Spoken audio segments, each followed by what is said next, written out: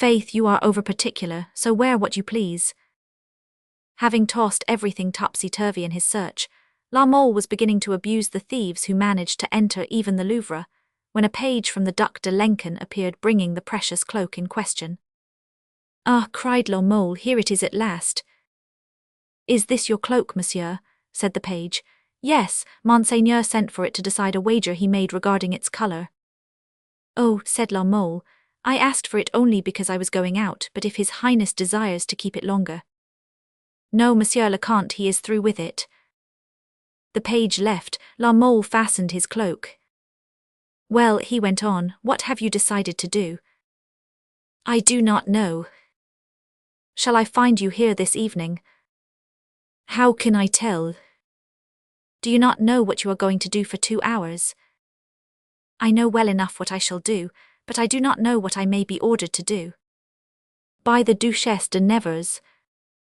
"No, by the Duc de Lincoln." "As a matter of fact," said La Mole, "I have noticed for some time that he has been friendly to you." "Yes," said Coconnas. "Then your fortune is made," said La Mole, laughing. "Poof," said Coconnas, "he is only a younger brother." "Oh," said La Mole, "he is so anxious to become the elder one that perhaps heaven will work some miracle in his favor." "So you do not know where you will be this evening?" "No." "Go to the devil then, I mean goodbye." "That La Mole is a terrible fellow," thought Coconnas, "always wanting me to tell him where I am going to be, as if I knew. Besides, I believe I am sleepy." And he threw himself on the bed again. La Mole betook himself to the apartments of the Queen. In the corridor he met the Duc de Lincoln. "Ah, you here, Monsieur La Mole?" said the prince. "Yes, my lord," replied La Mole, bowing respectfully. "Are you going away from the Louvre?" "No, your highness. I am on my way to pay my respects to Her Majesty the Queen of Navarre." "About what time shall you leave, Monsieur de la Mole?" "Has Monseigneur any orders for me?" "No, not at present, but I shall want to speak to you this evening." "About what time?" "Between 9 and 10. "I shall do myself the honor of waiting on your highness at that time." "Very good, I shall depend on you." La Mole bowed and went on. "There are times," said he, "when the Duke is as pale as death. It is very strange." He knocked at the door of the Queen's apartments. Guilan, who apparently was expecting him, led him to Marguerite. The latter was occupied with some work which seemed to be wearying her greatly. A paper covered with notes and a volume of Isocrates lay before her. She signed to La Mole to let her finish a paragraph. Then, in a few moments, she threw down her pen and invited the young man to sit beside her. La Mole was radiant. Never had he been so handsome or so light-hearted.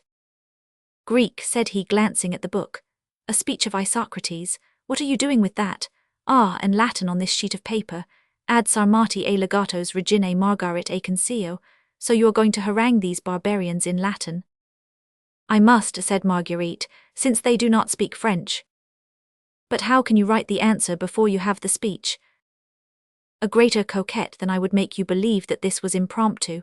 But I cannot deceive you, my Hyacinth. I was told the speech in advance, and I am answering it." "Are these ambassadors about to arrive?" "Better still, they arrived this morning." "Does anyone know it?" "They came incognito. Their formal arrival is planned for tomorrow afternoon, I believe, and you will see," said Marguerite, with a little satisfied air not wholly free from pedantry, "that what I have done this evening is quite Ciceronian. But let us drop these important matters and speak of what has happened to you." "To me?" "Yes." "What has happened to me?" "Ah, it is in vain you pretend to be brave, you look pale." "Then it is from having slept too much. I am humbly sorry for it." Come, let us not play the braggart. I know everything." "Have the kindness to inform me then, my pearl, for I know nothing." "Well, answer me frankly. What did the Queen Mother ask you?" "Had she something to say to me?" "What, have you not seen her?" "No." "Nor King Charles?" "No." "Nor the King of Navarre?" "No." "But you have seen the Duc de Lincoln?" Yes, I met him just now in the corridor. What did he say to you? That he had some orders to give me between 9 and 10 o'clock this evening. Nothing else. Nothing else. That is strange. But what is strange, tell me? That nothing has been said to you. What has happened? All day, unfortunately, you have been hanging over an abyss. Yes, you've. Why? Well, listen. It seems that last night de Maui was surprised in the apartments of the King of Navarre, who was to have been arrested. De Maui killed 3 men, and escaped without anything about him having been recognized, except the famous red cloak. Well, this red cloak, which once deceived me, has thrown others besides myself off the track. You have been suspected and even accused of this triple murder. This morning they wanted to arrest, judge, and perhaps convict you. Who knows? For in order to save yourself you would not have told where you were, would you? Tell where I was, cried La Mole. Compromise you, my beautiful queen. Oh, you are right, I should have died singing to spare your sweet eyes one tear. Alas, said Marguerite, my sweet eyes would have been filled with many, many tears. But what caused the great storm to subside? Guess. How can I tell? There was only one way to prove that you were not in the king's room. And that was to tell where you were.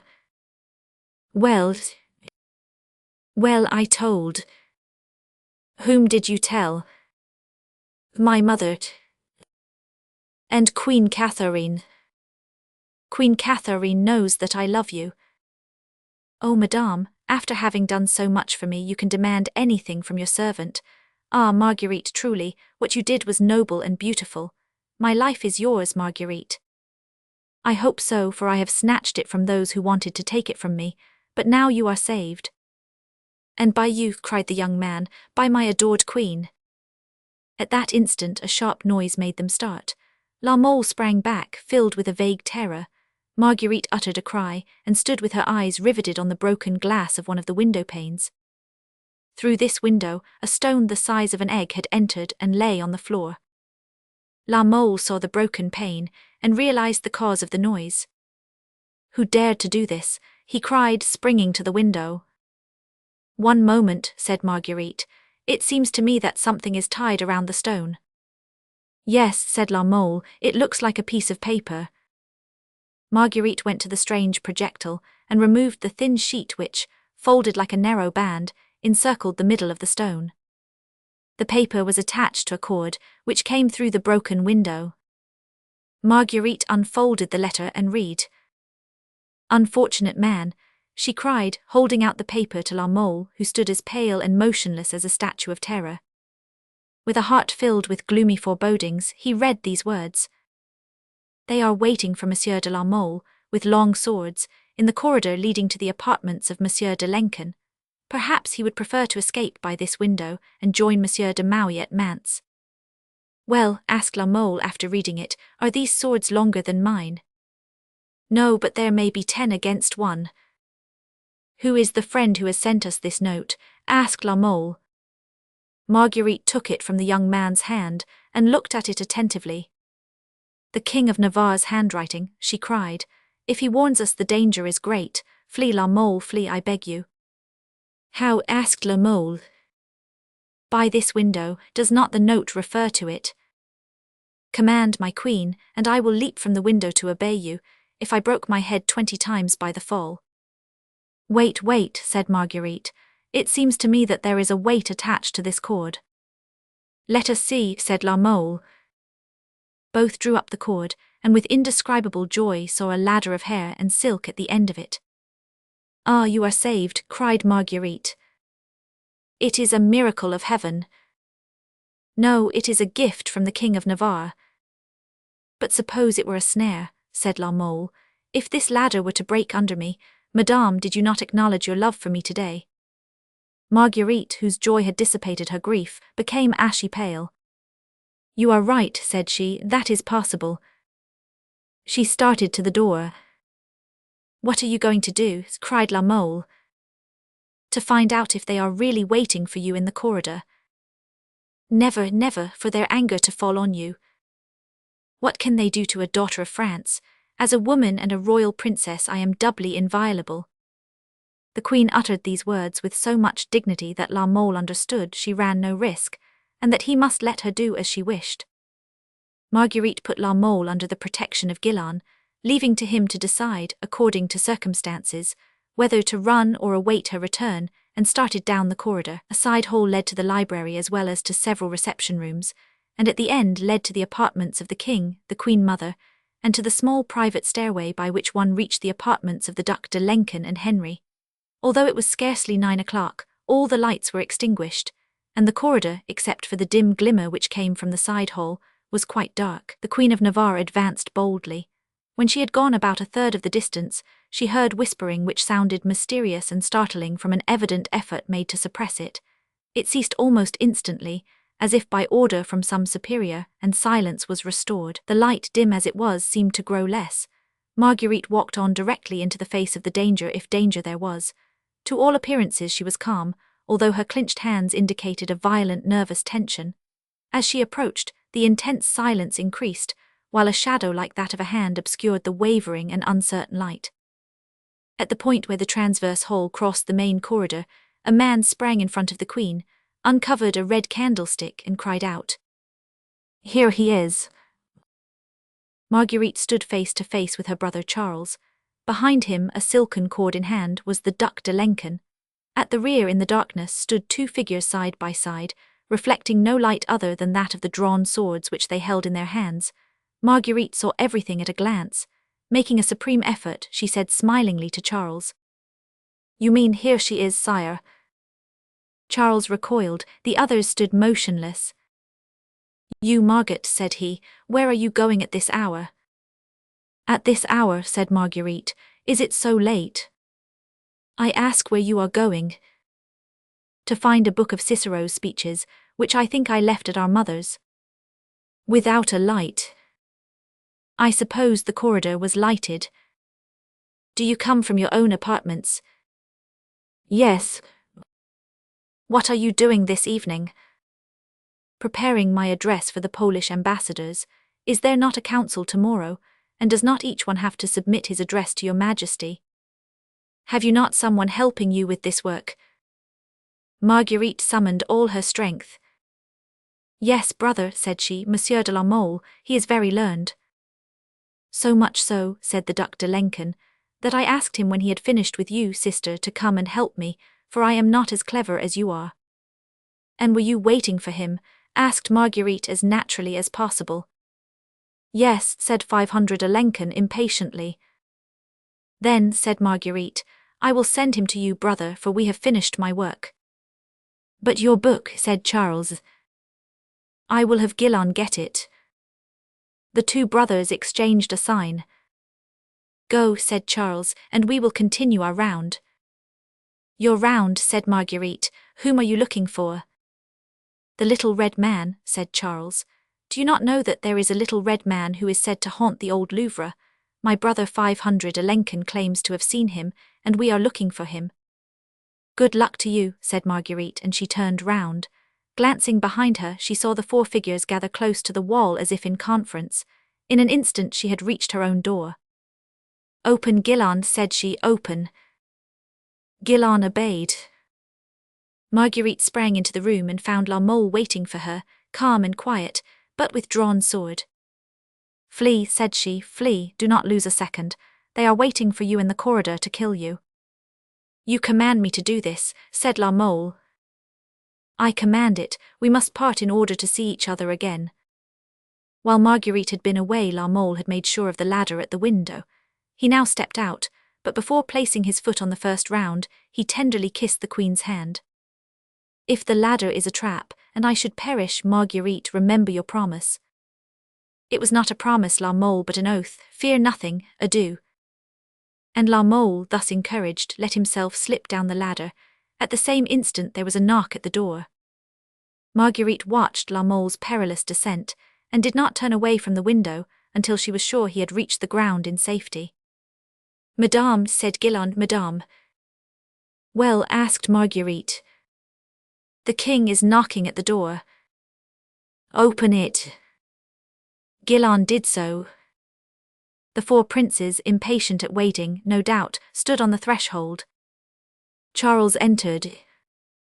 Marguerite came forward, a smile on her lips. The king cast a rapid glance around. Whom are you looking for, brother? Asked Marguerite. Why, said Charles, I am looking, why the devil, I am looking for Monsieur de la Mole. Monsieur de la Mole? Yes, where is he? Marguerite took her brother by the hand and led him to the window. Just then 2 horsemen were seen galloping away, around the wooden tower. One of them unfastened his white satin scarf and waved it in the darkness as a sign of adieu. The 2 men were La Mole and Orthon. Marguerite pointed them out to Charles.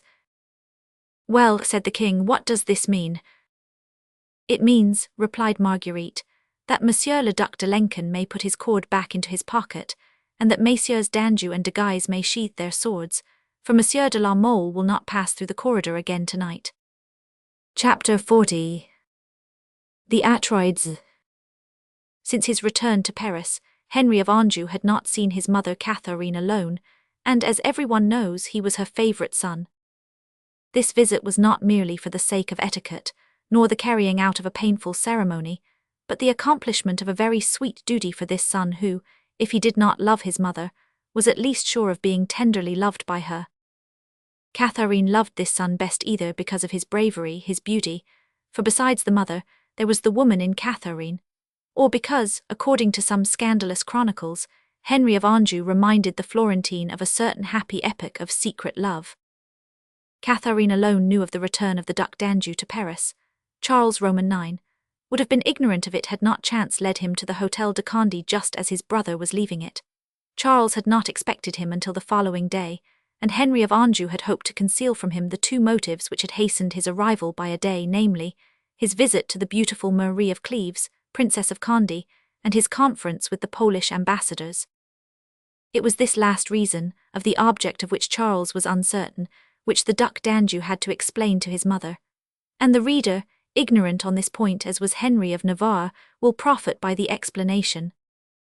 When the Duc d'Anjou, so long expected, entered his mother's rooms, Catherine, usually so cold and formal, and who since the departure of her favourite son had embraced with effusion no one but Coligny, who was to be assassinated the following day, opened her arms to the child of her love, and pressed him to her heart with a burst of maternal affection most surprising in a heart already long grown cold. Then pushing him from her, she gazed at him and again drew him into her arms. Ah, madame, said he, since heaven grants me the privilege of embracing my mother in private, console me, for I am the most wretched man alive. Oh my God, my beloved child, cried Catherine, what has happened to you? Nothing which you do not know, mother. I am in love, I am loved, but it is this very love which is the cause of my unhappiness. Tell me about it, my son, said Catherine. Well, mother, these ambassadors, this departure. Yes, said Catherine, the ambassadors have arrived, the departure is near at hand. It need not be near at hand, mother, but my brother hastens it. He detests me, I am in his way and he wants to rid himself of me. Catherine smiled. By giving you a throne, poor, unhappy crowned head. Oh no, mother, said Henry in agony, I do not wish to go away. I, a son of France, brought up in the refinement of polite society, near the best of mothers, loved by one of the dearest women in the world, must I go among snows to the ends of the earth to die by inches among those rough people who are intoxicated from morning until night, and who gauge the capacity of their king by that of a cask, according to what he can hold? No, mother, I do not want to go, I should die. Come, Henry, said Catherine, pressing her son's hands, come, is that the real reason? Henry's eyes fell, as though even to his mother he did not dare to confess what was in his heart. Is there no other reason? Asked Catherine, less romantic but more rational, more political. Mother, it is not my fault if this thought comes to me, and takes stronger hold of me, perhaps, than it should. But did not you yourself tell me that the horoscope of my brother Charles prophesied that he would die young? Yes, said Catherine, but a horoscope may lie, my son. Indeed, I myself hope that all horoscopes are not true. But his horoscope said this, did it not? His horoscope spoke of a quarter of a century, but it did not say whether it referred to his life or his reign. Well, mother, bring it about so that I can stay. My brother is almost 24. In 1 year the question will be settled. Catherine pondered deeply. Yes, said she, it would certainly be better if it could be so arranged. Oh, imagine my despair, mother, cried Henry, if I were to exchange the crown of France for that of Poland. My being tormented there with the idea that I might be reigning in the Louvre in the midst of this elegant and lettered court, near the best mother in the world, whose advice would spare me half my work and fatigue, who, accustomed to bearing with my father a portion of the burden of the state, would like to bear it with me too. Ah, mother, I should have been a great king. There, dear child, said Catherine, to whom this outlook had always been a very sweet hope. There, do not despair. Have you thought of any way of arranging the matter? Oh yes, certainly, and that is why I came back 2 or 3 days before I was expected, letting my brother Charles suppose that it was on account of Madame de Condé. Then I have been with de Lascaux, the chief ambassador. I became acquainted with him, and did all I could in that first interview to make him hate me. I hope I have succeeded. Ah, my dear child, said Catherine, that is wrong. You must place the interest of France above your petty dislikes. Mother, in case any accident happened to my brother, would it be to the interest of France for the Duc de Lenken or the King of Navarre to reign? Oh, the King of Navarre, never, never, murmured Catherine, letting anxiety cover her face with that veil of care which spread over it every time this question arose. Faith, continued Henry, my brother 500 de Lenken is not worth much more, and is no fonder of you. Well, said Catherine, what did Lascaux say? Even Lascaux hesitated when I urged him to seek an audience. Oh, if he could write to Poland and annul this election. Folly, my son, madness, what a diet has consecrated is sacred. But, mother, could not these Poles be prevailed on to accept my brother in my stead? It would be difficult, if not impossible, said Catherine. Never mind, try, make the attempt, speak to the king, mother. Ascribe everything to my love for Madame de Condé. Say that I am mad over her, that I am losing my mind. He saw me coming out of the prince's hotel with de Guise, who did everything for me a friend could do. Yes, in order to help the League. You do not see this, but I do. Yes, mother, yes, but meanwhile I am making use of him. Should we not be glad when a man serves us while serving himself? And what did the king say when he met you? He apparently believed what I told him, that love alone had brought me back to Paris. But did he ask you what you did the rest of the night? Yes, mother, but I had supper at Nantouillet's, where I made a frightful riot, so that the report of it might get abroad and deceive the king as to where I was. Then he is ignorant of your visit to Lascaux. Absolutely. Good, so much the better. I will try to influence him in your favor, dear child, but you know no influence makes any impression on his coarse nature. Oh, mother, mother, what happiness if I could stay. I would love you even more than I do now if that were possible. If you stay you will be sent to war. Oh, never mind, if only I do not have to leave France. You will be killed. Mother, one does not die from blows, one dies from grief, from meanness. But Charles will not let me remain, he hates me. He is jealous of you, my beautiful conqueror, that is well known. Why are you so brave and so fortunate? Why, at scarcely 20 years of age, have you won battles like Alexandre or Cesar? But in the meantime, do not let your wishes be known to anyone. Pretend to be resigned, pay your court to the king. Today there is a private council to read and discuss the speeches which are to be made at the ceremony. Act like the King of Poland and leave the rest to me. By the way, how about your expedition of last night? It failed, mother. The gallant was warned and escaped by the window. Well, said Catherine, some day I shall know who this evil genius is who upsets all my plans in this way. Meanwhile I suspect, and let him beware. So, mother, said the Duc d'Anjou, let me manage this affair. She kissed Henry tenderly on his eyes and pushed him from the room. Before long the princes of her household arrived at the rooms of the Queen. Charles was in a good humour, for the cleverness of his sister Margaret had pleased rather than vexed him. Moreover, he had nothing against La Mole, and he had waited for him somewhat eagerly in the corridor merely because it was a kind of hunt. 500 de Lenken, on the contrary, was greatly preoccupied. The repulsion he had always felt for La Mole had turned into hate the instant he knew that La Mole was loved by his sister. Marguerite possessed both a dreamy mind and a quick eye. She had to remember as well as to watch. The Polish deputies had sent a copy of the speeches which they were to make. Marguerite, to whom no more mention had been made of the affair of the previous evening than as if it had never occurred, read the speeches, and except Charles, every one discussed what he would answer. Charles let Marguerite reply as she pleased. As far as 500 Alençon was concerned, he was very particular as to the choice of terms, but as to the discourse of Henry of Anjou, he seemed determined to attack it, and made numerous corrections. This counsel, without being in any way decisive, had greatly embittered the feelings of those present. Henry of Anjou, who had to rewrite nearly all his discourse, withdrew to begin the task. Marguerite, who had not heard of the King of Navarre since the injury he had given to her window-pane, returned to her rooms, hoping to find him there. 500 Alençon, who had read hesitation in the eyes of his brother of Anjou, and who had surprised a meaning glance between him and his mother, retired to ponder on what he regarded as a fresh plot. Charles was about to go to his workshop to finish a boar spear he was making for himself when Catherine stopped him. The king, who suspected that he was to meet some opposition to his will, paused and looked at his mother closely. "Well," he said, "what now?" "A final word, sire, which we forgot, and yet it is of much importance. What day shall we decide on for the public reception?" "Ah, that is true," said the king, seating himself again. "Well, what day would suit you?" "I thought," replied Catherine, "from your Majesty's silence and apparent forgetfulness, that there was some deep-laid plan." "No," said Charles. "Why so, mother?"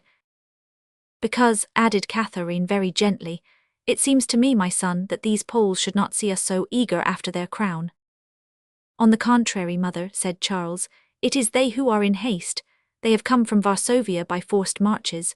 Honor for honor, courtesy for courtesy." "Your Majesty may be right in one sense. I am not curious. So your idea is that the public reception should be held soon?" "Faith, yes, mother. Is this not your idea too?" "You know that my ideas are only such as can further your glory. I will tell you, therefore, that by this haste I fear you will be accused of profiting very quickly by this opportunity to relieve the House of France of the burdens your brother imposes on it, but which he certainly returns in glory and devotion." "Mother," said Charles, "on his departure from France I will endow my brother so richly that no one will ever dare to think what you fear may be said." "Well," said Catherine, "I surrender, since you have such a ready reply to each of my objections, but to receive this warlike people, who judge of the power of the states by exterior signs, you must have a considerable array of troops, and I do not think there are enough yet assembled in the Isle de France." "Pardon me, mother, I have foreseen this event and am prepared for it. I have recalled 2 battalions from Normandy and 1 from Guyenne. My company of archers arrived yesterday from Brittany. The light horse, scattered throughout Lorraine, will be in Paris in the course of the day. And while it is supposed that I have scarcely 4 regiments at my disposition, I have 20,000 men ready to appear." Ah, said Catherine, surprised. "In that case only one thing is lacking, but that can be procured." "What is that?" "Money. I believe that you are not furnished with an oversupply." "On the contrary, madame, on the contrary," said Charles Roman IX. "I have 1,400,000 crowns in the Bastille. My private estates have yielded me during the last few days 800,000 crowns, which I have put in my cellar in the Louvre, and in case of need Nanteuilet holds 300,000 crowns at my disposal." Catherine shivered. Until then she had known Charles to be violent and passionate, but never provident. "Well," said she, "your Majesty thinks of everything. That is fine, and provided the tailors, the embroiderers, and the jewelers make haste, your Majesty will be in a position to hold this audience within 6 weeks. 6 weeks, exclaimed Charles. Mother, the tailors, the embroiderers, and the jewelers have been at work ever since we heard of my brother's nomination. As a matter of fact, everything could be ready today, but, at the latest, it will take only 3 or 4 days. Oh, murmured Catherine, you are in greater haste than I supposed, my son. Honor for honor, I told you. Well, is it this honor done to the House of France which flatters you? Certainly. And is your chief desire to see a son of France on the throne of Poland? Exactly. Then it is the event, the fact, and not the man, which is of interest to you and whoever reigns there. No, no, mother, by heaven, let us keep to the point. The Poles have made a good choice. They are a skillful and strong people. A military people, a nation of soldiers. They choose a captain for their ruler. That is logical, plague it. 500 Anjou is just the man for them. The hero of Jarnac and Montcontour fits them like a glove. Whom would you have me send them? 500 Alençon, a coward. He would give them a fine idea of the Valois. 500 Alençon. He would run at the first bullet that whistled by his ears, while Henry of Anjou is a fighter. Yes, his sword always in his hand, he is ever pushing forward on foot or horseback. Forward, thrust, overpower, kill. Ah, my brother of Anjou is a man, a valiant soldier, who will lead them to battle from morning until night, from one year's end to the next. He is not a hard drinker, it is true, but he will kill in cold blood. That is all. This dear Henry will be in his element. There, quick, quick to battle, sound the trumpet and the drum. Long live the king, long live the conqueror, long live the general. He will be proclaimed imperator 3 times a year. That will be fine for the house of France and for the honor of the Valois. He may be killed, but by heaven it will be a glorious death. Catherine shuddered, her eyes flashed fire. Say that you wish to send Henry of Anjou away from you, she cried. Say that you do not love your brother. Ah, cried Charles, bursting into a nervous laugh. You have guessed, have you, that I want to send him away? You have guessed that I do not love him. And when did you reach this conclusion? Come, love my brother, why should I love him? Ah, do you want to make me laugh? As he spoke, his pale cheeks grew flushed with a feverish glow. Does he love me? Do you love me? Has anyone except my dogs and Marie Touchett and my nurse ever loved me? No, I do not love my brother, I love only myself. Do you hear? And I shall not prevent my brother from doing as I do. Sire, said Catherine, growing excited on her part, since you have opened your heart to me, I must open mine to you. You are acting like a weak king, like an ill-advised monarch. You're sending away your second brother, the natural support of the throne, who is in every way worthy to succeed you if any accident happened, in which case your crown would be left in jeopardy.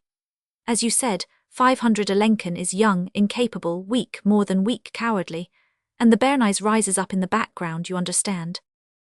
Well, the devil, exclaimed Charles, what does it matter to me what happens when I am dead? The Béarnais rises behind my brother, you say. By heaven, so much the better. I said that I loved no one, I was mistaken, I love Henriette. Yes, I love this good Henriette. He has a frank manner, a warm handshake, while I see nothing but false looks around me and touch only icy hands. He is incapable of treason towards me, I swear. Besides, I owe him amends, poor boy. His mother was poisoned by some members of my family, I am told. Moreover, I am well. But if I were to be taken ill, I would call him, I should want him to stay with me, I would take nothing except from him, and when I died I would make him king of France and of Navarre. And by heaven, instead of laughing at my death as my brothers would do, he would weep, or at least he would pretend to weep. Had a thunderbolt fallen at Catherine's feet, she would have been less startled than at these words. She stood speechless, gazing at Charles with haggard eyes. Then, at the end of a few moments, Henry of Navarre, she cried, Henry of Navarre, King of France, to the detriment of my children. Ah, Holy Virgin, we shall see, so this is why you wish to send away my son. Your son, and what am I then, the son of a wolf like Romulus? Cried Charles, trembling with anger, his eyes shining as though they were on fire. Your son, you are right, the King of France is not your son, the King of France has no brothers, the King of France has no mother, the King of France has only subjects. The King of France has no need of feelings, he has wishes. He can get on without being loved, but he shall be obeyed. Sire, you have misunderstood my words. I called my son the one who was going to leave me. I love him better just now because just now he is the one I am most afraid I shall lose. Is it a crime for a mother to wish that her child should not leave her? And I tell you that he shall leave you. I tell you that he shall leave France, that he shall go to Poland, and within 2 days too, and if you add one word he shall go tomorrow. Moreover, if you do not smooth your brow, if you do not take that threatening look from your eyes, I will strangle him this evening, as yesterday you yourself would have strangled your daughter's lover. Only I shall not fail, as we failed in regard to La Mole. At the first threat Catherine's head fell, but she raised it again almost immediately.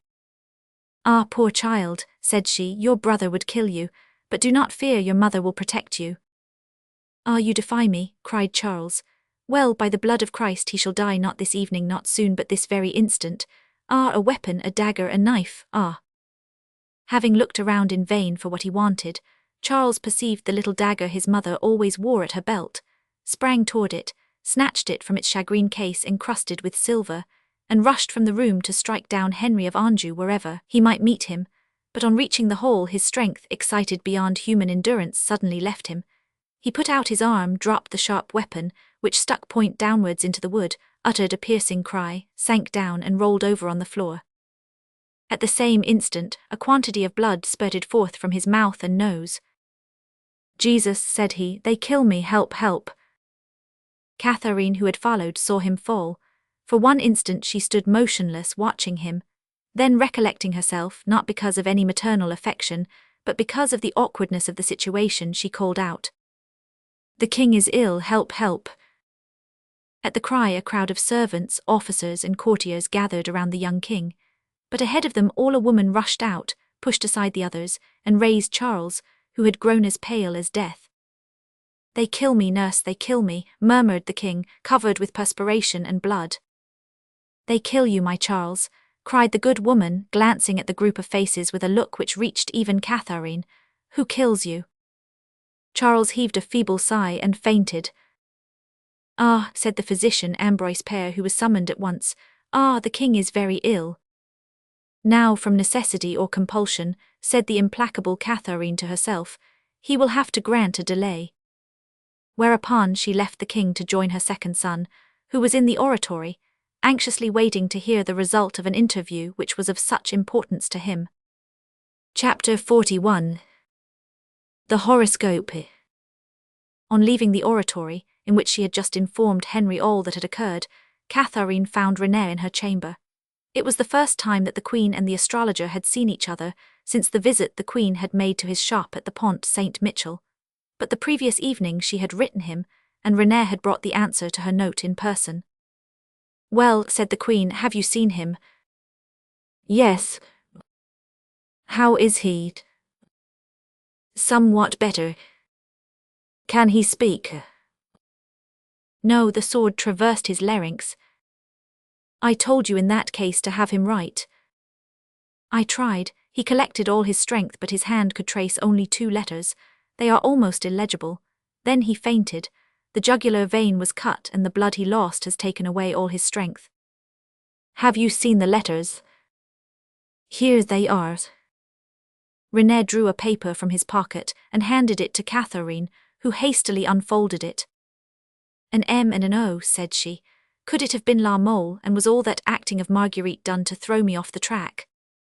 "Madame," said René, "if I dared to express my opinion in a matter about which your Majesty hesitates to give yours, I should say that I believe Monsieur de la Mole is too much in love to be seriously interested in politics." "You think so?" "Yes, and above all too much in love with the Queen of Navarre to serve the king very devotedly, for there is no real love without jealousy." "You think that he is very much in love, then?" "I am sure of it." "Has he been to you?" "Yes." "Did he ask you for some potion or philtre?" "No, we kept to the wax figure." "Pierced to the heart." "To the heart." "And this figure still exists?" "Yes." "Have you it?" "It is in my rooms." "It would be strange," said Catherine, "if these Kabbalistic preparations really had the power attributed to them. Your Majesty is a better judge of that than I. Is the Queen of Navarre in love with Monsieur de la Mole?" "She loves him enough to ruin herself for him. Yesterday she saved him from death at the risk of her honor and her life. You see, madame, and yet you still doubt." "Doubt what?" "Science." "Science also deceives me," said Catherine, looking steadily at René, who bore her gaze without flinching. "About what?" "Oh, you know what I mean, unless of course it was the scholar and not science." "I do not know what you mean, madame," replied the Florentine. "René, have your perfumes lost their odor?" "No, madame, not when I use them, but it is possible that in passing through the hands of others." Catherine smiled and shook her head. "Your opiate has done wonders, René," said she. "Madame de Sauve's lips are fresher and rosier than ever." "It is not my opiate that is responsible for that, madame. The Baroness de Sauve, using the privilege of every pretty woman to be capricious, has said nothing more to me about this opiate, and after the suggestion from your Majesty, I thought it best to send her no more of it. So that all the boxes are still in my house just as you left them, with the exception of one which disappeared, I know not how or why." "That is well, Renée," said Catherine. "Perhaps later we may return to this. In the meantime, let us speak of the other matter." "I am all attention, madame." "What is necessary to gain an idea of the length of anyone's life?" "In the first place, to know the day of his birth, his age, and under what condition he first saw light. And then, to have some of his blood and a lock of his hair." "If I bring you some of his blood and a lock of his hair, if I tell you the circumstance connected with his birth, the time, and his present age, will you tell me the probable date of his death?" "Yes, to within a few days." "Very well, I have a lock of his hair and will get some of his blood." "Was he born during the day or night?" "At 23 minutes past 5 in the afternoon." "Be at my room at 5 o'clock tomorrow. The experiment must be made at the hour of his birth." "Very well," said Catherine, "we will be there." Renée bowed and withdrew without apparently noticing the "we will be there," which, however, contrary to her usual habit, indicated that Catherine would not go alone. The following morning at dawn Catherine went to her son's apartments. At midnight she had sent to inquire after him, and had been told that Maître Ambroise Père was with him, ready to bleed him if the nervous troubles continued. Still starting up from his sleep, and still pale from loss of blood, Charles dozed on the shoulder of his faithful nurse, who, leaning against the bed, had not moved for 3 hours for fear of waking her dear child. A slight foam appeared from time to time on the lips of the sick man, and the nurse wiped it off with a fine embroidered linen handkerchief. On the bed lay another handkerchief covered with great spots of blood. For an instant Catherine thought she would take possession of the handkerchief, but she feared that this blood mixed with the saliva would be weak, and would not be efficacious. She asked the nurse if the doctor had bled her son as he had said he would do. The nurse answered yes, and that the flow of blood had been so great that Charles had fainted twice. The Queen Mother, who, like all princesses in those days, had some knowledge of medicine, asked to see the blood. Nothing was easier to do, as the physician had ordered that the blood be kept in order that he might examine it. It was in a basin in an adjoining closet. Catherine went in to look at it, poured some into a small bottle which she had brought for this purpose, and then came back, hiding in her pocket her fingers, the tips of which otherwise would have betrayed her. Just as she came back from the closet, Charles opened his eyes and saw his mother, then remembering as in a dream all his bitter thoughts. "Ah, is it you, madame?" said he. "Well, say to your well-loved son, to your Henry of Anjou, that it shall be tomorrow." "My dear Charles," said Catherine, "it shall be just when you please. Be quiet now and go to sleep." As if yielding to this advice, Charles closed his eyes, and Catherine, who had spoken to him as one does to calm a sick person or a child, left the room. But when he heard the door close, Charles suddenly sat up, and in a voice still weak from suffering said, "My Chancellor, the seals, the court, send for them all." The nurse, with gentle insistence, laid the head of the king back on her shoulder, and in order to put him to sleep strove to rock him as she would have done a child. "No, no, nurse, I cannot sleep any more. Call my attendants, I must work this morning." When Charles spoke in that way he was obeyed, and even the nurse, in spite of the privileges allowed her by her foster child, dared not disobey. She sent for those whom the king wanted, and the council was planned not for the next day, which was out of the question, but for 5 days from then. At the hour agreed on, that is, at 5 o'clock, the Queen Mother and the Duc d'Anjou repaired to the rooms of Renée, who, expecting their visit, had everything ready for the mysterious séance. In the room to the right, that is, in the chamber of sacrifices, a steel blade was heating over a glowing brazier. From its fanciful arabesques, this blade was intended to represent the events of the destiny about which the oracle was to be consulted. On the altar lay the Book of Fate, and during the night, which had been very clear, Renée had studied the course and the position of the stars. Henry of Anjou entered first. He wore a wig, a mask concealed his face, and a long cloak hid his figure. His mother followed. Had she not known beforehand that the man who had preceded her was her son, she never would have recognized him. Catherine removed her mask. The Duc d'Anjou kept his on. "Did you make any observations last night?" asked Catherine. "Yes, madame," said Renée, "and the answer of the stars has already told me the past. the one you wish to know about, like every one born under the sign of the Cancer, has a warm heart and great pride. He is powerful. He has lived nearly a quarter of a century. He has until now had glory and wealth. Is this so, madame? Possibly, said Catherine. Have you a lock of his hair and some of his blood? Yes. Catherine handed to the necromancer a lock of fair hair and a small bottle filled with blood.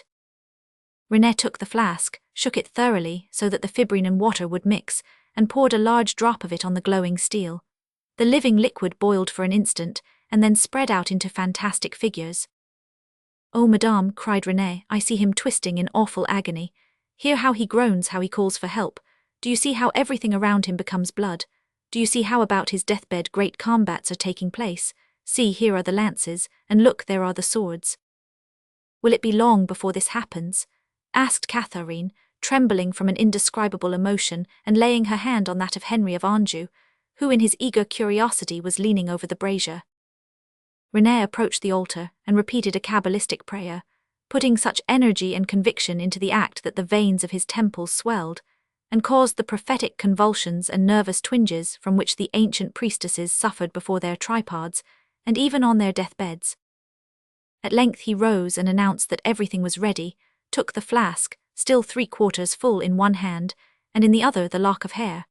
Then telling Catherine to open the book at random, and to read the first words she looked at, he poured the rest of the blood on the steel blade, and threw the hair into the brazier, pronouncing a Kabbalistic sentence composed of Hebrew words which he himself did not understand.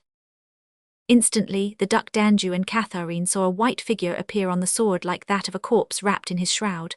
Another figure, which seemed that of a woman, was leaning over the first.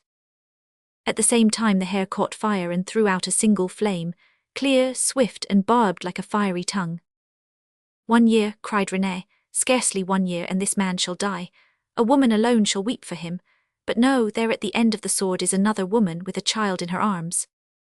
Catherine looked at her son, and mother though she was, seemed to ask him who these 2 women were. But René had scarcely finished speaking before the steel became white, and everything gradually disappeared from its surface.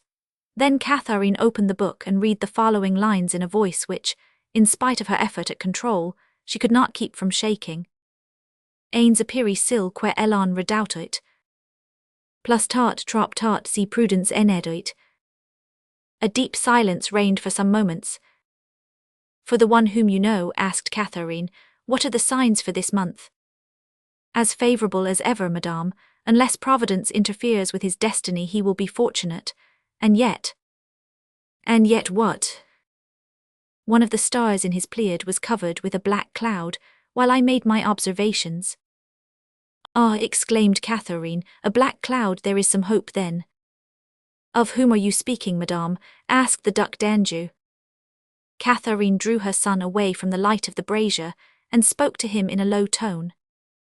Meanwhile René knelt down, and in the glow of the flame poured into his hand the last drop of blood which had remained in the bottom of the flask. Strange contradiction, said he, which proves how little to be depended on is the evidence of simple science practiced by ordinary men. To anyone but myself, a physician, a scholar, even for Maître Ambroise Père, this blood would seem so pure, so healthy, so full of life and animal spirits, that it would promise long years of life. And yet all this vigour will soon disappear, all this life will be extinct within a year.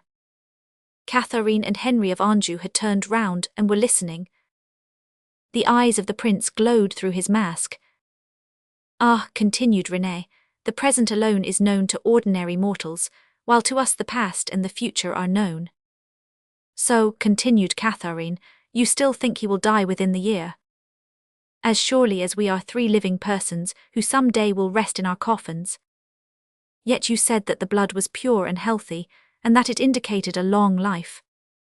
Yes, if things followed their natural course, but might not an accident?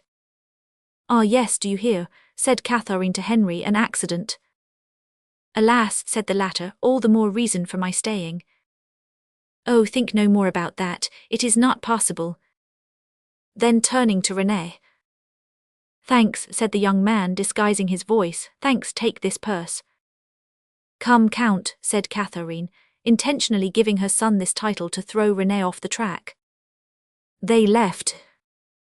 "Oh, mother, you see," said Henry, "an accident, and if an accident should happen I shall not be on hand.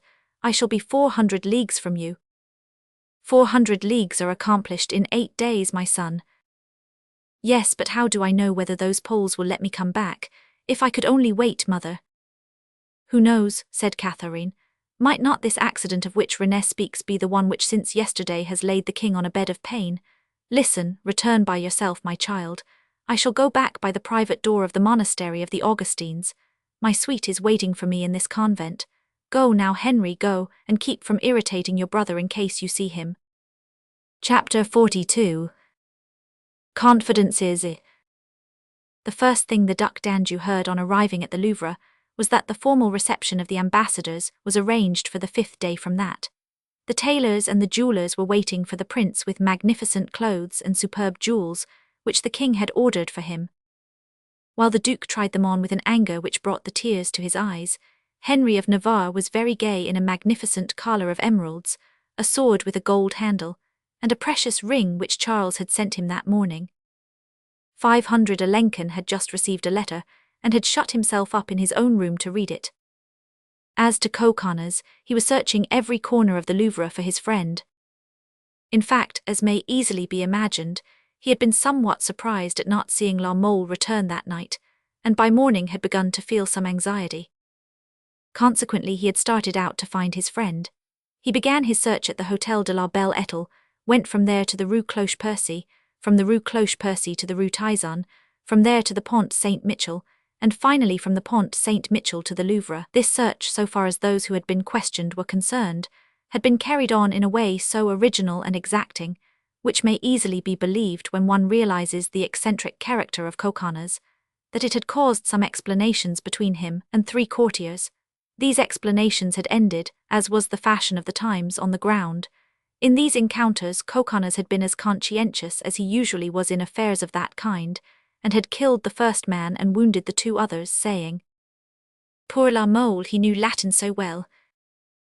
The last victim, who was the Baron de Boissy, said as he fell, "Oh, for the love of heaven, Coconnas, do very a little and at least say that he knew Greek." At last the report of the adventure in the corridor leaked out. Coconnas was heartbroken over it. For an instant he thought that all these kings and princes had killed his friend and thrown him into some dungeon. He learned that 500 Lincoln had been of the party, and overlooking the majesty which surrounded a prince of the blood, he went to him and demanded an explanation as he would have done of a simple gentleman. At first 500 Lincoln was inclined to thrust out of the door the impertinent fellow who came and asked for an account of his actions. But Coconnas spoke so curtly, his eyes flashed with such brightness, and the affair of the 3 duels in less than 24 hours had raised the Piedmontese so high, that 500 Lincoln reflected, and instead of yielding to his first inclination, he answered the gentleman with a charming smile.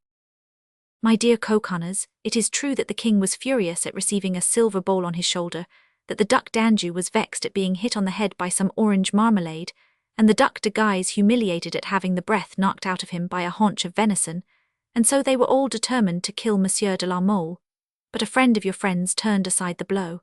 The party therefore failed in their attempt. I give you my word as prince." "Ah," said Coconnas, breathing as hard as a pair of bellows. "By heaven, Monseigneur, this is good news, and I should like to know this friend to show him my gratitude." Monsieur de Lincoln made no reply, but smiled more pleasantly than he had yet done, implying to Coconnas that this friend was none other than the prince himself. "Well, Monseigneur," said Coconnas, "since you have gone so far as to tell me the beginning of the story, crown your kindness by finishing it. They tried to kill him but failed, you say. Well, what happened then? I am brave and can bear the news. Have they thrown him into some dungeon? So much the better. It will make him more careful in future. He never would listen to my advice. Besides, we can get him out by heaven. Stone does not baffle everyone." 500 Lincoln shook his head. "The worst of all this, my brave Coconnas," said he, "is that your friend disappeared after the affair and no one knows where he went." "By heaven," cried the Piedmontese, again growing pale, "had he gone to hell I should at least have known where he is." "Listen," said 500 Lincoln, who, although for different reasons, was as anxious as Coconnas to know La Mole's whereabouts. "I will give you the advice of a friend." "Give it, my lord," said Coconnas eagerly. Go to Queen Marguerite, she must know what has become of the friend you mourn. I will confess to your highness, said Coconnas, that I had thought of going to her, but I scarcely dared. Madame Marguerite has a way of making me feel somewhat uncomfortable at times, and besides this, I feared that I might find her in tears. But since your highness assures me that La Mole is not dead, and that her majesty knows where he is, I will take heart and go to her. Do so, my friend, said Francois, and when you find out where La Mole is, let me know, for really I am as anxious as you are. But remember one thing, Coconnas. What? Do not say you have come at my suggestion, for if you do you will learn nothing. Monseigneur, said Coconnas, since your highness recommends secrecy on this point, I shall be as silent as a tench or as the Queen Mother. What a kind, good, generous prince he is, murmured Coconnas as he set out to find the Queen of Navarre. Marguerite was expecting Coconnas, for the report of his despair had reached her, and on hearing by what exploits his grief had showed itself, she almost forgave him for his somewhat rude treatment of her friend Madame la Duchesse de Nevers, to whom he had not spoken for 2 or 3 days, owing to some misunderstanding between them. Therefore, as soon as he was announced to the Queen, he was admitted. Coconnas entered the room, unable to overcome the constraint which he had mentioned to 500 Alençon, and which he had always felt in the presence of the Queen. It was caused more by her superior intellect than by her rank, but Marguerite received him with a smile which at once put him at his ease. Ah, madame, said he, give me back my friend, I beg you, or at least tell me what has become of him, for without him I cannot live. Imagine Euryalus without Nissus, Damon without Pythias, or Orestes without Pylades, and pity my grief for the sake of one of the heroes I have just mentioned, whose heart, I swear, was no more tender than mine. Marguerite smiled, and having made Coconnas promise not to reveal the secret, she told him of La Mole's escape from the window. As to his hiding place, insistent as were the prayers of the Piedmontese, she preserved the strictest silence. This only half satisfied Coconnas, so he resorted to diplomatic speeches of the highest order. The result was that Marguerite saw clearly that the Duc d'Alençon was partly the cause of the courtiers' great desire to know what had become of La Mole. Well, said the Queen, if you must know something definite about your friend, ask King Henry of Navarre. He alone has the right to speak. As to me, all I can tell you is that the friend for whom you are searching is alive, and you may believe what I say. I believe one thing still more, madame, replied Coconnas, that is that your beautiful eyes have not wept. Thereupon, thinking that there was nothing to add to a remark which had the double advantage of expressing his thought as well as the high opinion he had of La Mole, Coconnas withdrew, pondering on a reconciliation with Madame de Nevers, not on her account, but in order that he might find out from her what he had been unable to learn from Marguerite. Deep griefs are abnormal conditions in which the mind shakes off the yoke as soon as possible. The thought of leaving Marguerite had at first broken La Mole's heart, and it was in order to save the reputation of the Queen, rather than to preserve his own life, that he had consented to run away. Therefore, the following evening he returned to Paris to see Marguerite from her balcony. As if instinct told her of the young man's plan, the Queen spent the whole evening at her window. The result was that the lovers met again with the indescribable delight which accompanies forbidden pleasures. More than this, the melancholy and romantic temperament of La Mole found a certain charm in the situation. But a man really in love is happy only for the time being, while he sees or is with the woman he loves. After he has left her he suffers. Anxious to see Marguerite again, La Mole set himself busily to work to bring about the event which would make it possible for him to be with her, namely, the flight of the King of Navarre. Marguerite, on her part, willingly gave herself up to the happiness of being loved with so pure a devotion. Often she was angry with herself for what she regarded as a weakness. Her strong mind despised the poverty of ordinary love, insensible to the details which for tender souls make it the sweetest, the most delicate and the most desirable of all pleasures. So she felt that the days, if not happily filled, were at least happily ended. When, at about 9 o'clock every evening, she stepped out on her balcony in a white dressing gown, she perceived in the darkness of the quay a horseman whose hand was raised first to his lips, then to his heart. Then a significant cough reminded the lover of a cherished voice. Sometimes a note was thrown by a little hand, and in the note was hidden some costly jewel, precious not on account of its value, but because it had belonged to her who threw it, and this would fall on the pavement a few feet from the young man. Then La Mole would swoop down on it like a kite, press it to his heart, answer in the same voice, while Marguerite stood at her balcony until the sound of the horse's hoofs had died away in the darkness. The steed, ridden at full speed when coming, on leaving seemed as if made of material as lifeless as that of the famous horse which lost Troy. This was why the queen was not anxious as to the fate of La Mole, but fearing that he might be watched and followed, she persistently refused all interviews except these clandestine ones, which began immediately after La Mole's flight and continued every evening until the time set for the formal reception of the ambassadors, a reception which by the express orders of Ambroise Père, as we have seen, was postponed for several days. The evening before this reception, at about 9 o'clock, when everyone in the Louvre was engaged in preparations for the following day, Marguerite opened her window and stepped out upon her balcony. As she did so, without waiting for her note, La Mole, in greater haste than usual, threw his note which with his usual skill fell at the feet of his royal mistress. Marguerite realized that the missive contained something special and retired from the balcony to read it. The note consisted of 2 separate sheets. On the first page were these words: "Madame, I must speak to the King of Navarre. The matter is urgent, I will wait." On the second page were these words: "My lady and my queen, arrange so that I may give you one of the kisses I now send you. I will wait." Marguerite had scarcely finished the second part of the letter when she heard the voice of Henry of Navarre, who with his usual caution had knocked on the outer door, and was asking Guilan if he might enter. The queen at once separated the letter, put one of the sheets in her robe, the other in her pocket, hurriedly closed the window and stepped to the door. "Enter, sire," said she. Notwithstanding the fact that Marguerite had been careful to close the window quickly and gently, the sound had reached Henry, whose acute senses, in the midst of people he greatly mistrusted, had almost acquired the exquisite delicacy they attain in the savage. But the King of Navarre was not one of those tyrants who forbid their wives from taking the air and watching the stars. Henry was as gracious and smiling as ever. "Madame," said he, "while everyone is rehearsing the coming ceremonial, I thought I would come and have a little talk with you about my affairs, which you still regard as yours, do you not?" "Certainly, monsieur," replied Marguerite. "Are not our interests one and the same?" "Yes, madame, and that is why I wanted to ask what you thought about Monsieur le Duc de Lencon's avoiding me so for the last few days. The day before yesterday he even went to Saint Germain. Does it not mean either that he is planning to leave by himself, for he is watched very little, or that he is not going to leave at all? Give me your opinion, madame, if you please. I confess it will be a great relief to me to tell you mine." "Your Majesty is right in being anxious at my brother's silence. I have been thinking about it all day, and my idea is that as circumstances have changed he has changed with them." "You mean, do you not, that seeing King Charles ill and the Duc d'Anjou King of Poland, he would not be averse to staying in Paris to keep watch over the crown of France?" "Exactly." "Be it so. I ask nothing better than for him to remain," said Henry. "Only that will change our entire plan. To leave without him I shall need 3 times the guarantees I should have asked for had I gone with your brother, whose name and presence in the enterprise would have been my safeguard. But what surprises me is that I have not heard from Monsieur de Maui. It is not like him to stay away so long. Have you had any news of him, madame?" "I, sire," exclaimed Marguerite in astonishment.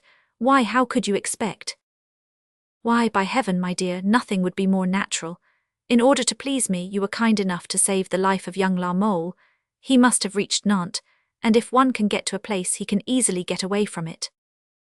"Ah, this explains an enigma, the answer to which I could not make out," said Marguerite. "I had left my window open and found, on coming back to my room, a note on my floor." "There now," said Henry.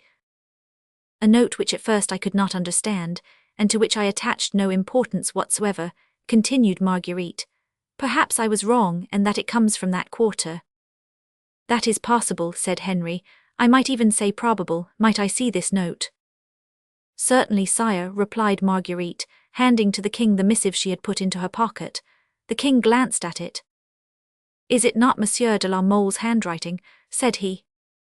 "I do not know," replied Marguerite. "It looks to me like a counterfeit." "No matter, let us read it," and he read: "Madame, I must speak to the King of Navarre. The matter is urgent, I will wait." "So," said Henry, "you see he says he will wait." "Certainly I see that," said Marguerite, "but what would you expect?" Why, Venter Saint Gris, I expect that he is waiting. That he is waiting, cried Marguerite, looking at her husband in astonishment. How can you say such a thing, sire? A man whom the king tried to kill, a man who is watched, threatened, waiting, you say? Would that be possible? Are the doors made for those who have been obliged to escape by the window, you were going to say? Yes, you have finished my sentence. Well, but if they know the way by the window, let them take it, since it is perfectly impossible for them to enter by the door. It is very simple. Do you think so? Said Marguerite, flushing with pleasure at the thought of again being near La Mole. I am sure of it. But how could one reach the window? Asked the queen. Did you not keep the rope ladder I sent you? Where is your usual foresight? Yes, sire, I kept it, said Marguerite. In that case there will be no difficulty, said Henry. What does your majesty wish?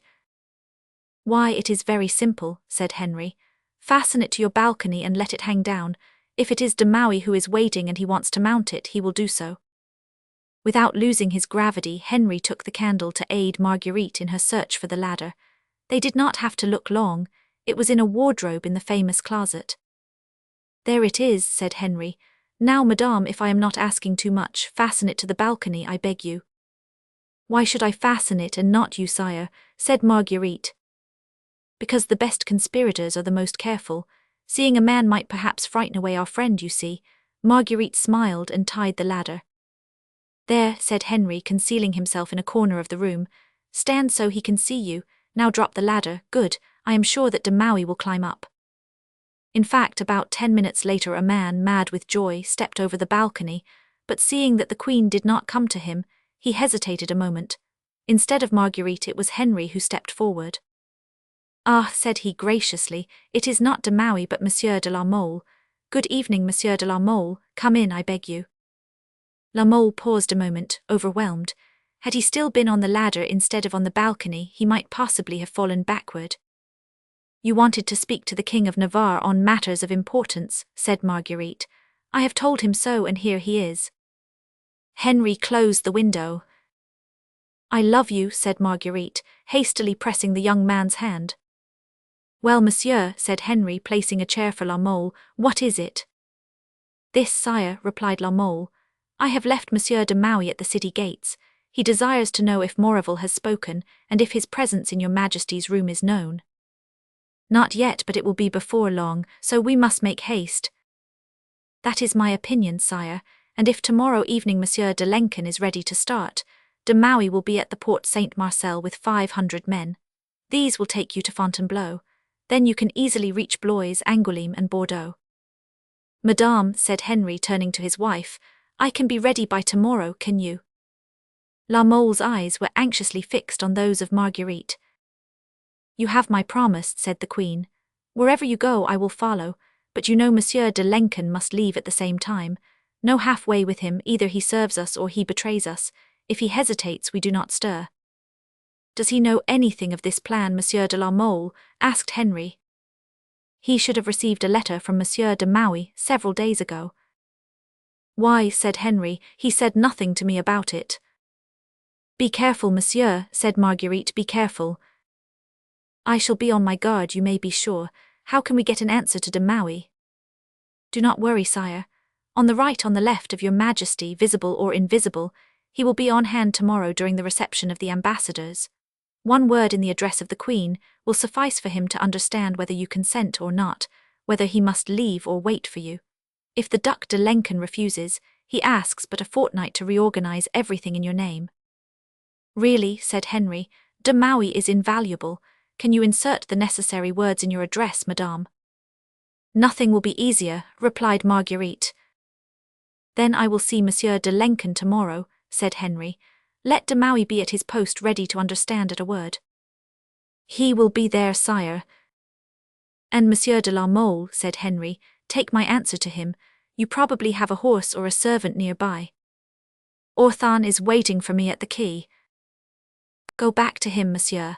Oh no, not by the window, which is good only for an emergency. You might be seen, and as it would not be known that you had taken this risk for me, it might compromise the queen. How shall I leave, sire?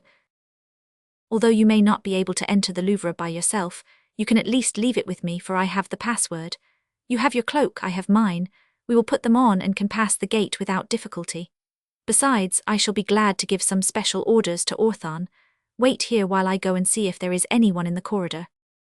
With the most natural air possible, Henry went out to investigate. La Mole was left alone with the Queen. "Ah, when shall I see you again?" said he. "Tomorrow evening if we leave, otherwise some evening soon in the Rue Cloche-Percy." "Monsieur de la Mole," said Henry, returning, "you can come, there is no one here." La Mole bowed respectfully to the Queen. "Give him your hand to kiss, madame," said Henry. "Monsieur de la Mole is no ordinary servitor." Marguerite obeyed. "By the way," said Henry, "be sure and keep the rope ladder. It is a valuable instrument for conspirators, and when we least expect it we may need it. Come, Monsieur de la Mole." Chapter 43. The Ambassadors. The following day the entire population of Paris rushed towards the Faubourg Saint-Antoine, by which it had been decided that the Polish ambassadors were to enter. A line of Swiss restrained the crowd, and a regiment of horse protected the lords and the ladies of the court who rode ahead of the procession. Soon near the Abbey Saint-Antoine, a troop of cavaliers appeared, dressed in red and yellow, with caps and furred mantles, and carrying long curved sabres like Turkish scimitars. The officers rode at the side of the lines. Behind this troop came a second, clothed with oriental magnificence. They preceded the ambassadors, who, 4 in number, represented in a gorgeous manner the most mythological of the chivalrous kingdoms of the 16th century. One of the ambassadors was the Bishop of Krakow. His costume was half ecclesiastical, half military, resplendent with gold and precious stones. His white horse, with long mane and tail, walked with proud step, and seemed to breathe out fire from his nostrils. No one would have supposed that for a month the noble animal had made 15 leagues daily over roads, which the weather had rendered almost impassable.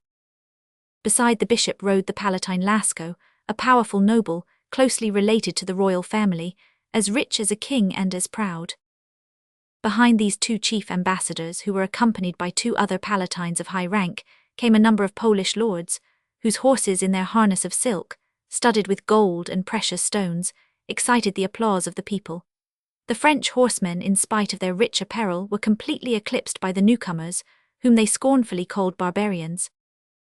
Up to the last moment Catherine had hoped the reception would be postponed on account of the king's illness.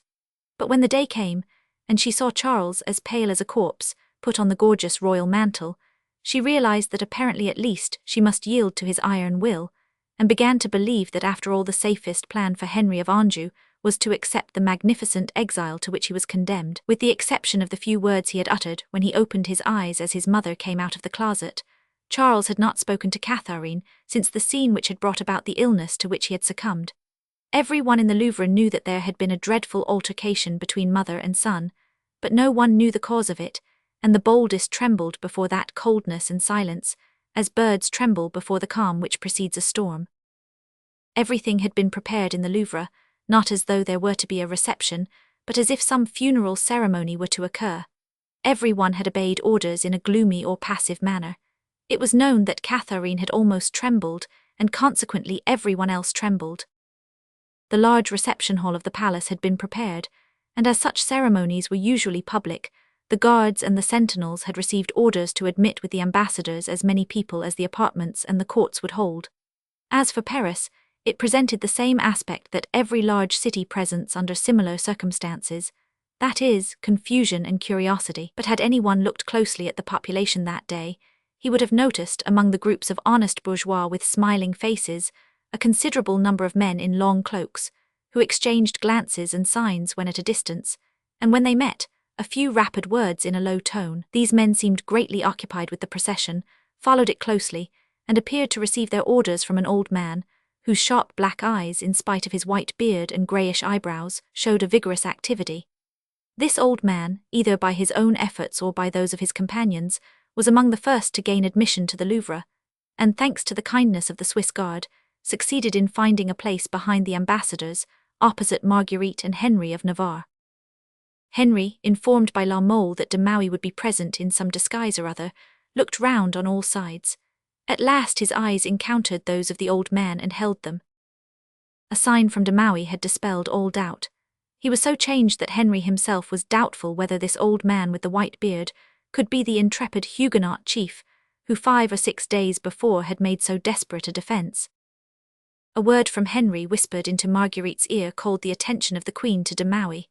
Then her beautiful eyes wandered around the great hall in search of La Mole, but in vain. La Mole was not there. The speeches began. The first was to the king.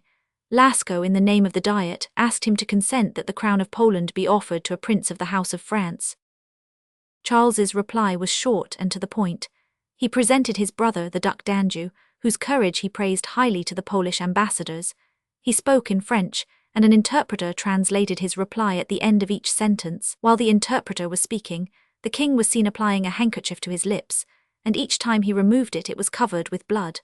When Charles's reply was finished, Lascaux turned to the Duc d'Anjou, bowed, and began a Latin address, in which he offered him the throne in the name of the Polish nation.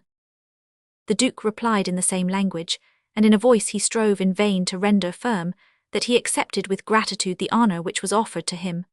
While he spoke, Charles remained standing, with lips compressed, and fixed on him eyes as calm and threatening as those of an eagle. When the Duke had finished, Lascaux took the crown of the Jagiellons from the red velvet cushion on which it rested, and while 2 Polish nobles placed the royal mantle on the Duke, he laid the crown in Charles's hands. Charles signed to his brother, the Duc d'Anjou knelt down before him, and with his own hand the king placed the crown on his brother's head. Then the 2 kings exchanged one of the most bitter kisses ever exchanged between 2 brothers. At once a herald cried, "Alexander Edward Henry of France, Duc d'Anjou, is crowned King of Poland. Long live the King of Poland!" The entire assembly repeated the cry, "Long live the King of Poland!" Then Lascaux turned to Marguerite.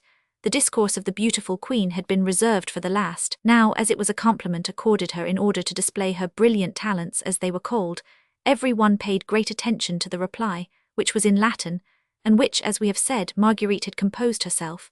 Lascaux's address was more of a eulogy than an address. He had yielded, Sarmatian that he was, to the admiration which the beautiful Queen of Navarre inspired in everyone. He had borrowed his language from Ovid.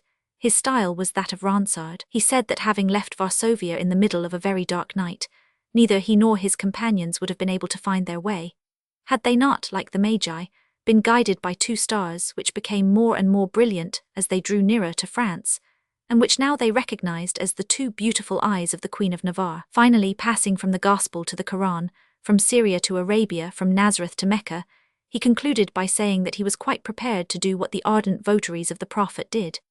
When they were fortunate enough to see his tomb, they put out their eyes, feeling that after they had looked at such a sight, nothing in the world was worth being admired. This address was loudly applauded by those who understood Latin because they were of the same opinion as the orator, and by those who did not understand it because they wished to appear as though they did. Marguerite made a gracious courtesy to the gallant Sarmatian, then fixing her eyes on de Maquet, began her reply in these words: "Quod nunc hac in aula inspiratia destis exultemus, ego et conjux, nisi ideo imminerit calamitas, silicet non solum fratris sed etiam amici orbitas." These words had a double meaning, and, while intended for de Maquet, were apparently addressed to Henry of Anjou. The latter, therefore, bowed in token of gratitude. Charles did not remember having read this sentence in the address which had been submitted to him some days before, but he attached no importance to Marguerite's words, which he knew were merely conventional. Besides, he understood Latin very imperfectly. Marguerite continued, "Adio dolmeriti dividi ut tecum prophesiscae maluisemus, sed idem fatum quo nunc sine alla mora lutetia sedur juberis, hac in urb detinet, proficissir ergo, frater, proficissir amus, proficissir sine nobis, proficisentum sequuntur spes et desideria nostra." It may easily be imagined that de Maquet listened with the closest attention to these words, which, although addressed to the ambassadors, were intended for him alone. 2 or 3 times Henry had glanced indifferently over his shoulder to intimate to the young Huguenot that 500 Alençon had refused, but the act, which appeared involuntary, would have been insufficient for de Maquet, had not Marguerite's words confirmed it. While looking at Marguerite and listening with his whole soul, His piercing black eyes beneath their grey brows struck Catherine, who started as if she had had a shock of electricity, and who did not remove her eyes from him. What a strange face, thought she, continuing to change her expression according as the ceremony required it. Who is this man who watches Marguerite so attentively, and whom Marguerite and Henry on their part look at so earnestly? The Queen of Navarre went on with her address, which from that point was a reply to the courtesies of the Polish ambassador. While Catherine was racking her brain to discover the name of this fine old man, the master of ceremonies came up behind her and handed her a perfumed satin bag containing a folded paper. She opened the bag, drew out the paper and read these words. By the aid of a cordial which I have just administered to him, Maurevel has somewhat recovered his strength, and has succeeded in writing the name of the man who was in the apartment of the King of Navarre. This man was Monsieur de Maquet. De Maquet, thought the Queen. Well, I felt it was he, but this old man, Caspetto, this old man is... She leaned toward the captain of the guard. Look, Monsieur de Nancy, said she, but without attracting attention, look at Lascaux who is speaking. Behind him, do you see the old man with the white beard in the black velvet suit? Yes, madame, replied the captain.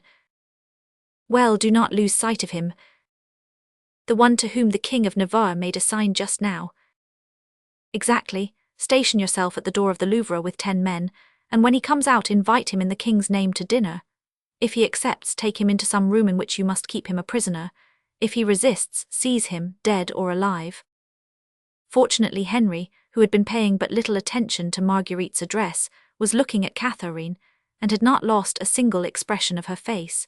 Seeing the eyes of the Queen Mother fixed so earnestly on de Maquet, he grew uneasy. When he saw her give an order to the captain of the guard, he comprehended everything. It was at this moment that he made the sign which had surprised Monsieur de Nancy, and which meant, "You are discovered, save yourself." De Maquet understood this gesture, which was a fitting climax to the portion of Marguerite's address intended for him. He did not delay an instant, but mingled with the crowd and disappeared. Henry, however, was not easy until Monsieur de Nancy had returned to Catherine, and he saw from the frown on the Queen Mother's face that the captain had not been in time. The audience was over.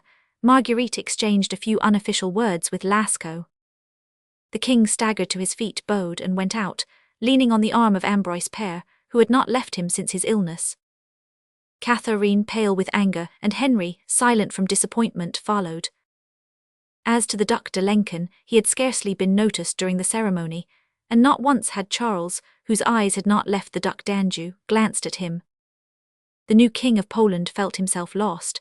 Far from his mother, carried away by those barbarians of the north, he was like Ant-Oz, the son of Terra, who lost his strength when lifted in the arms of Hercules. Once beyond the frontier, the Duc d'Anjou felt that he was forever excluded from the throne of France. Instead of following the king, he retired to his mother's apartments.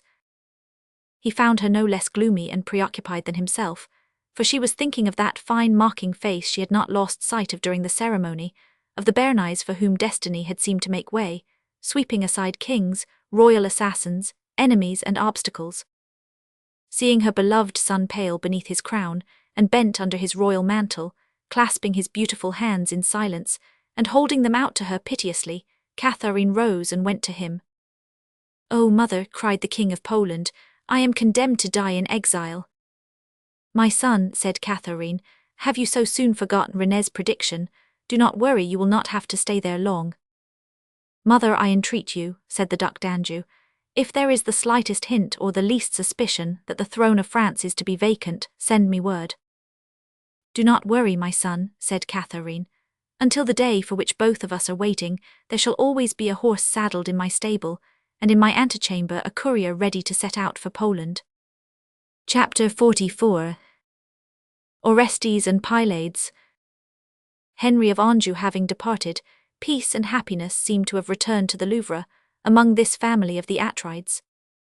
Charles, forgetting his melancholy, recovered his vigorous health, hunting with Henry, and on days when this was not possible discussing hunting affairs with him, and reproaching him for only one thing, his indifference to hawking, declaring that he would be faultless if he knew how to snare falcons, gerfalcons and hawks, as well as he knew how to hunt brocks and hounds.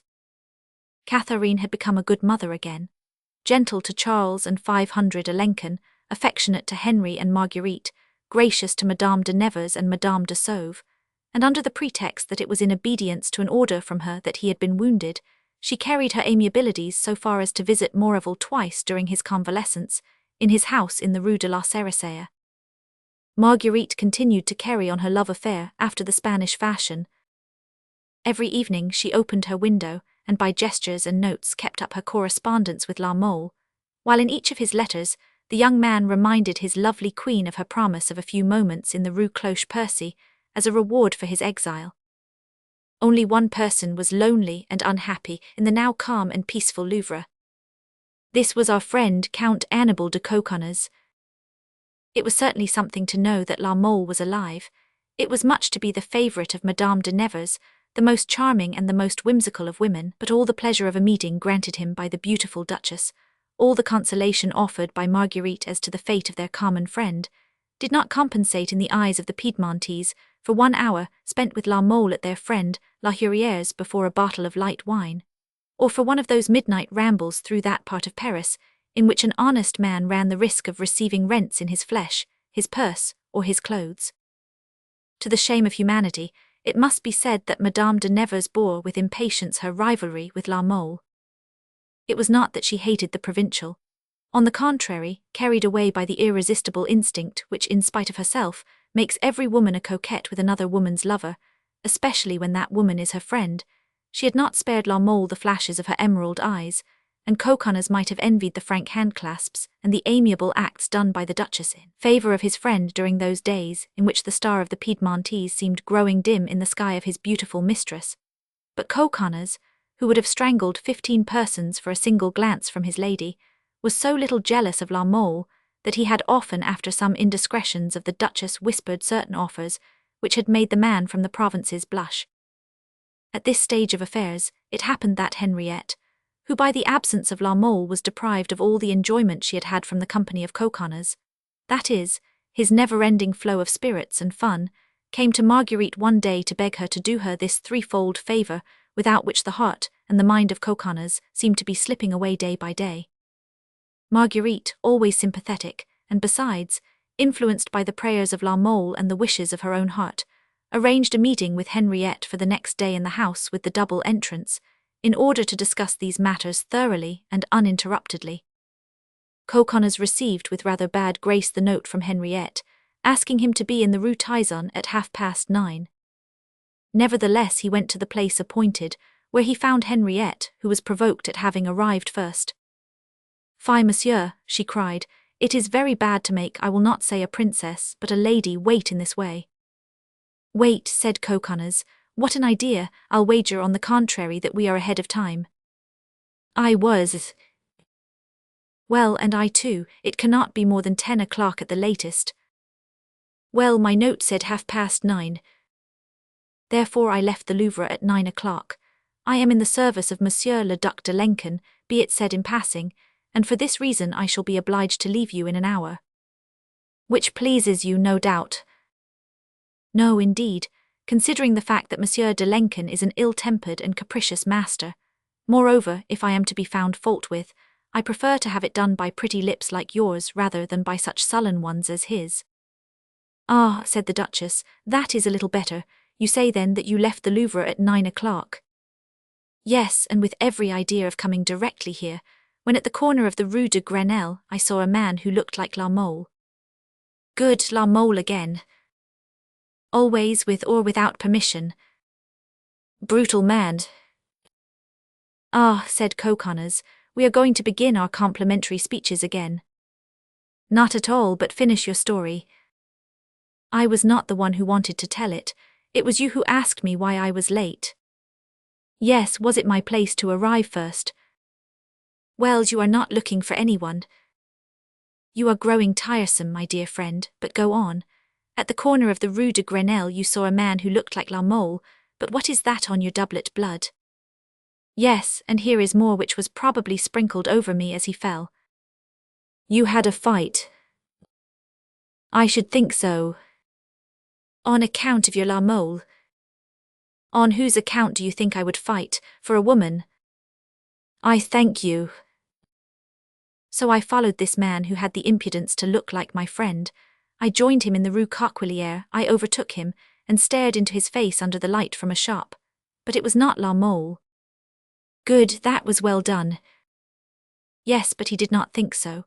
Monsieur, said I to him, you are an ass to take it upon yourself to resemble from afar my friend Monsieur de La Mole, who is an accomplished cavalier, while on nearer view one can easily perceive that you are nothing but a vagrant. Whereupon he drew his sword and I mine. At the third pass he fell down, sprinkling me with his blood. But you assisted him at least. I was about to do so when a horseman rode by. Ah, this time, Duchess, I was sure that it was La Mole. Unfortunately he was galloping. I ran after him as hard as I could, and those who collected around to see the fight ran behind me. Now, as I might easily have been mistaken for a thief, followed as I was by all that rabble shouting at my heels, I was obliged to turn back to scatter them, which made me lose a little time. In the meanwhile the rider disappeared. I followed, inquired of everyone, gave the colour of the horse, but it was useless. No one had noticed him. At last, tired out from the chase, I came here. Tired of the chase, said the Duchess. How flattering you are. Listen, dear friend, said Coconnas, turning nonchalantly in his chair. You are going to bother me again on account of poor La Mole.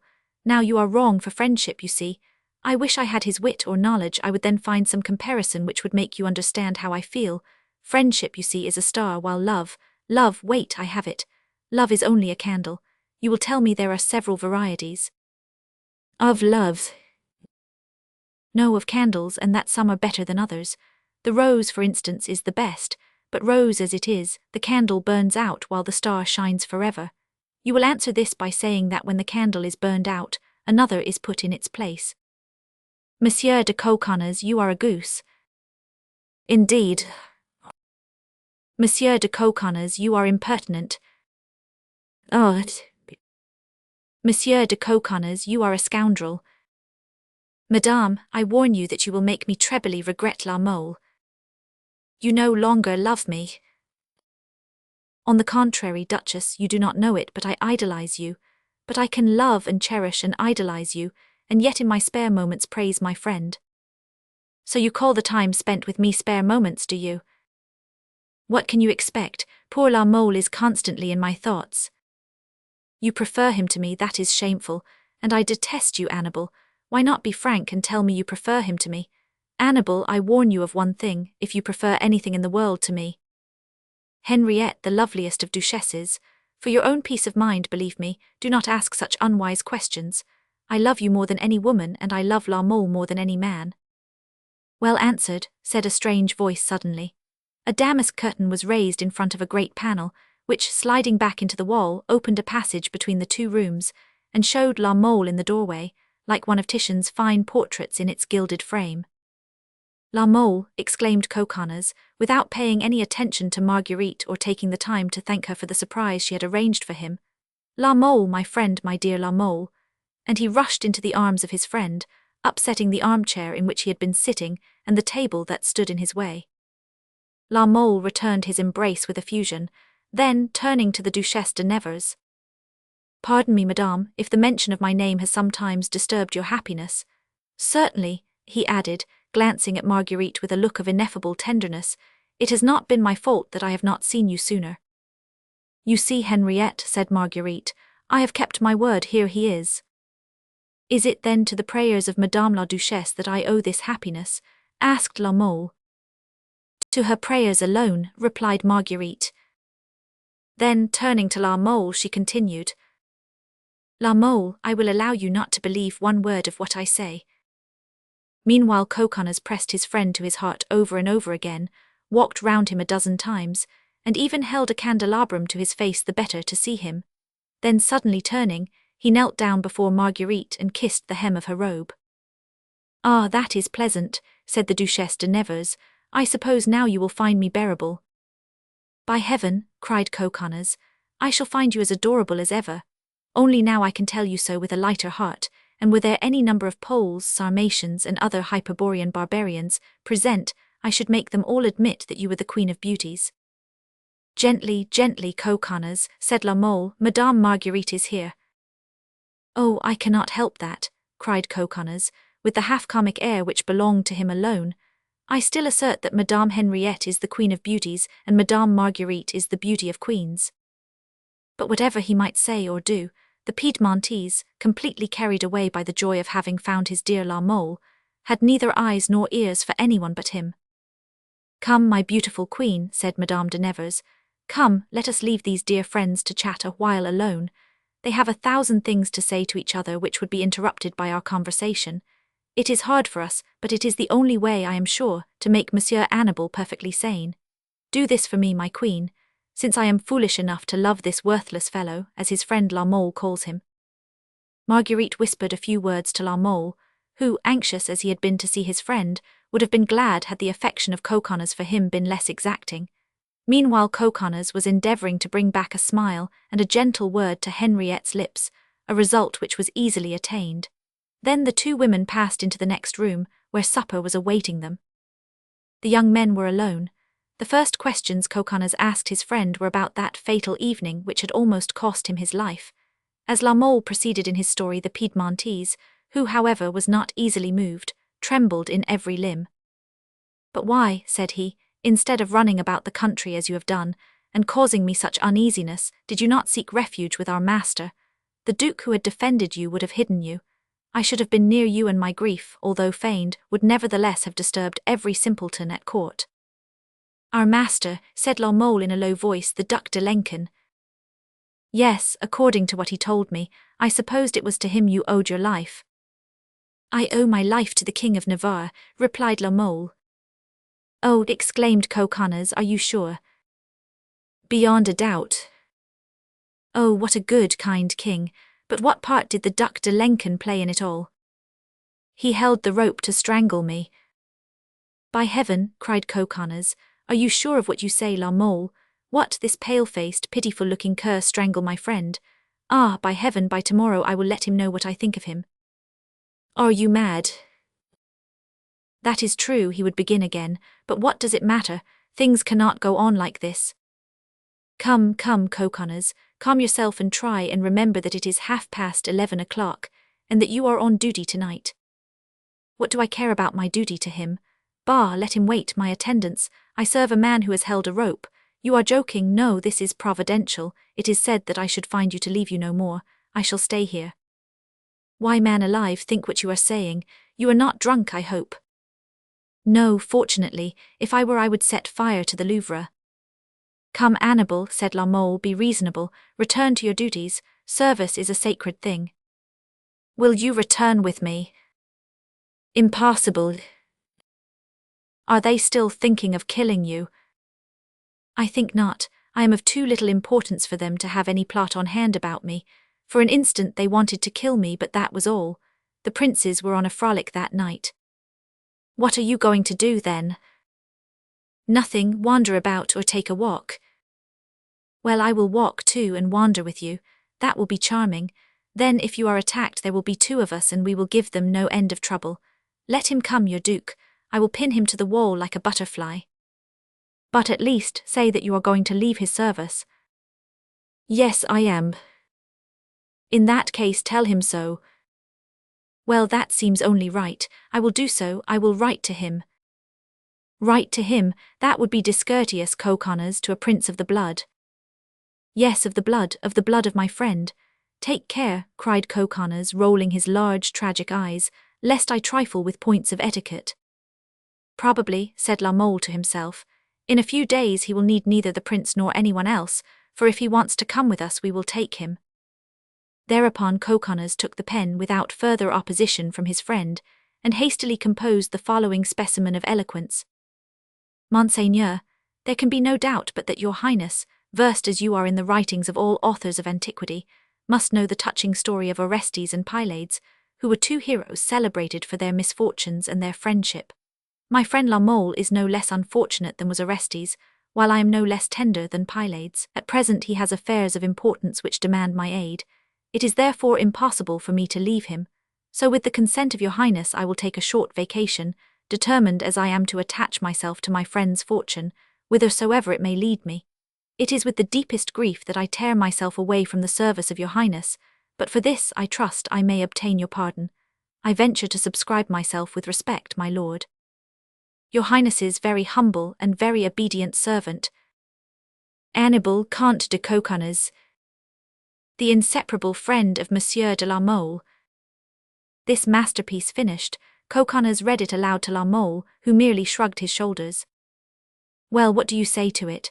asked Coconnas, who had not seen the shrug, or who had pretended not to see it. "I say," replied La Mole, "that Monsieur de Lenken will laugh at us." "At us? Both of us?" "That will be better, it seems to me, than to strangle each of us separately." "Bah," said La Mole, laughing, "the one will not necessarily prevent the other." "Well, so much the worse. Come what may, I will send the letter tomorrow morning. Where shall we sleep when we leave here?" "At Maître la Hurriere's, in that little room in which you tried to stab me before we were Orestes and Pylades." "Very well, I will send my letter to the Louvre by our host." Just then the panel moved. "Well," asked both princesses at once, "where are Orestes and Pylades?" "By heaven, madame," replied Coconnas, "Pylades and Orestes are dying of hunger and love." It was Maître la Hurriere himself who, at 9 o'clock the following morning, carried to the Louvre the respectful missive of Count Annibal de Coconnas. Chapter 45. Orthand. After the refusal of the Duc de Lenken, which left everything in peril, even his life, Henry became more intimate with the prince than ever, if that were possible. Catherine concluded from the intimacy that the two princes not only understood each other perfectly, but also that they were planning some mutual conspiracy. She questioned Marguerite on the subject, but Marguerite was worthy of her mother, and the Queen of Navarre, whose chief talent lay in avoiding explanations, parried her mother's questions so cleverly that although replying to all she left Catherine more mystified than ever. The Florentine, therefore, had nothing to guide her, except the spirit of intrigue she had brought with her from Tuscany, the most interesting of the small states of that period, and the feeling of hatred she had imbibed from the court of France, which was more divided in its interests and opinions than any court at that time. She realized that a part of the strength of the Béarnais came from his alliance with the Duc de Lenken, and she determined to separate them. From the moment she formed this resolution, she beset her son with the patience and the wiles of an angler, who, when he has dropped his bait near the fish, unconsciously draws it in until his prey is caught. François perceived this increase of affection on the part of his mother, and made advances to her. As for Henry, he pretended to see nothing, but kept a closer watch on his ally than he had yet done. Everyone was waiting for some event. During this state of things, one morning when the sun rose clear, giving out that gentle warmth and sweet odour which announce a beautiful day, a pale man, leaning on a cane, and walking with difficulty, came out of a small house situated behind the arsenal, and walked slowly along the Rue du Petit Meuse. At the Porte Saint-Antoine, he turned into the street which encircles the moat of the Bastille like a marsh, left the boulevard on his left and entered the archery garden, where the gatekeeper received him with every mark of respect. There was no one in the garden, which, as its name implies, belonged to a particular society called the Taxophilites. Had there been any strollers there, the pale man would have merited their sympathy, for his long moustache, his military step and bearing, though weakened by suffering, sufficiently indicated that he was an officer who had been recently wounded, and who was endeavouring to regain his strength by moderate exercise in the open air. Yet, strange to say, when the cloak opened in which, in spite of the increasing heat, this apparently harmless man was wrapped, it displayed a pair of long pistols suspended from the silver clasps of his belt. This belt also sustained a dagger and a sword so enormously long that it seemed almost impossible to be handled, and which, completing this living arsenal, clattered against his shrunken and trembling legs. As an additional precaution, the lonely soldier glanced around at every step, as though to question each turn of the path, each bush and ditch. Having entered the garden without being molested, the man reached a sort of small arbour, facing the boulevard, from which it was separated by a thick hedge and a small ditch, which formed a double enclosure. He threw himself upon a grassy bank within reach of a table on which the host of the establishment, who combined with his duties as gatekeeper the vocation of cook, at once placed a bottle of cordial. The invalid had been there about 10 minutes and had several times raised the china cup to his lips, taking little sips of its contents, when suddenly his countenance, in spite of its interesting pallor, assumed a startled expression. From the Croix Forbin, along a path which today is the Rue de Naples, he had perceived a cavalier, wrapped in a great cloak, stopped near the moat. Not more than 5 minutes had elapsed, during which the man of the pale face, whom the reader has perhaps already recognized as Maurevel, had scarcely had time to recover from the emotion caused by his unexpected presence, when the horseman was joined by a man in a close-fitting coat, like that of a page, who came by the road which is since known as the Rue des Fosses Saint Nicholas. Hidden in his leafy arbour, Maurevel could easily see and hear everything, and when it is known that the cavalier was de Maui and the young man in the tight-fitting cloak Orthon, one may imagine whether Maurevel's eyes and ears were not on the alert. Both men looked very carefully around. Maurevel held his breath. "You may speak, monsieur," said Orthon, who being the younger was the more confident. "No one can either see or hear us." "That is well," said de Maui. "You are to go to Madame de Sauve, and if you find her in her rooms, give her this note. If she is not there, you will place it behind the mirror where the king is in the habit of putting his letters. Then you will wait in the Louvre. If you receive an answer, you will bring it you know where. If no reply is sent, you will meet me this evening with a petronel at the spot I showed you, and from which I have just come." "Very well," said Orthon, "I understand. I will now leave you. I have much to do today. You need make no haste, there is no use in it, for you do not need to reach the Louvre until he is there, and I think he is taking a lesson in hawking this morning. Now go and show me what you can do. You have recovered, and you apparently are going to thank Madame de Sauve for her kindness to you during your illness. Now go, my boy." Maurevel listened, his eyes fixed, his hair on end, his forehead covered with perspiration. His first impulse had been to detach one of his pistols from his belt and aim at de Maui, but a movement of the latter had opened his cloak and displayed a firm and solid cuirass. Therefore, in all probability, the ball would flatten itself against this cuirass or strike some part of the body wherein the wound would not be fatal. Besides, he reflected that de Maui, strong and well-armed, would have an advantage over him, wounded as he was. So with a sigh he drew back the weapon which he had pointed at the Huguenot. "How unfortunate," he murmured, "that I am unable to stretch him dead on the spot, without other witness than that young varlet who would have been such a good mark for my second ball."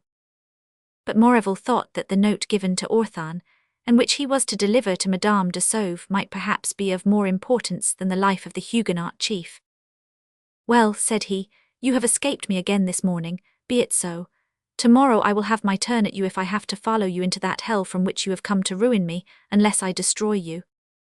De Maui raised his cloak over his face, and set out rapidly in the direction of the temple. Orthon took the road along the moat which led to the banks of the river.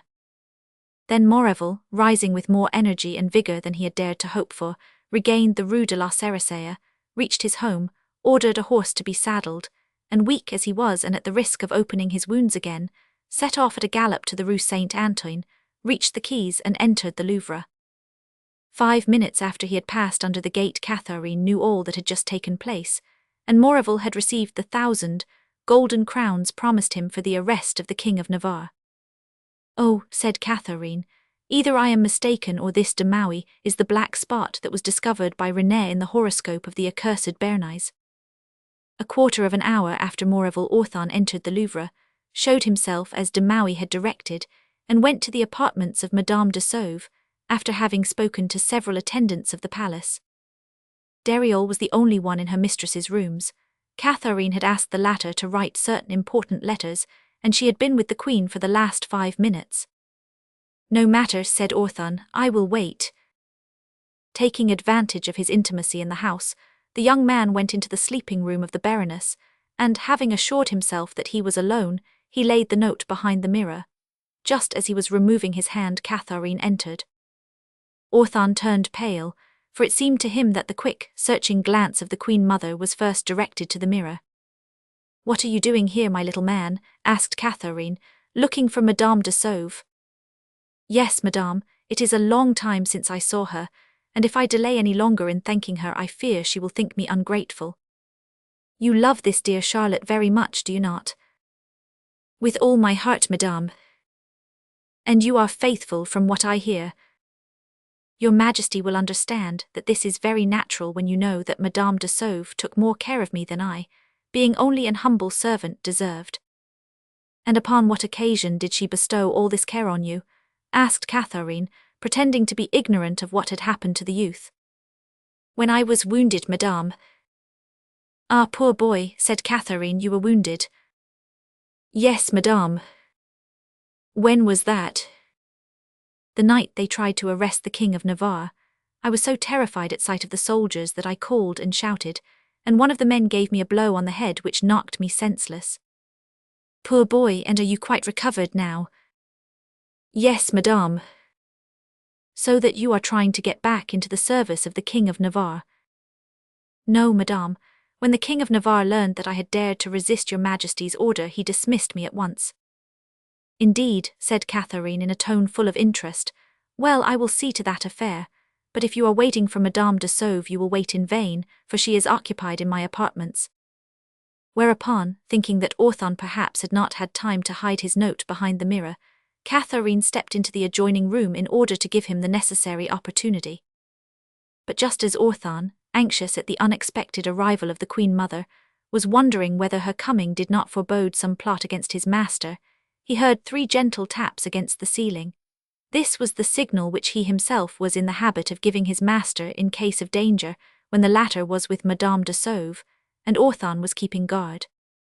He started at the sound, a light broke upon his mind. He fancied that this time the warning had been given to him. Springing to the mirror, he removed the note he had just placed there. Through an opening in the tapestry, Catherine had followed every movement of the boy. She saw him dart to the mirror, but she did not know whether it was to hide the note or take it away. "Well," murmured the impatient Florentine, "why does he not leave now?" And she returned to the room smiling. "Still here, my boy," said she. "Why, what do you want? Did I not tell you that I would look after your fortune? When I say a thing you do not doubt it, do you?" "Oh, madame, God forbid," replied Orthon. And approaching the queen, he bent his knee, kissed the hem of her robe, and at once withdrew. As he went through the antechamber, he saw the captain of the guards, who was waiting for Catherine. The sight of this man, instead of allaying his suspicions, augmented them. On her part, no sooner had she seen the curtains fall behind Orthon than Catherine sprang to the mirror. But in vain she sought behind it with hands trembling with impatience. She found no note. And yet she was sure that she had seen the boy approach the mirror. It was to remove the note, therefore, and not to leave it. Fate had given to her enemies a strength equal to her own. A child had become a man the moment he fought with her. She moved the mirror, looked behind it, tapped it. Nothing was there. "Oh, unhappy boy," cried she, "I wished him no ill, and now by removing the note he hastens his destiny. Ho, there, Monsieur de Nancy." The vibrating tones of the Queen Mother rang through the salon and penetrated into the anteroom, where, as we have said, Monsieur de Nancy was waiting. The captain of the guards hastened to the Queen.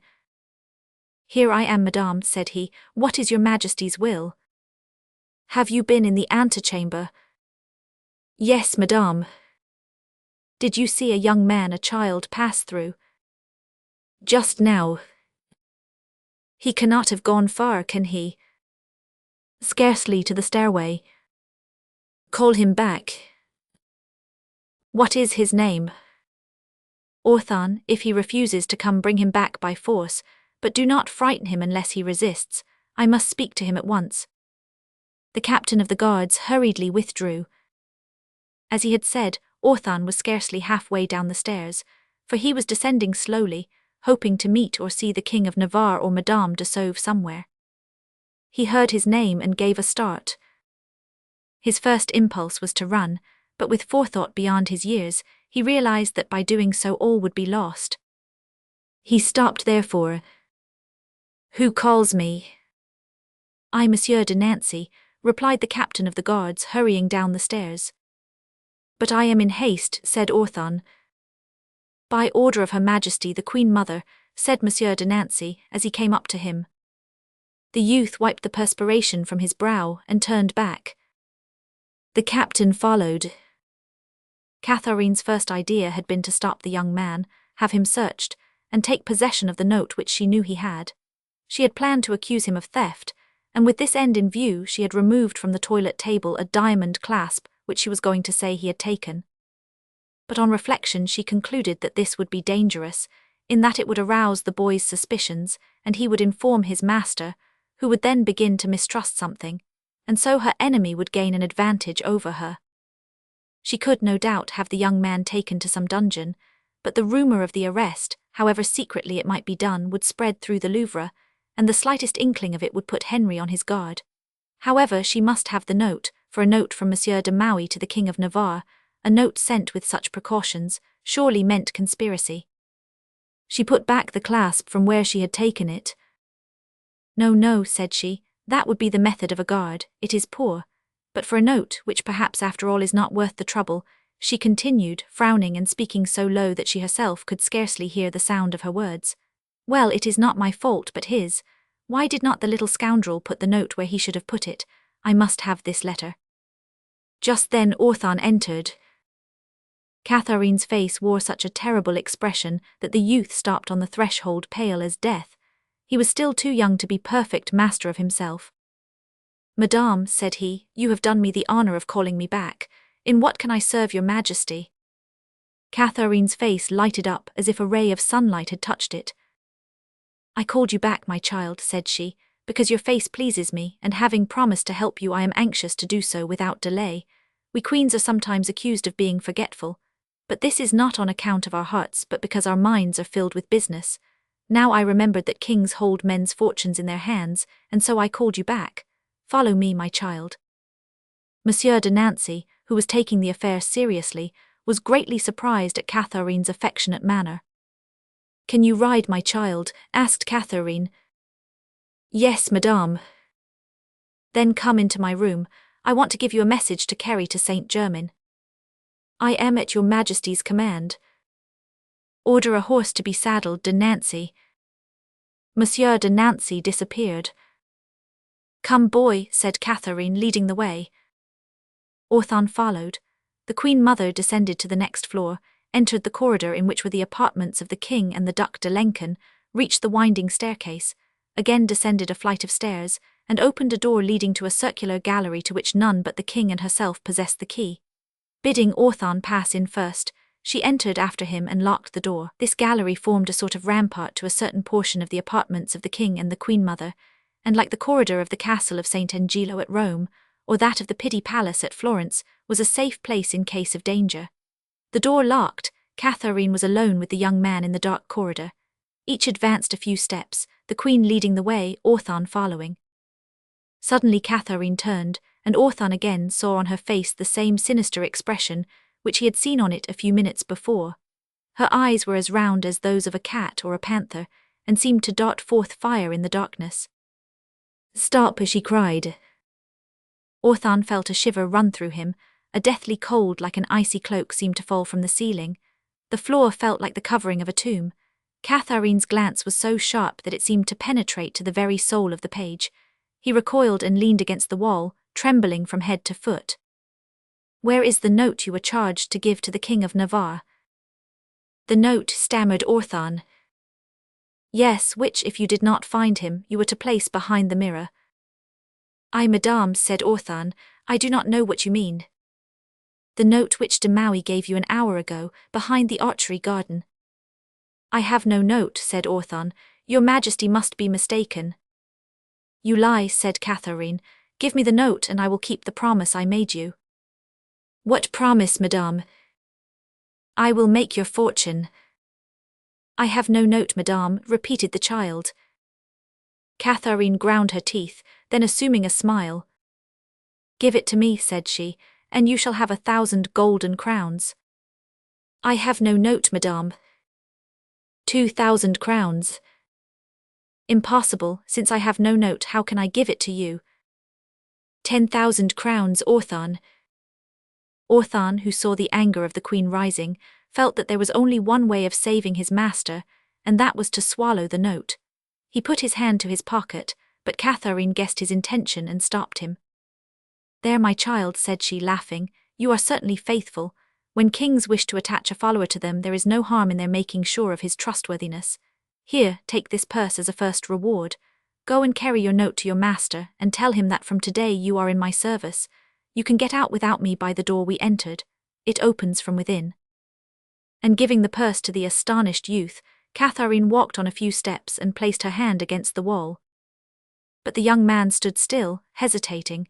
He could not believe that the danger he had felt hovering over him was gone. "Come, do not tremble so," said Catherine. "Have I not told you that you were free to go, and that if you wish to come back your fortune is made?" "Thank you, madame," said Orthon. "Then you pardon me." "I do more, I reward you. You are a faithful bearer of notes, a gentle messenger of love, but you forget your master is waiting for you." "Ah, that is true," said the young man, springing towards the door. But scarcely had he advanced 3 steps before the floor gave way beneath his feet. He stumbled, extended both hands, gave a fearful cry, and disappeared in the dungeon of the Louvre, the spring of which Catherine had just touched. "So," murmured the queen, "thanks to the fellow's obstinacy, I shall have to descend 150 steps."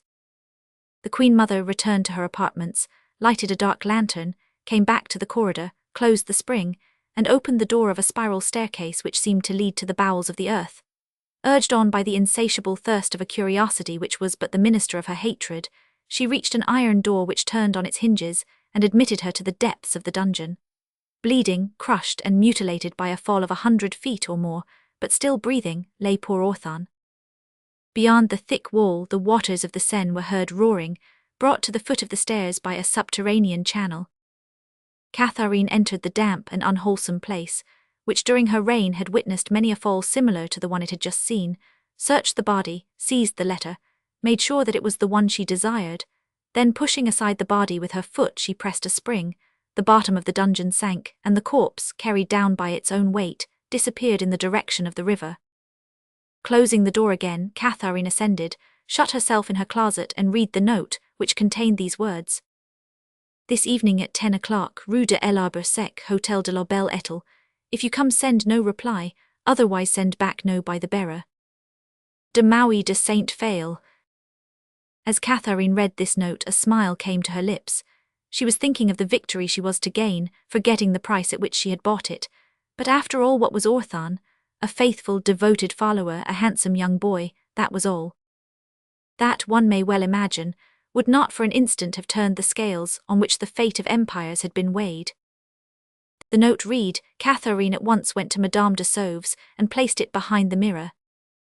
As she came down, she found the captain of the guards at the entrance of the corridor. "Madame," said Monsieur de Nancy, "according to your Majesty's orders the horse is ready." "My dear Baron," said Catherine, "we shall not need it. I have made the boy speak, and he is really too stupid to be charged with the errand I wanted to entrust to him. I thought he was a lackey, but he is nothing but a groom at best. I gave him some money and dismissed him by the private gate." "But," said Monsieur de Nancy, "the errand?" "The errand?" asked Catherine. "The one on which he was to go to Saint Germain. Does your Majesty wish me to undertake it, or shall I have one of my men attend to it?" "No, no," said Catherine. "This evening you and your men will have something else to do." Whereupon the Queen Mother returned to her room, hoping that evening to hold in her hands the fate of the accursed King of Navarre. Chapter 46. The Inn of La Belle Étoile. 2 hours after the event we have described, no trace of which remained on Catherine's face, Madame de Sauve, having finished her work for the Queen, returned to her own rooms. Henry followed her, and learning from Deriol that Orthon had been there, he went directly to the mirror and found the note. It was, as we have said, couched in these terms: "This evening at 10 o'clock, Rue de l'Arbre Sec, Hotel de la Belle Étoile. If you come, send no reply, otherwise send back no by the bearer." There was no address.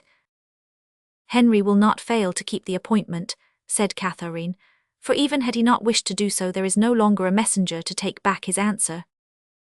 Catherine was not mistaken. Henry inquired for Orthon. Deriol said that he had gone out with the Queen Mother, but as the note had been found in its place, and as the poor boy was known to be incapable of treason, Henry felt no anxiety. He dined as usual at the table of the king, who joked him greatly on the mistakes he had made while hawking that morning. Henry made excuses for himself, saying that he came from the mountains and not the plain, but he promised Charles to study the art. Catherine was charming, and on leaving the table begged Marguerite to pass the evening with her. At 8 o'clock Henry took 2 attendants left by the Porte Saint-Honor, made a long circuit, returned by the Tour de Bois, and crossing the Seine at the ferry of Nesle, rode up the Rue Saint-Jacques, where he dismissed his gentlemen, as if he were going to keep some love appointment. At the corner of the Rue des Mathurins, he found a man on horseback, wrapped in a cloak. He approached him. "Mance," said the man. "Pow," replied the king. The man at once dismounted. Henry put on his splashed mantle, mounted the horse which was covered with foam, returned by the Rue de la Harpe, crossed the Pont Saint-Michel, passed down the Rue Barthélemy, again crossed the river at the Pont aux Meuniers, descended the quays, took the Rue de l'Arbre Sec, and knocked at the door of Maître La Hurière's. La Mole was in a room writing a long love letter, to whom may easily be imagined. Coconnas was in the kitchen with La Hurière, watching half a dozen partridges roasting, and disputing with his friend the host as to when they should be removed from the spit. At this moment Henry knocked.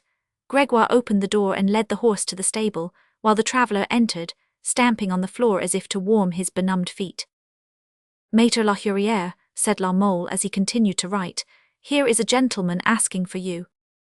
La Hurière advanced, looked at Henry from head to foot, and as his thick cloth mantle did not inspire the innkeeper with very great veneration. "Who are you?" he asked. "Well, by heaven," said Henry, pointing to La Mole, "Monsieur has just told you I am a gentleman from Gascony come to court." "What do you want?" "A room and supper." "Humph," said La Hurière, "have you a lackey?" This was the question usually asked, as is well known. "No," replied Henry, "but I hope to have one when I make my fortune." "I do not let rooms to anyone unless he has a lackey," said La Hurière. "Even if I offered to pay you double for your supper." "Oh, you are very generous, worthy sir," said La Hurière, looking suspiciously at Henry. "Not at all, but hoping to pass the night in your hotel, which has been highly recommended by a nobleman from my county who has been here, I invited a friend to sup with me. Have you any good wine of Arbois?" "I have some which is better than the King of Navarre drinks." "Good, I will pay well for it. Ah, here is my friend." Just then the door opened, and a gentleman entered, older by a few years than the first, and dragging a long rapier at his side. "Ah," said he, "you are prompt, my young friend. For a man who has just made 200 leagues it is something to be so punctual." "Is this your guest?" asked La Hurière. "Yes," said the first, going up to the young man with the rapier and shaking him by the hand. "We will have our supper now." "Here or in your room?" "Wherever you please." "Maître," said La Mole to La Hurière, "rid us of these Huguenot fellows. Coconnas and I cannot say a word before them. Carry the supper to room number 2 on the 3rd floor. Upstairs, gentlemen." The two travellers followed Gregoire, who preceded them with lights. La Mole watched them until they had disappeared. Then turning round he saw Coconnas, whose head was thrust out of the kitchen door. 2 great eyes and an open mouth gave to the latter's face a remarkable expression of astonishment. La Mole stepped up to him. "By heaven," said Coconnas, "did you see?" "What?" "Those 2 gentlemen." "Well, I would swear that it was." "Who?" "Why, the King of Navarre and the man in the red cloak." "Swear if you will, but not too loud." "Did you recognize them too?" "Certainly." "What are they here for?" "Some love affair." "You think so?" "I am sure of it." La Mole, I prefer sword thrusts to these love affairs. I would have sworn a moment ago, now I will bet. "What will you bet?" "That there is some plot on hand." "You are mad." I tell you that even if they are plotting it is their own affair." "That is true, however," said Coconnas.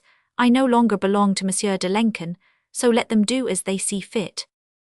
As the partridges had apparently reached the state in which Coconnas liked them, the Piedmontese, who counted on making the most of his dinner of them, called Maître La Hurière to remove them from the spit.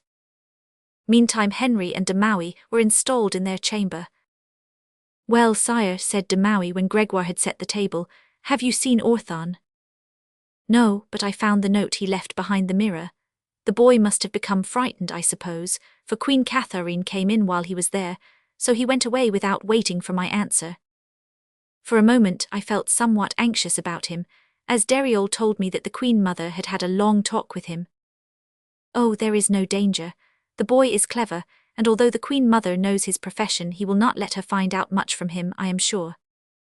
But have you seen him, de Maui? Asked Henry. No, but I expect to this evening. At midnight he is to come here for me with a good petronel. He will tell me what happened as we walk along. And the man at the corner of the Rue des Mathurins. What man? The man who gave me his horse and cloak. Are you sure of him? He is one of our most devoted followers. Besides, he neither knows your Majesty nor why he himself was there. Can we discuss our affairs without fear, then? Certainly, besides La Mole is on the watch. Well, sire, what says Monsieur de Lenken? Monsieur de Lenken will not go, de Maui. He said so positively. The election of 500 Anjou to the throne of Poland and the king's illness have changed his mind. So he is the one who spoiled our plan. Yes. Has he betrayed us? Not yet, but he will do so at the first opportunity. Coward, traitor, why did he not answer my letters? In order to have proofs against you, and none against himself. Meantime all is lost, is it not, de Maui? On the contrary, sire, all is won. You know that the whole party except the faction of the Prince de Conde was for you, and used the Duke, with whom it seemed to have relations, only as a safeguard. Well, since the day of the ceremony I have arranged so that everything is for you. 100 men were enough to escape with the Duc de Lenken. I have raised 1,500. In 1 week they will be ready and drawn up on the road to Pau. It will not be a flight but a retreat. 1,500 men will suffice, sire, will they not? Shall you feel safe with such an army? Henry smiled and touched him on the shoulder. You know, de Maui, said he, and you alone know it, that Henry of Navarre is not naturally such a coward as is supposed. Yes, I know that, sire, and I trust before long that all France will know it too. But where one plots one must succeed. The first condition of success is decision, and for decision to be rapid, frank, and to the point, one must be sure of success. Well, sire, what days do you hunt? Every week or 10 days we either hunt or hawk. When did you hunt last? Today. Then a week or 10 days from now you will hunt again. No doubt, possibly before then. Listen, sire, everything seems perfectly quiet. The Duc d'Anjou has left, no one thinks of him. The king is getting better every day. The persecution against us has almost ceased. Play the amiable with the Queen Mother and Monsieur de Lenken. Keep telling him that you cannot go without him, and try to make him believe you, which is more difficult. Do not worry, he will believe me. Do you think he has such confidence in you?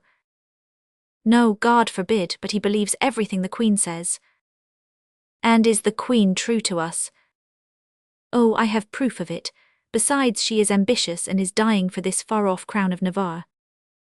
Well, 3 days before the hunt send me word where it will take place, whether it is to be at Bondy, at Saint-Germain, or at Rambouillet. Monsieur de la Mole will ride ahead of you. Follow him and ride fast. Once out of the forest, if the Queen Mother wants you, she will have to run after you, and I trust that her Norman horses will not see even the hoofs of our Barbary steeds and our Spanish ponies. Agreed, de Maui. Have you any money, sire? Henry made the same grimace he made all his life at this question. Not much, said he, but I think Margaret has some. Well, whether it is yours or hers, bring as much as you can. And in the meantime, what are you going to do? Having paid some attention to your Majesty's affairs, as you see, will your Majesty permit me to devote a little time to my own? Certainly, de Maui, certainly, but what are yours? Yesterday Orthon told me, he is a very intelligent boy, whom I recommend to your Majesty, that he met that scoundrel of a Moreval near the arsenal, that thanks to René he has recovered, and that he was warming himself in the sun like the snake that he is. Ah, yes, I understand, said Henry. Very good then. You will be king some day, sire, and if you have anything such as I have to avenge, you can do so in a kingly way. I am a soldier and must avenge myself like a soldier. So while all our little affairs are being arranged, which will give that scoundrel 5 or 6 days in which to recover more fully, I too shall take a stroll around the arsenal, and I will pin him to the grass with 4 blows of my rapier, after which I shall leave Paris with a lighter heart. Attend to your affairs, my friend, by all means, said the Béarnais. By the way, you are pleased with La Mole, are you not? Yes, he is a charming fellow, devoted to you body and soul, sire, and on whom you can depend as you can on me, brave. And above all, discreet, so he must follow us to Navarre de Maui. Once there we will look about and see what we can do to recompense him. As Henry concluded these words with a sly smile, the door opened, or rather was broken in, and the man they had just been praising appeared, pale and agitated. Quick, sire, cried he, quick, the house is surrounded. Surrounded, cried Henry, rising. By whom? By the king's guards. Oh, said de Maui, drawing his pistols from his belt, we are to have a battle apparently. Well, said La Mole, you may well talk of pistols and battle, but what can you do against 50 men? He is right, said the king, and if there were any means of escape. There is one which has already been of use to me, and if your majesty will follow me. And de Maui. And de Maui too if he wishes, but you must be quick. Steps were heard on the stairs. It is too late, said Henry. Ah, if anyone would only engage them for 5 minutes, cried La Mole, I would save the king. Save him then, monsieur, said de Maui, I will look after them. Go, sire, go. But what shall you do? Do not fear, sire, but go. And de Maui began by hiding the king's plate, napkin and goblet, so that it might seem as though he had been alone at table. Come, sire, come, cried La Mole, seizing the king by the arm and dragging him towards the stairway. De Maui, my brave de Maui, exclaimed Henry, holding out his hand to the young man. De Maui kissed the hand, pushed Henry from the room, and closed and bolted the door after him. Yes, I understand, said Henry. He will be caught while we escape, but who the devil can have betrayed us? Come, sire, come, they are on the stairs. In fact, the light of the torches was beginning to be seen on the wall, while at the foot of the stairs, sounds like the clanking of swords were heard. Quick, quick, sire, cried La Mole. And guiding the king in the darkness, he ascended 2 flights, pushed open a door which he locked behind him, and opening the window of a closet. Sire, said he, is your majesty very much afraid of a walk across the roofs? I, said Henry, come now, am I not a chamois hunter? Well, your majesty must follow me, I know the way and will guide you. Go on, said Henry, I will follow. La Mole stepped out, went along the ledge, which formed a sort of gutter, at the end of which they came to a depression between 2 roofs. In this way they reached an open window leading to an empty garret. Sire, said La Mole, here we are at the opening. Ah, so much the better, said Henry, wiping the perspiration from his pale face. Now, said La Mole, it will be easier. This garret opens on to a stairway, the stairway leads to an alley, and the alley to the street. I travelled the same road, sire, on a much more terrible night than this. Go on, said Henry. La Mole sprang through the open window, reached the unlocked door, opened it, came to a winding stairway, and placing in the king's hand the cord that served as a baluster. Come, sire, said he. Halfway down the stairs Henry stopped. He was before a window which overlooked the courtyard of the Belle Etoile. On the opposite stairway soldiers were seen running, some carrying swords, others torches. Suddenly, in the midst of a group, the King of Navarre perceived de Maui. He had surrendered his sword and was quietly descending the stairs. Poor fellow, said Henry, so brave and devoted. Faith, sire, said La Mole, your majesty is right. He certainly does seem calm, and see, he even laughs. It must be that he is planning some scheme, for you know he seldom laughs. And the young man who was with you? Monsieur de Coconnas, asked La Mole. Yes, what has become of him? Oh, sire, I am not anxious about him. On seeing the soldiers he said only one word to me. Do we risk anything? Our heads, I answered. Can you escape? I hope so. Well, I can too, he replied, and I promise you he will. Sire, when Coconnas is caught it will be because he wishes to be caught. Then, said Henry, all is well, let us try to get back to the Louvre. That will be easy enough, sire, said La Mole.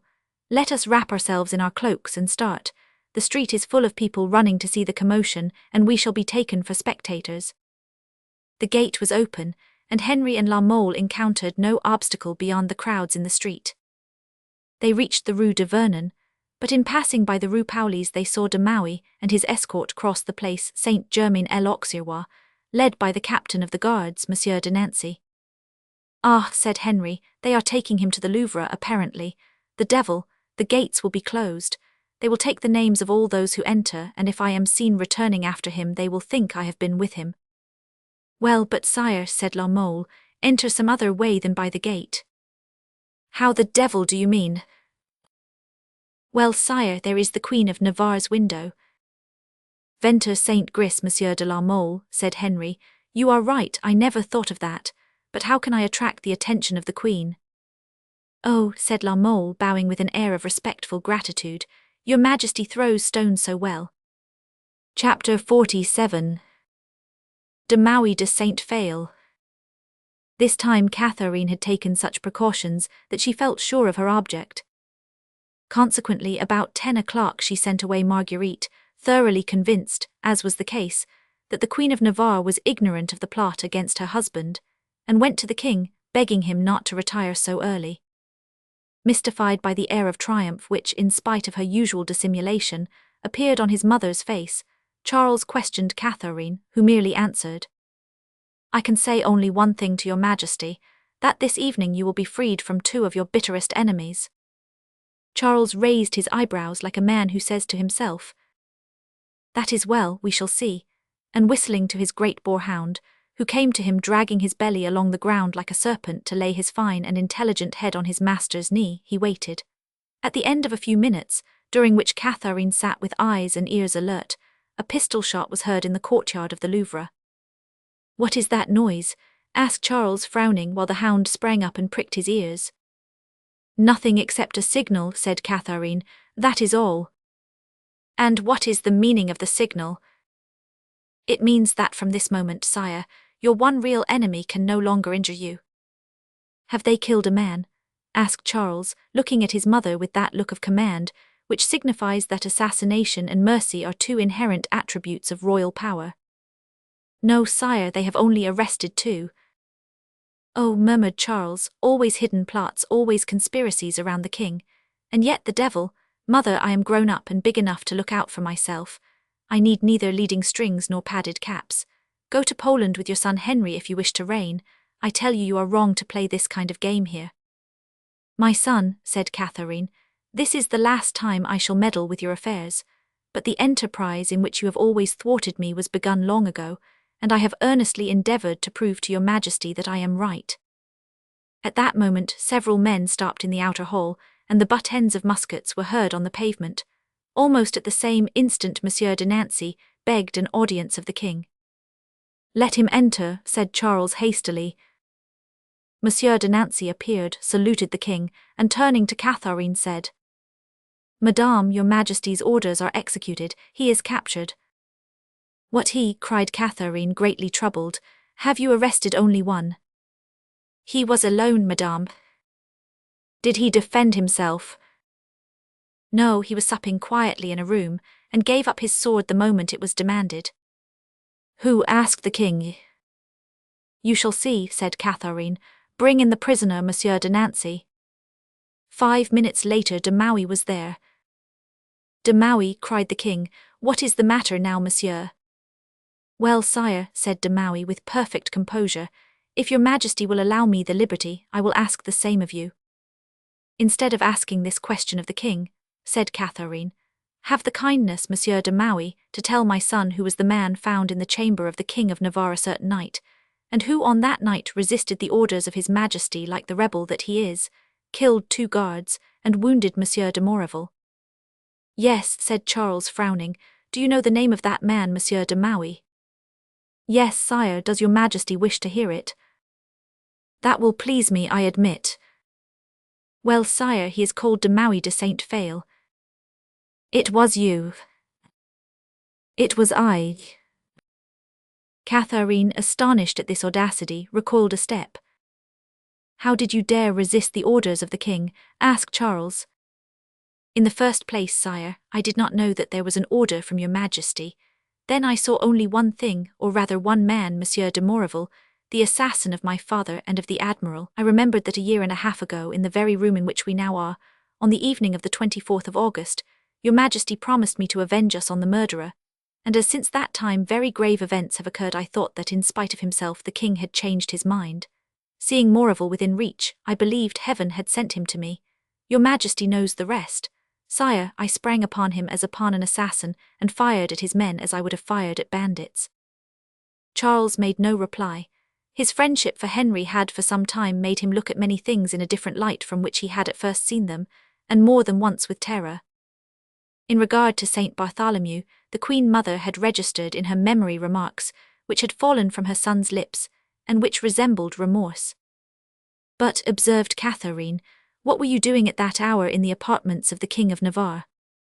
"Oh," replied de Maquet, "it is a long story, but if His Majesty has the patience to listen." "Yes," said Charles, "speak, I wish to hear it." "I will obey, sire," said de Maquet, bowing. Catherine sat down, fixing an anxious look on the young chief. "We are listening," said Charles. "Hear Actaeon." The dog resumed the place he had occupied before the prisoner had been admitted. "Sire," said de Maquet, "I came to His Majesty the King of Navarre as the deputy of our brethren, your faithful subjects of the Reformed religion." Catherine signed to Charles Roman 9. "Be quiet, mother," said the latter. "I do not lose a word. Go on, Monsieur de Maquet, go on. Why did you come?" "To inform the King of Navarre," continued Monsieur de Maquet, "that his abjuration had lost for him the confidence of the Huguenot party, but that nevertheless in remembrance of his father, Antoine de Bourbon, and especially on account of his mother, the courageous Jeanne d'Albret, whose name is dear among us, the followers of the Reformed religion owed him this mark of deference, to beg him to desist from his claims to the crown of Navarre." "What did he say?" asked Catherine, unable in spite of her self-control to receive this unexpected blow calmly.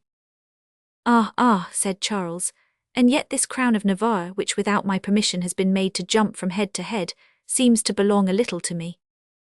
"The Huguenots, sire, recognize better than anyone the principle of sovereignty to which your Majesty has just referred. Therefore they hope to induce your Majesty to place the crown on a head that is dear to you." "To me," said Charles, "on a head that is dear to me, the devil! What head do you mean, monsieur? I do not understand." "On the head of Monsieur le Duc de Lenken." Catherine became as pale as death, and gave de Maquet a flashing glance. "Did my brother 500 Lenken know this?" "Yes, sire."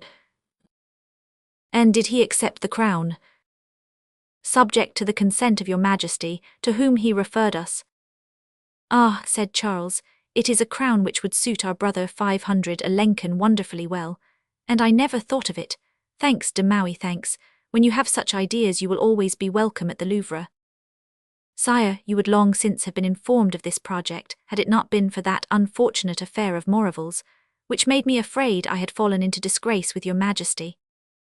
"Yes, but what did Henry say to this plan?" asked Catherine. "The King of Navarre, madame, yielded to the desire of his brethren, and his renunciation was ready." "In that case," said Catherine, "you must have the renunciation." "It happens that I have it with me, madame, signed by him and dated." "Dated previous to the affair in the Louvre," said Catherine. "Yes, the evening before, I think." De Maquet drew from his pocket an abdication in favour of the Duc de Lenken, written and signed in Henry's hand, and bearing the date indicated. "Faith, yes," said Charles, "and all is in due form." "What did Henry demand in return for this renunciation?" "Nothing, madame. The friendship of King Charles, he told us, would amply repay him for the loss of a crown." Catherine bit her lips in anger and wrung her beautiful hands. "All this is perfectly correct, de Maquet," said the king. "Then," said the Queen Mother, "if everything was settled between you and the King of Navarre, what was the object of your interview with him this evening?" "I, madame, with the King of Navarre," said de Maquet. "Monsieur de Nancy, who arrested me, will bear witness that I was alone. Your Majesty can ask him." "Monsieur de Nancy," called the king. The captain of the guards entered. "Monsieur de Nancy," said Catherine quickly, "was Monsieur de Maquet entirely alone at the inn of the Belle Etoile?" "In the room, yes, madame, in the hostelry, no." Ah, said Catherine, who was his companion? I do not know if he was the companion of Monsieur de Maquet, madame, but I know that a man escaped by a back door after having stretched 2 of my men on the floor. And you recognized this gentleman, no doubt? No, I did not, but my guards did. Who was he? Asked Charles Roman 9. Monsieur le Comte Annibal de Coconnas. Annibal de Coconnas, exclaimed the king, gloomy and thoughtful, the one who made such a terrible slaughter of the Huguenots during the massacre of Saint Bartholomew. Monsieur de Coconnas, a gentleman in the suite of Monsieur de Lenken, said Monsieur de Nancy. Very good, said Charles Roman 9. You may go, Monsieur de Nancy, and another time remember one thing.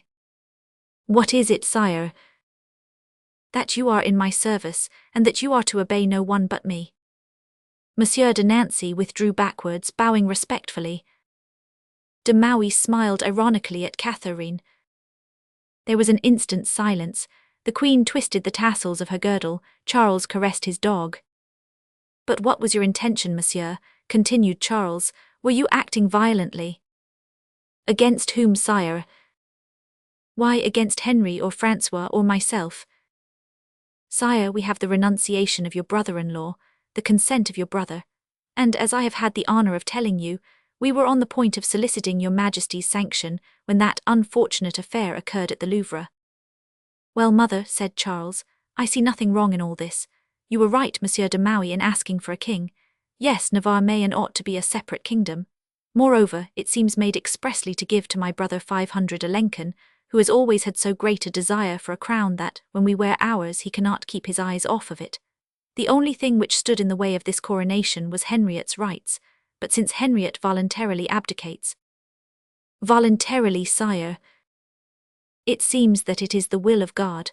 Monsieur de Maquet, you are free to return to your brethren, whom I have chastised somewhat roughly perhaps, but that is between God and myself. Tell them that since they desire to have my brother de Lenken for King of Navarre, the King of France accedes to their wishes. From this moment Navarre is a kingdom, and its sovereign is called Francois. I ask only 8 days for my brother to leave Paris with the brilliancy and pomp befitting a king. Now go, Monsieur de Maquet, go. Monsieur de Nancy, allow Monsieur de Maquet to pass, he is free. Sire, said de Maquet, advancing a step, will your Majesty permit me? Yes, said the king, and he extended his hand to the young Huguenot. De Maquet knelt and kissed the king's hand. By the way, said Charles, detaining him as he was about to rise, did you not demand from me justice on that scoundrel of a Moreval? Yes, sire. I do not know where he is, as he is hiding, but if you meet him, take justice into your own hands. I authorize you to do this, and gladly. Ah, sire, cried de Maquet, your Majesty overwhelms me. Your Majesty may rely on me. I have no idea where he is, but I will find him, you may rest assured. De Maquet respectfully saluted King Charles and Queen Catherine, and withdrew without hindrance from the guards who had brought him thither. He passed rapidly through the corridors, reached the gate, and once outside hurried to place Saint-Germain-l'Auxerrois, to the inn of the Belle Étoile. Here he found his horse, thanks to which, 3 hours after the scene we have just described, the young man breathed in safety behind the walls of Mantes. Catherine, consumed with rage, returned to her apartments, whence she passed into those of Marguerite. She found Henry there in his dressing gown, apparently ready for bed. Satan, she murmured, aid a poor queen for whom God will do nothing more. Chapter 48. 2 heads for 1 crown. Ask Monsieur de Lenken to come to me, said Charles as he dismissed his mother. Monsieur de Nancy, in accordance with the remark of the king that henceforth he was to obey him alone, hastened to the Duke's apartments and delivered word for word the order he had just received. The Duc de Lenken gave a start. He had always feared Charles, and now more than ever since by conspiring he had reason to be afraid. Nevertheless, he went to his brother in all haste. Charles was standing up, whistling a hunting song.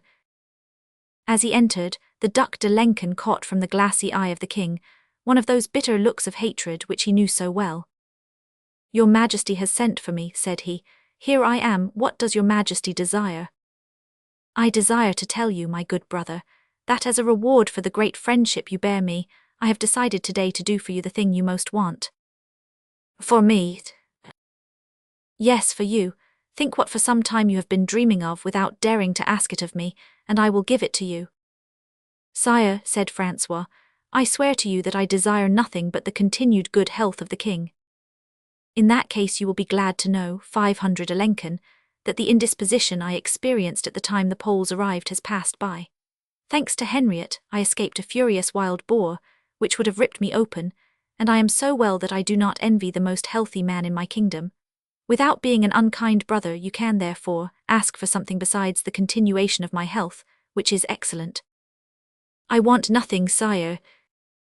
"Yes, yes, Francois," said Charles impatiently, "you desire the crown of Navarre since you have had an understanding with Henriette and de Maquet, with the first that he would abdicate, with the second that he would give it to you. Well, Henriette renounces it, de Maquet has told me of your wish and this crown for which you are ambitious." "Well," asked 500 Alençon in a trembling voice. "Well, the devil, it is yours." 500 Alençon turned frightfully pale. Then suddenly the blood rushed from his heart, which almost burst, flowed to his face, and his cheeks became suffused with a burning flush. The favor the king granted him at that moment threw him into despair. "But sire," said he, trembling with emotion and trying in vain to recover his self-possession, "I never desired and certainly never asked for such a thing." "That is possible," said the king, "for you are very discreet, brother, but it has been desired and asked for you." "Sire, I swear to you that never." "Do not swear." "But sire, are you going to exile me then?" "Do you call this exile, Francois? Plague it, you are hard to please. What better do you hope for?" 500 Alençon bit his lips in despair. "Faith," continued Charles, affecting kindness, "I did not think you were so popular, Francois, especially with the Huguenots. But they have sought you, and I have to confess to myself that I was mistaken. Besides, I could ask nothing better than to have one of my family, my brother who loves me and who is incapable of betraying me, at the head of a party which for 30 years has made war against us. This will quell everything as if by enchantment, to say nothing of the fact that we shall all be kings in the family. There will be no one except poor Henriette who will be nothing but my friend, but he is not ambitious, and he shall take this title which no one else claims." "Oh, sire, you are mistaken. I claim this title, and who has a better right to it than I? Henry is only your brother by marriage. I am your brother by blood, and more than this, my love, sire, I beg you, keep me near you." "No, no, Francois," replied Charles, "that would be to your unhappiness." "How so?" "For many reasons." "But sire, shall you ever find as faithful a companion as I am? From my childhood I have never left your majesty." "I know that very well, and sometimes I have wished you farther away." "What does your majesty mean?" "Nothing, nothing, I understand myself. Oh, what fine hunts you will have there, Francois. How I envy you. Do you know that in those devilish mountains they hunt the bear as here we do the wild boar? You will send us all such magnificent skins. They hunt there with a dagger, you know. They wait for the animal, excite him, irritate him. He advances towards the hunter, and when within 4 feet of him he rises on his hind legs. It is then that they plunge the steel into his heart as Henry did to the boar at our last hunt. It is dangerous sport, but you are brave, Francois, and the danger will be a real pleasure for you." "Ah, your majesty increases my grief, for I shall hunt with you no more." "By heaven, so much the better," said the king. "It helps neither of us to hunt together." "What does your majesty mean?" "That hunting with me causes you such pleasure and rouses in you such emotion that you who are the personification of skill, you who with any musket can bring down a magpie 100 feet away, the last time we hunted together failed at 20 paces to hit a wild boar, but with your weapon, a weapon, too, with which you are familiar, you broke the leg of my best horse. The devil, Francois, that makes one reflect, you know." "Oh, sire, pardon me, it was from emotion," said 500 Alençon, who had become livid. "Yes," replied Charles, "I can well imagine what the emotion was, and it is on account of this emotion that I realize all that it means when I say to you, believe me, Francois, when one has such emotions it is best for us to hunt at a distance from each other. Think about it, brother, not while you are with me, because I can see my presence troubles you, but when you are alone, and you will see that I have every reason to fear that in another hunt you might be seized with another emotion. There is nothing like emotion for causing the hand to rise, and you might kill the rider instead of the horse, the king instead of the beast. Plague it, a bullet aimed too high or too low changes an entire government. We have an example of this in our own family. When Montgomery killed our father Henry Roman II, by accident, emotion perhaps, the blow placed our brother Francois Roman II on the throne and sent our father Henry to Saint Denis. So little is necessary for Providence to effect much. The Duke felt the perspiration running down his face at this attack, as formidable as it was unforeseen. It would have been impossible for the king to show more clearly that he had surmised all. Veiling his anger under a jesting manner, Charles was perhaps more terrible than as if he had let himself pour forth the lava of hate which was consuming his heart. His vengeance seemed in proportion to his rancour. As the one grew sharper, the other increased, and for the first time 500 Alençon felt remorse, or rather regret for having meditated a crime which had not succeeded. He had sustained the struggle as long as he could, but at this final blow he bent his head, and Charles saw dawning in his eyes that devouring fire which in beings of a tender nature ploughs the furrow from which spring tears. But 500 Alençon was one of those who weep only from anger. Charles fixed on him his vulture gaze, watching the feelings which succeeded one another across the face of the young man, and all those sensations appeared to him as accurately, thanks to the deep study he had made of his family, as if the heart of the Duke had been an open book. He left him a moment, crushed, motionless and mute, then in a voice stamped with the firmness of hatred. "Brother," said he, "we have declared to you our resolution, it is immutable, you will go." 500 Alençon gave a start, but Charles did not appear to notice it and continued. "I wish Navarre to be proud of having for king a brother of the King of France. Gold, power, honour, all that belongs to your birth you shall have, as your brother Henry had, and like him," he added smiling, "you will bless me from afar. But no matter, blessings know no distance. Sire, accept my decision, or rather, resign yourself. Once king, we shall find a wife for you worthy of a son of France, and she perhaps may bring you another throne." "But," said the Duc d'Alençon, "your Majesty forgets your good friend Henry." "Henry, but I told you that he did not want the throne of Navarre. I told you he had abdicated in favour of you. Henry is a jovial fellow, and not a pale face like you. He likes to laugh and amuse himself at his ease, and not mope, as we who wear crowns are condemned to do." 500 Alençon heaved a sigh. "Your Majesty orders me then to occupy myself." "No, not at all. Do not disturb yourself at all. I will arrange everything. Rely on me as on a good brother. And now that everything is settled, go. However, not a word of our conversation to your friends.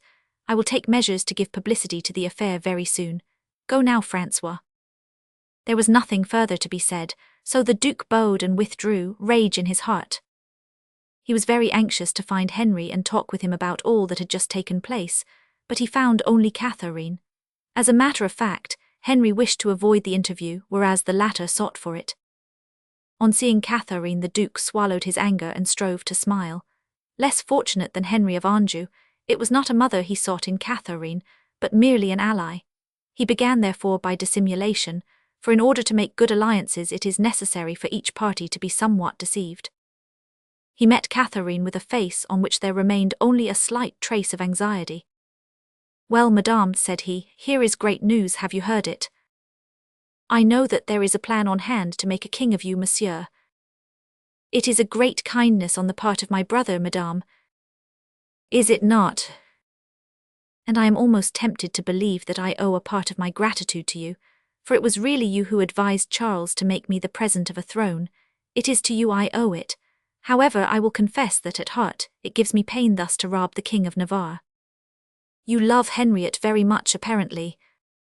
"Why, yes, we have been intimate for some time." "Do you think he loves you as much as you love him?" "I hope so, madame. Such a friendship is very edifying, do you know it, especially between princes. Court friendships mean very little, Francois." "Mother, you must remember we are not only friends, but almost brothers." Catherine smiled a strange smile. "Ah," said she, "are there brothers among kings?" "Oh, as to that, neither of us was a king, mother, when our intimacy began. Moreover, we never expected to be kings, that is why we loved each other." "Yes, but things are changed." "How changed?" "Why, who can say now whether both of you will not be kings?" From the nervous start of the Duke, and the flush which rose to his brow, Catherine saw that the arrow aimed by her had hit the mark. "He," said he, "Henriette king, And of what kingdom, mother? One of the most magnificent kingdoms in Christendom, my son. Oh, mother, said 500 Alençon, growing pale, what are you saying? What a good mother ought to say to her son, and what you have thought of more than once, Francois. I, said the Duke, I have thought of nothing, madame, I swear to you. I can well believe you, for your friend, your brother Henry, as you call him, is, under his apparent frankness, a very clever and wily person, who keeps his secrets better than you keep yours, Francois. For instance, did he ever tell you that de Maquet was his man of business? As she spoke, Catherine turned a glance upon Francois, as though it were a dagger aimed at his very soul. But the latter had but one virtue, or rather vice, the art of dissimulation, and he bore her look unflinchingly. De Maquet, said he in surprise, as if it were the first time he had heard the name mentioned in that connection. Yes, the Huguenot de Maquet de Saint-Phale, the one who nearly killed Monsieur de Moreville, and who, secretly and in various disguises, is running all over France and the capital, intriguing and raising an army to support your brother Henry against your family. Catherine, ignorant that on this point her son Francois knew as much if not more than she, rose at these words and started majestically to leave the room, but Francois detained her. Mother, said he, another word, if you please. Since you deign to initiate me into your politics, tell me how, with his feeble resources, and being so slightly known, Henry could succeed in carrying on a war serious enough to disturb my family. Child, said the Queen, smiling, he is supported by perhaps more than 30,000 men. He has but to say the word and these 30,000 men will appear as suddenly as if they sprang from the ground. And these 30,000 men are Huguenots, remember, that is, the bravest soldiers in the world, and then he has a protector whom you neither could nor would conciliate. Who is that? He has the king who loves him and who urges him on, the king, who from jealousy of your brother of Poland and from spite against you, is looking about for a successor. But blind man that you are if you do not see it, he seeks somewhere else besides in his own family. The king, you think so, mother. Have you not noticed how he loves Henriette, his Henriette? Yes, mother, yes.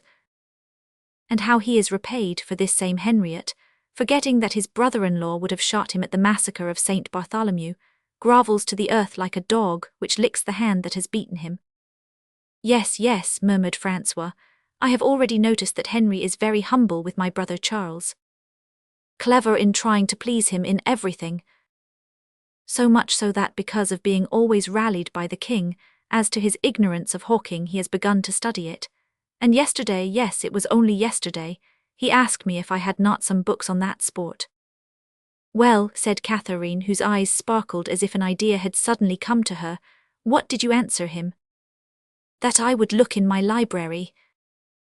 Good, said Catherine, he must have this book. But I looked, madame, and found nothing.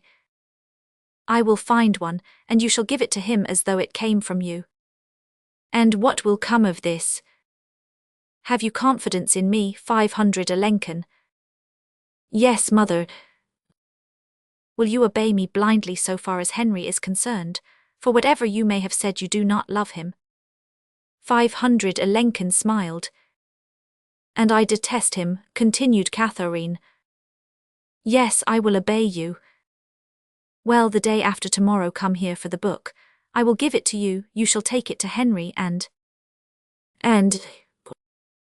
leave the rest to Providence or to chance. Francois knew his mother well enough to realize that she was not in the habit of leaving to Providence or to chance the care of friendships or hatreds. But he said nothing, and bowing like a man who accepts the commission with which he is charged, he returned to his own apartments. What does she mean? Thought the young man as he mounted the stairs. I cannot see, but what I do understand in all this is that she acts like our common enemy. Well, let her go ahead. Meantime Marguerite, through La Mole, had received a letter from de Maquet to the King of Navarre. As in politics the two illustrious allies had no secrets, she opened the letter and read it.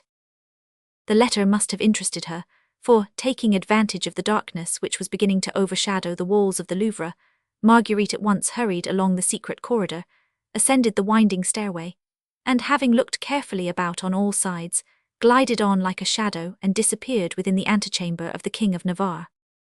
This room had been unguarded since the disappearance of Orthon. This circumstance, of which we have not spoken since the reader learned of the tragic fate of poor Orthon, had greatly troubled Henry. He had spoken of it to Madame de Sauve and to his wife, but neither of them knew any more about it than he did. Madame de Sauve had given him some information from which it was perfectly clear to Henry's mind that the poor boy had been a victim of some machination of the Queen Mother, and that this was why he himself had been interrupted with de Maui in the inn of the Belle Etoile. Any other than Henry would have kept silence, fearing to speak, but Henry calculated everything. He realized that his silence would betray him. One does not as a rule lose one's servitor and confidant thus, without making inquiries about him and looking for him. So Henry asked and searched even in the presence of the king and the Queen Mother, and of everyone, from the sentinel who walked before the gate of the Louvre to the captain of the guards, keeping watch in the antechamber of the king. But all inquiry and search was in vain, and Henry seemed so affected by the circumstance, and so attached to the poor absent servitor that he said he would not put another in his place, until he was perfectly sure that Orthon had disappeared forever. So the antechamber, as we have said, was empty when Marguerite reached it. Light as were the steps of the Queen, Henry heard them and turned round. "You, madame," he exclaimed. "Yes," said Marguerite. "Quick, read this," and she handed him the open letter. It contained these lines: "Sire, the moment has come for putting our plan of flight into execution. The day after tomorrow there will be hunting along the Seine, from Saint Germain to Masons, that is, all along the forest. Go to the hunt, although it is hawking, wear a good coat of mail under your suit, take your best sword and ride the best horse in your stable. About noon, when the chase is at its height, and the king is galloping after the falcon, escape alone if you come alone, with the Queen of Navarre if the queen will follow you. 50 of our men will be hidden in the pavilion of Francois, of which we have the key. No one will know that they will be there, for they will have come at night, and the shutters will be closed. You will pass by the alley of the Violets, at the end of which I shall be watching. At the right of this alley in an open space will be Messieurs de la Mole and Coconnas, with 2 horses. These horses are intended to replace yours, and that of Her Majesty the Queen of Navarre, if necessary. Adieu, sire, be ready as we shall be." "You will be," said Marguerite, uttering after 1600 years the same words that Cesar spoke on the banks of the Rubicon. "Be it so, madame," replied Henry, "I will not fail you." "Now, sire, be a hero, it is not difficult. You have but to follow the path that is indicated and make a beautiful throne for me," said the daughter of Henry Roman II. An imperceptible smile rose to the thin lips of the Béarnais. He kissed Marguerite's hand and went out to explore the corridor, whistling the refrain of an old song. "Sil qui mi abatit la murelle, en entre pas dedans le chasteau." The precaution was wise, for just as he opened the door of his sleeping room, the Duc de Lenken opened that of his antechamber. Henry motioned to Marguerite, and then aloud said, "Ah, is it you, brother? Welcome." At the sign from her husband, the Queen had understood everything, and stepped hurriedly into a dressing closet, in front of the door of which hung a thick tapestry. The Duc de Lenken entered with a timorous step, and looked around him. "Are we alone, brother?" asked he in a whisper. "Entirely, but what is the matter? You seem disturbed." "We are discovered, Henry." "How discovered?" "Yes, de Maui has been arrested." "I know it." "Well, de Maui has told the king all." "What has he told him?" "He has told him that I desire the throne of Navarre, and that I have conspired to obtain it." "Ah, the stupid!" cried Henry, "so that now you are compromised, my poor brother. How is it then that you have not been arrested?" "I do not know. The king joked with me by pretending to offer me the throne of Navarre. He hoped, no doubt, to draw some confession from me, but I said nothing." "And you did well, Ventre Saint Gris," said the Béarnais. "Stand firm, for our lives depend on that." "Yes," said Francois, "the position is unsafe, I know. That is why I came to ask your advice, brother. What do you think I ought to do, run or stay?" "You must have seen the king since he spoke to you." "Yes, of course." "Well, you must have read his thoughts, so follow your inspiration." "I prefer to remain," replied Francois. Notwithstanding the fact that he was almost thorough master of himself, Henry could not prevent a movement of joy from escaping him, and slight as it was, Francois saw it. "Remain then," said Henry. But you— Why, replied Henry, if you remain, I have no motive for leaving. I was going only to follow you from devotion, in order not to be separated from my brother. So, said 500 Lincoln, there is an end to all our plans. You give up without a struggle at the first stroke of ill luck. I do not look upon it as a stroke of ill luck to remain here, said Henry. Thanks to my careless disposition, I am contented everywhere. Well then, said 500 Lincoln, we need say no more about it, only in case you decide anything different let me know. By heaven, I shall not fail to do that, you may be sure, replied Henry. Was it not agreed that we were to have no secrets from each other? 500 Lincoln said no more, but withdrew, pondering, however, for at one time he thought he had seen the tapestry in front of the closet move. Scarcely was the Duke gone when the curtain was raised and Marguerite reappeared. What do you think of this visit? Asked Henry. That there is something new and important on hand. What do you think it is? I do not know yet, but I will find out. In the meanwhile, do not fail to come to my room tomorrow evening. Indeed I will not fail, madame, said Henry, gallantly kissing the hand of his wife. With the same caution she had used in coming, Marguerite returned to her own apartments. Chapter 49. The Treatise on Hunting. 3 days had elapsed since the events we have just related. Day was beginning to dawn, but everyone was already up and awake at the Louvre as usual on hunting days, when the Duc de Lincoln entered the apartments of the Queen Mother in answer to the invitation he had received. Catherine was not in her bedroom, but she had left orders that if her son came, he was to wait for her. At the end of a few minutes she came out of a private closet, to which no one but herself had admission, and in which she carried on her experiments in chemistry. As Catherine entered the room there came either from the closet or from her clothes the penetrating odour of some acrid perfume, and through the open door 500 Lincoln perceived a thick vapour, as of some burnt aromatic substance, floating in the laboratory like a white cloud. The Duke could not repress a glance of curiosity. Yes, said Catherine de Medici, I have been burning several old parchments which gave out such an offensive smell that I put some juniper into the brazier, hence this odour. 500 Lincoln bowed.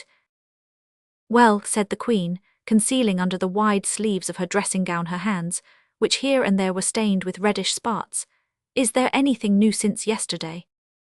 Nothing, mother. Have you seen Henry?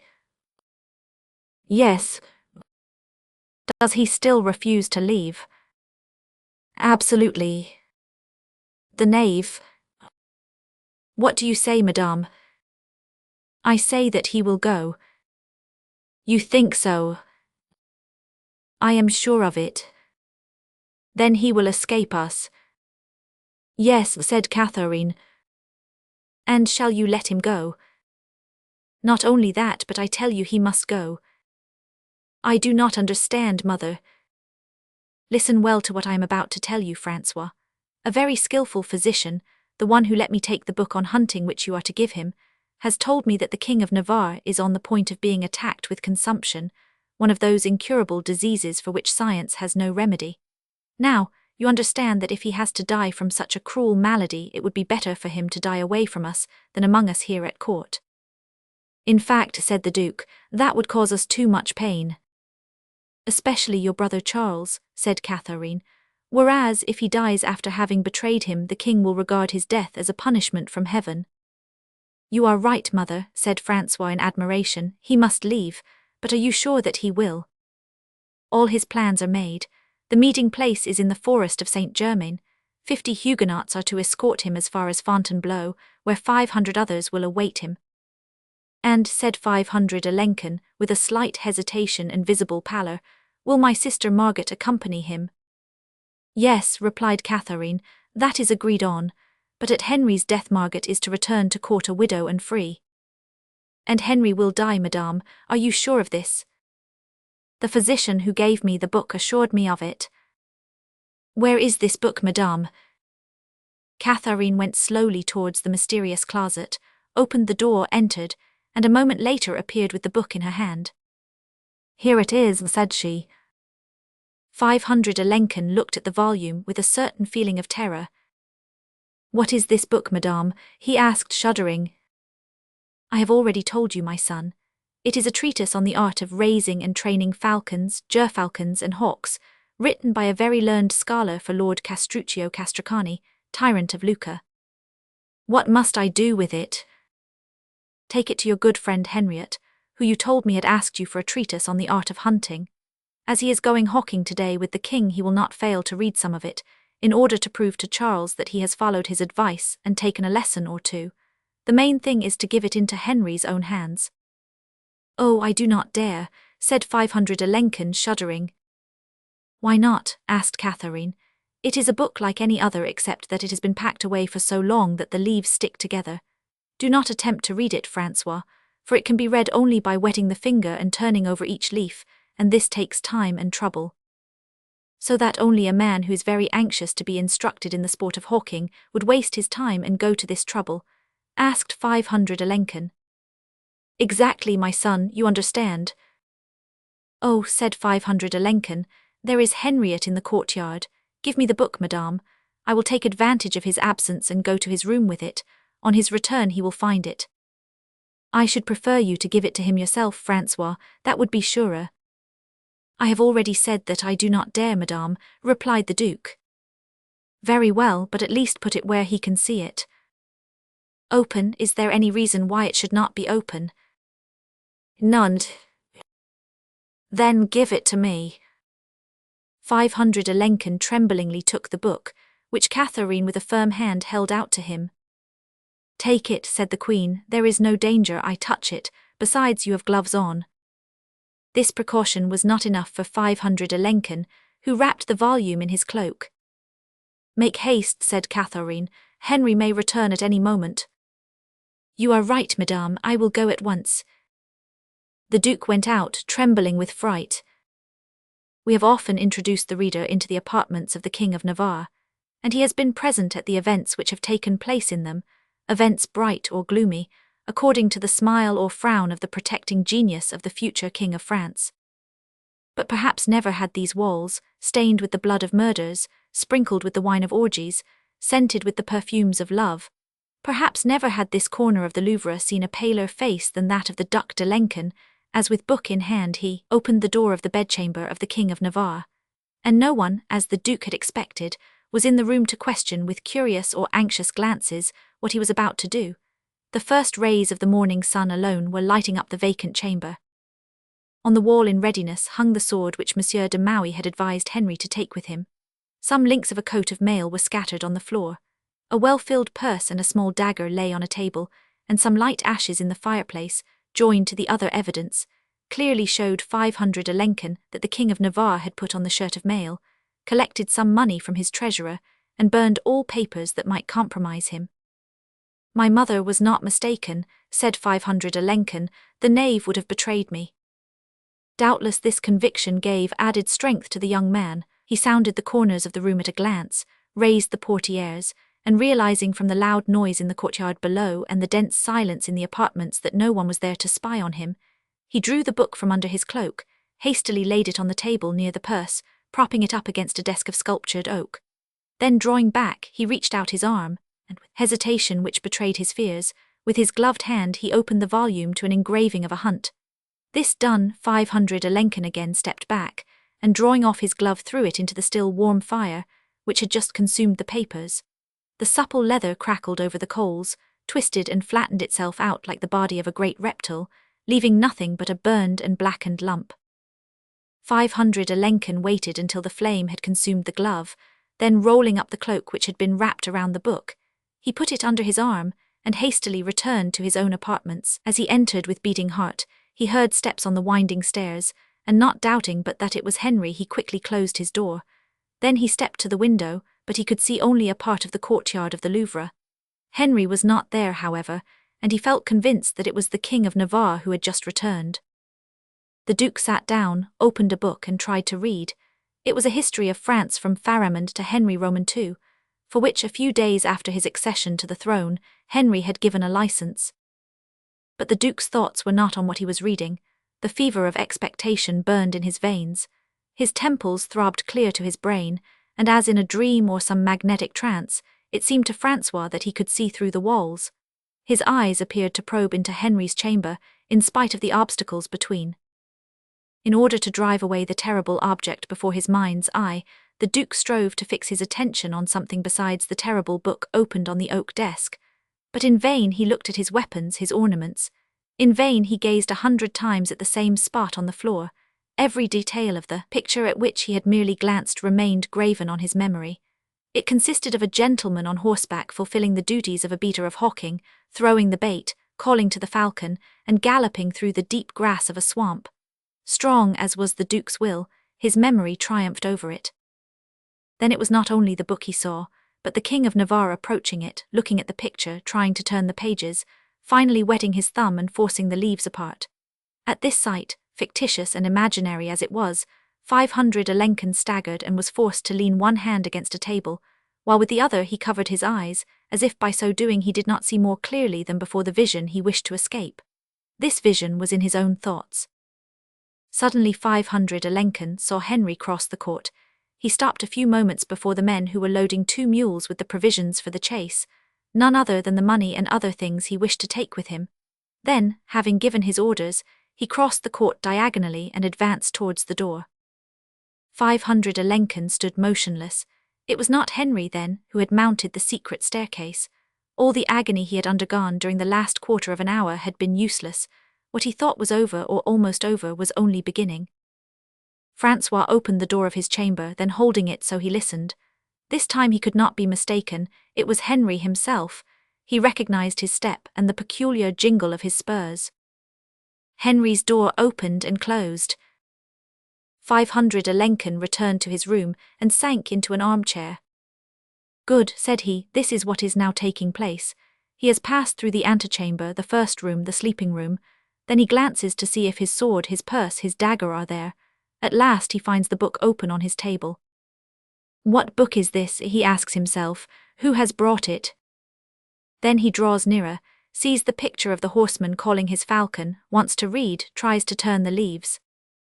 A cold perspiration started to the brow of Francois. Will he call? Is the effect of the poison sudden? No, for my mother said he would die of slow consumption. This thought somewhat reassured him. 10 minutes passed thus, a century of agony dragging by second after second, each supplying all that the imagination could invent in the way of maddening terror, a world of visions. 500 Alencon could stand it no longer. He rose and crossed the antechamber, which was beginning to fill with gentlemen. "Good morning, gentlemen," said he, "I am going to the king." And to distract his consuming anxiety, and perhaps to prepare an alibi, 500 Alencon descended to his brother's apartments. Why did he go there? He did not know. What had he to say? Nothing. It was not Charles he sought, it was Henry he fled. He took the winding staircase and found the door of the king's apartments half opened. The guards let the Duke enter without opposition. On hunting days there was neither etiquette nor orders. Francois traversed successively the antechamber, the salon, and the bedroom without meeting anyone. He thought Charles must be in the armory, and opened the door leading thither. The king was seated before a table, in a deep carved armchair. He had his back to the door and appeared to be absorbed in what he was doing. The Duke approached on tiptoe. Charles was reading. "By heaven," cried he suddenly, "this is a fine book. I had heard of it, but I did not know it could be had in France." 500 Alencon listened and advanced a step. "Cursed leaves," said the king, wetting his thumb and applying it to the pages. "It looks as though they had been stuck together on purpose to conceal the wonders they contain from the eyes of man." 500 Alencon bounded forward. The book over which Charles was bending was the one he had left in Henry's room. A dull cry broke from him. "Ah, is it you, Francois?" said Charles. "You are welcome. Come and see the finest book on hunting which ever came from the pen of man." 500 Alencon's first impulse was to snatch the volume from the hands of his brother, but an infernal thought restrained him. A frightful smile passed over his pallid lips, and he rubbed his hand across his eyes like a man dazed, then recovering himself by degrees but without moving. "Sire," he asked, "how did this book come into your Majesty's possession?" "I went into Henriette's room this morning to see if he was ready. He was not there, he was probably strolling about the kennels or the stables. At any rate, instead of him, I found this treasure, which I brought here to read at my leisure." And the king again moistened his thumb, and again turned over an obstinate page. "Sire," stammered 500 Alençon, whose hair stood on end, and whose whole body was seized with a terrible agony. "Sire, I came to tell you." "Let me finish this chapter, Francois," said Charles, "and then you shall tell me anything you wish. I have read, or rather devoured, 50 pages. "He has tasted the poison 25 times, murmured Francois. "My brother is a dead man." Then the thought came to him that there was a God in heaven, who perhaps after all was not chance. With trembling hand, the Duke wiped away the cold perspiration which stood in drops on his brow, and waited in silence, as his brother had bade him do, until the chapter was finished. Chapter 50. Hawking. Charles still read. In his curiosity he seemed to devour the pages, and each page, as we have said, either because of the dampness to which it had been exposed for so long or from some other cause, adhered to the next. With haggard eyes 500 Alençon gazed at this terrible spectacle, the end of which he alone could see. "Oh," he murmured, "what will happen? I shall go away into exile and seek an imaginary throne, while at the first news of Charles's illness Henry will return to some fortified town near the capital, and watch this prey sent us by chance, able at a single stride to reach Paris, so that before the King of Poland even hears the news of my brother's death the dynasty will be changed. This cannot be." Such were the thoughts which dominated the first involuntary feeling of horror that had urged Francois to warn Charles. It was the never-failing fatality which seemed to preserve Henry and follow the Valois, which the Duke was again going to try to thwart. In an instant his whole plan with regard to Henry was altered. It was Charles and not Henry who had read the poisoned book. Henry was to have gone, and gone condemned to die. The moment fate had again saved him, Henry must remain, for Henry was less to be feared in the Bastille or as prisoner at Vincennes than as the King of Navarre at the head of 30,000 men. The Duc de Lencon let Charles finish his chapter, and when the king had raised his head, "Brother," said the Duke, "I have waited because your Majesty ordered me to do so, but I regret it, because I have something of the greatest importance to say to you." "Go to the devil," said Charles, whose cheeks were slowly turning a dull red, either because he had been too much engrossed in his reading or because the poison had begun to act. "Go to the devil. If you have come to discuss that same subject again, you shall leave as did the King of Poland. I rid myself of him, and I will do the same to you without further talk about it." "It is not about my leaving, brother, that I want to speak to you, but about someone else who is going away. Your Majesty has touched me in my most sensitive point, my love for you as a brother, my devotion to you as a subject, and I hope to prove to you that I am no traitor." "Well," said Charles as he leaned his elbow on the book, crossed his legs, and looked at 500 Alençon like a man who is trying to be patient. "Some fresh report, some accusation?" "No, sire, a certainty, a plot, which my foolish scruples alone prevented my revealing to you before." "A plot," said Charles. "Well, let us hear about it." "Sire," said Francois, "while your Majesty hawks near the river in the plain of Vessinet, the King of Navarre will escape to the forest of Saint-Germain, where a troop of friends will be waiting to flee with him." "Ah, I knew it," said Charles. "Another calumny against my poor Henry. When will you be through with him?" "Your Majesty need not wait long at least to find out whether or not what I have just had the honor of telling you is a calumny." "How so?" "Because this evening our brother-in-law will be gone." Charles rose. "Listen," said he, "I will try for the last time to believe you, but I warn you, both you and your mother, that it will be the last time." Then raising his voice, "Summon the King of Navarre," he cried. A guard started to obey, but Francois stopped him with a gesture. "This is a poor way, brother, to learn anything," said he. "Henry will deny, will give a signal, his accomplices will be warned and will disappear. Then my mother and myself will be accused not only of being visionary, but of being calumniators." "What do you want then?" "In the name of our brotherly love, I ask your Majesty to listen to me. In the name of my devotion, which you will realize, I want you to do nothing hastily. Act so that the real culprit, who for 2 years has been betraying your Majesty in will as well as in deed, may at last be recognized as guilty by an infallible proof, and punished as he deserves." Charles did not answer, but going to a window raised it. The blood was rushing to his head. Then turning round quickly.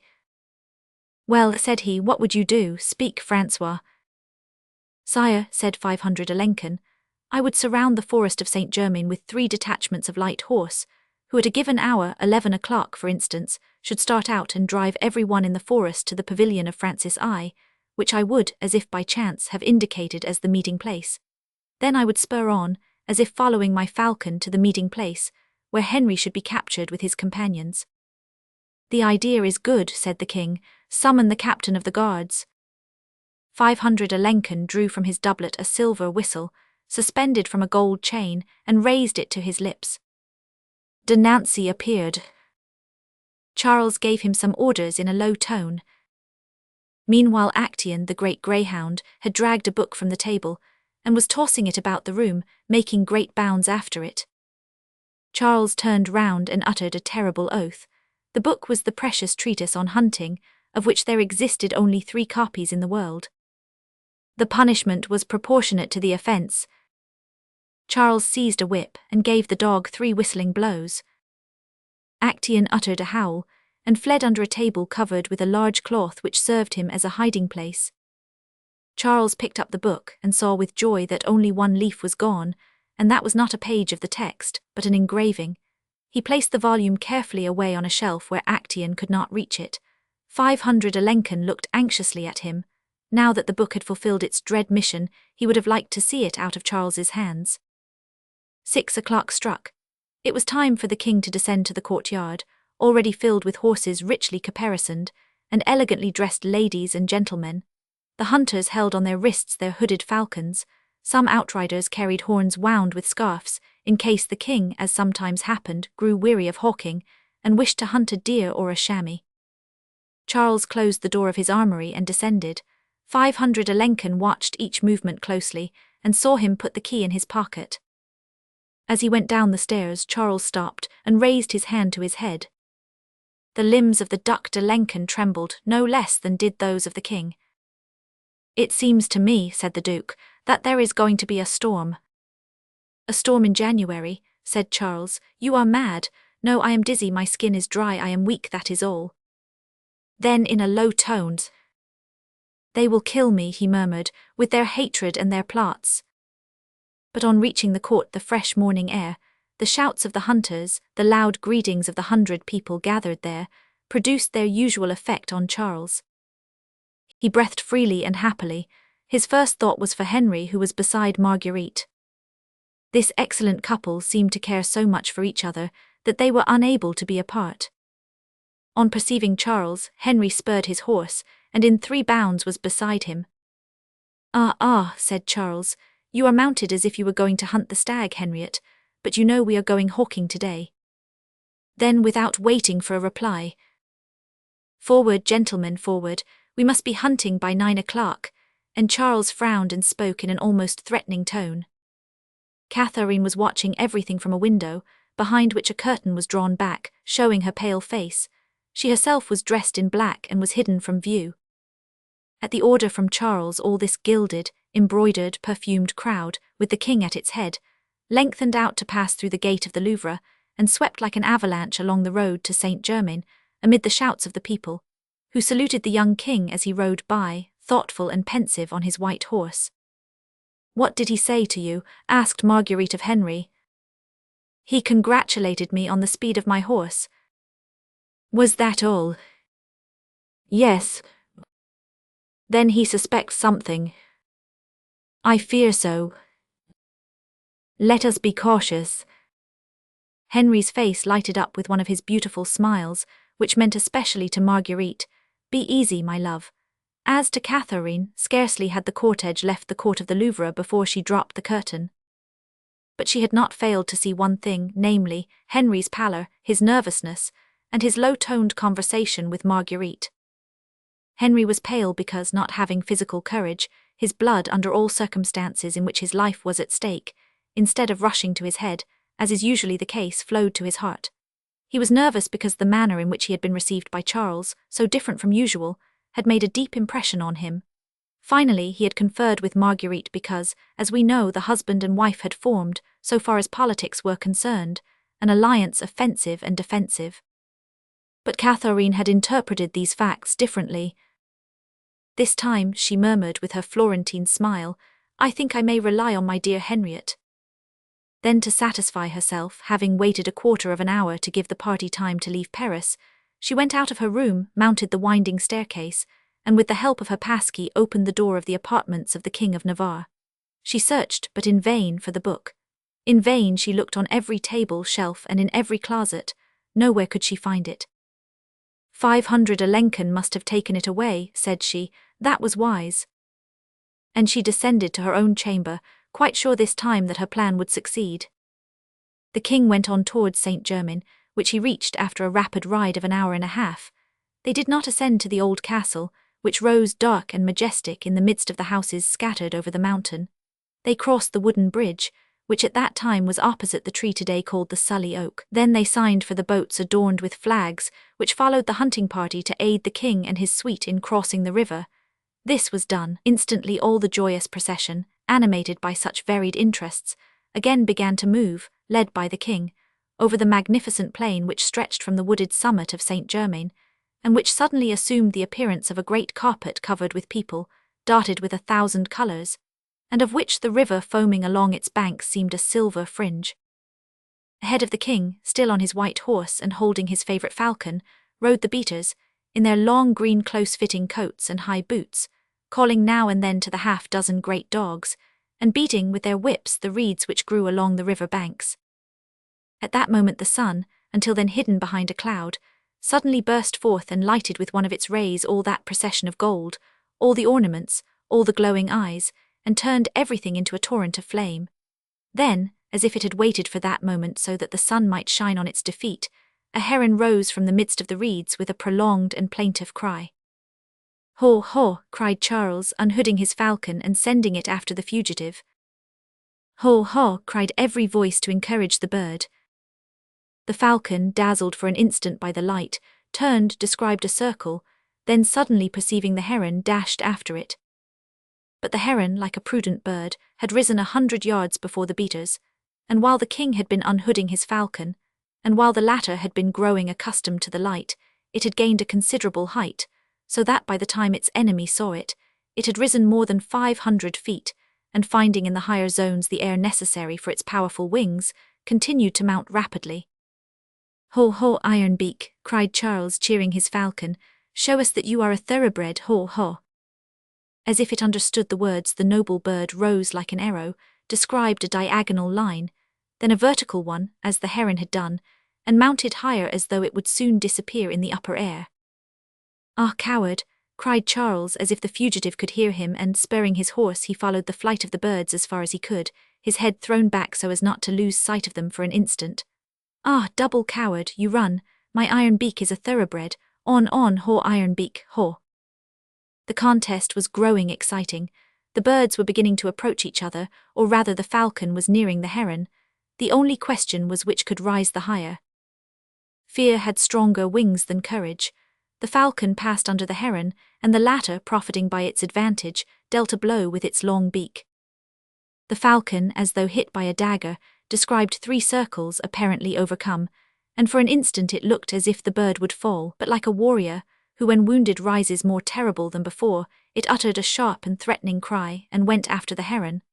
The latter, making the most of its advantage, had changed the direction of its flight and turned toward the forest, trying this time to gain in distance instead of in height, and so escape. But the falcon was indeed a thoroughbred, with the eye of a gerfalcon.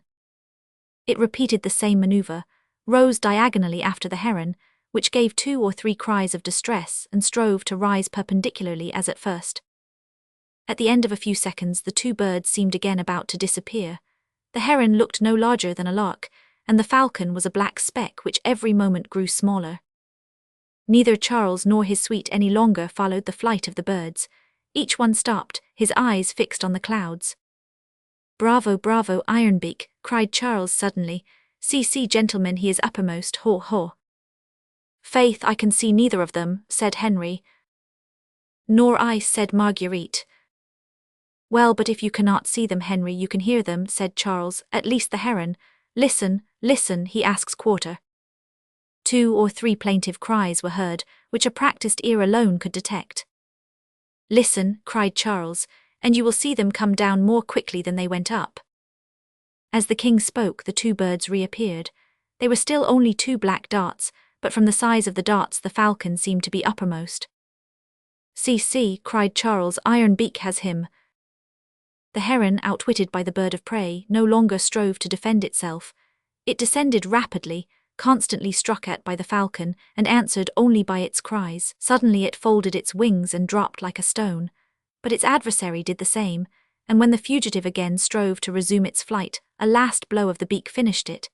It continued to fall, turning over and over, and as it touched the earth the falcon swooped down and uttered a cry of victory, which drowned the cry of defeat of the vanquished. "To the falcon, shouted Charles, spurring his horse to the place where the birds had fallen. But suddenly he reined in his steed, uttered a cry, dropped his bridle, and grasping his horse's mane with one hand pressed the other to his stomach, as though he would tear out his very vitals. All the courtiers hastened to him. "It is nothing, nothing," said Charles with inflamed face and haggard eye. "It seemed as if a red-hot iron were passing through me just now, but forward, it is nothing." And Charles galloped on. 500 Lincoln turned pale. "What now?" asked Henry of Marguerite. "I do not know," replied she, "but did you see, my brother was purple in the face." "He is not usually so," said Henry. The courtiers glanced at one another in surprise and followed the king. They arrived at the scene of combat. The falcon had already begun to peck at the head of the heron. Charles sprang from his horse to obtain a nearer view, but on alighting he was obliged to seize hold of the saddle. The ground seemed to spin under him. He felt very sleepy. "Brother, brother," cried Marguerite, "what is the matter?" "I feel," said Charles, "as Portia must have felt when she swallowed her burning coals.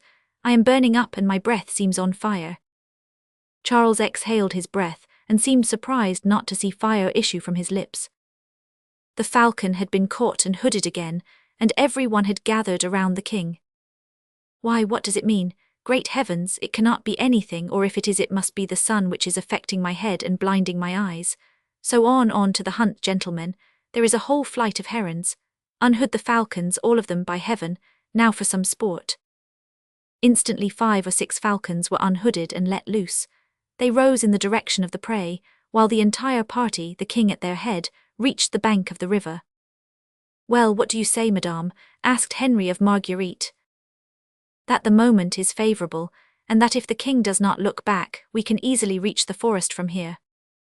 Henry called the attendant who was carrying the heron, and while the noisy, gilded avalanche swept along the road which today is a terrace, he remained behind as if to examine the dead bird. Chapter 51.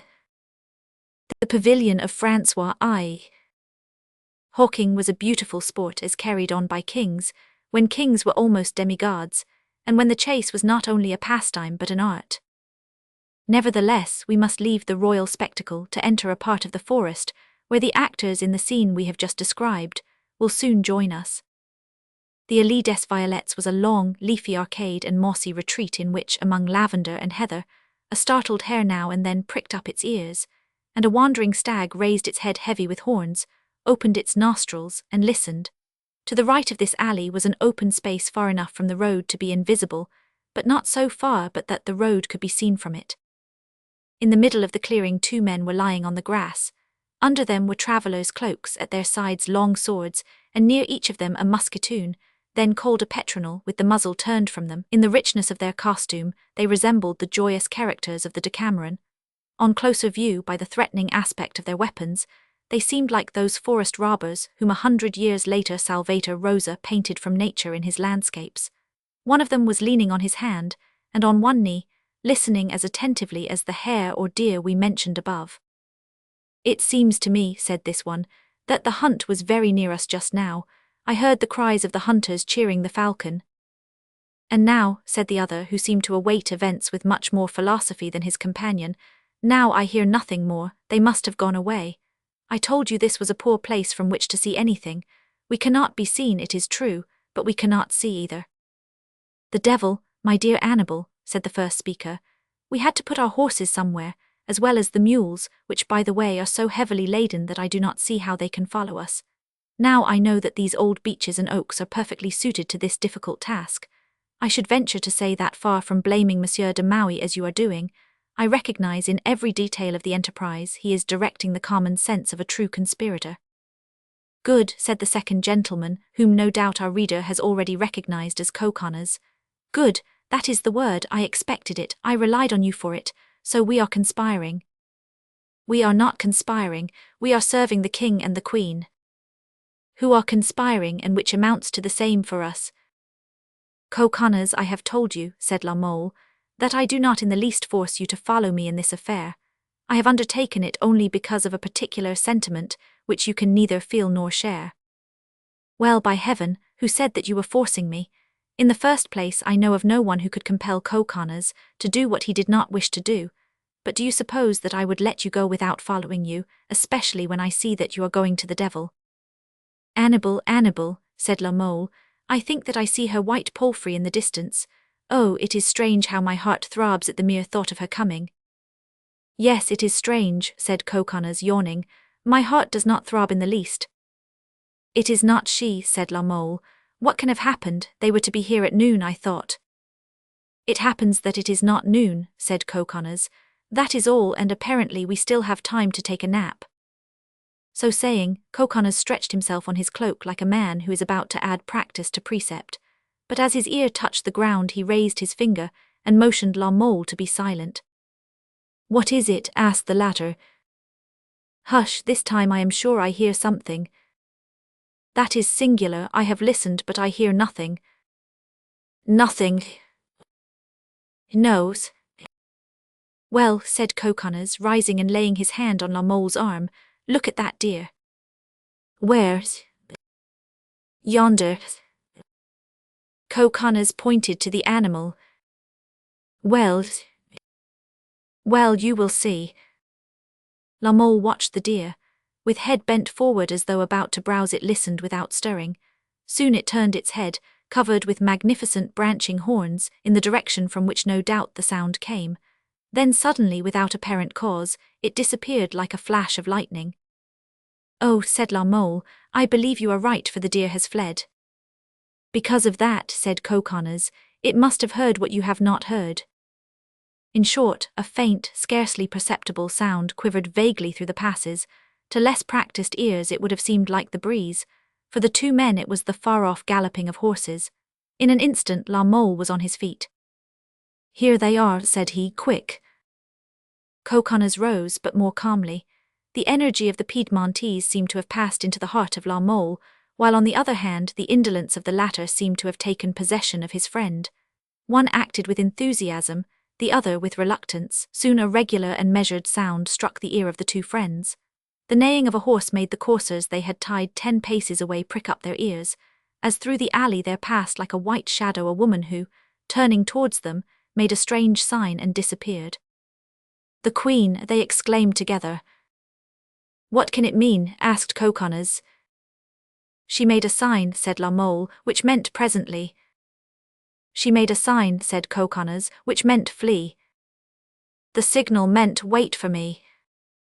The signal meant save yourself. Well, said La Mole, let each act on his own conviction, you leave and I will remain. Co-conners shrugged his shoulders and lay down again. At that moment, in the opposite direction from that in which the Queen was going, but in the same alley, there passed at full speed a troop of horsemen whom the two friends recognized as ardent, almost rabid Protestants. Their steeds bounded like the locusts of which Job said, they came and went. The deuce, the affair is growing serious, said co-conners, rising. Let us go to the pavilion of Francois. No, said La Mole. If we are discovered, it will be towards the pavilion that the attention of the king will be at first directed, since that is the general meeting place. You may be right this time, grumbled co-conners. Scarcely had co-conners uttered these words before a horseman passed among the trees like a flash of lightning, and leaping ditches, bushes, and all barriers reached the two gentlemen. He held a pistol in each hand, and with his knees alone guided his horse in its furious chase. Monsieur de Maui, exclaimed co-conners, uneasy and now more on the alert than La Mole. Monsieur de Maui running away, everyone for himself then. Quick, quick, cried the Huguenot. Away, all is lost, I have come around to tell you so, away.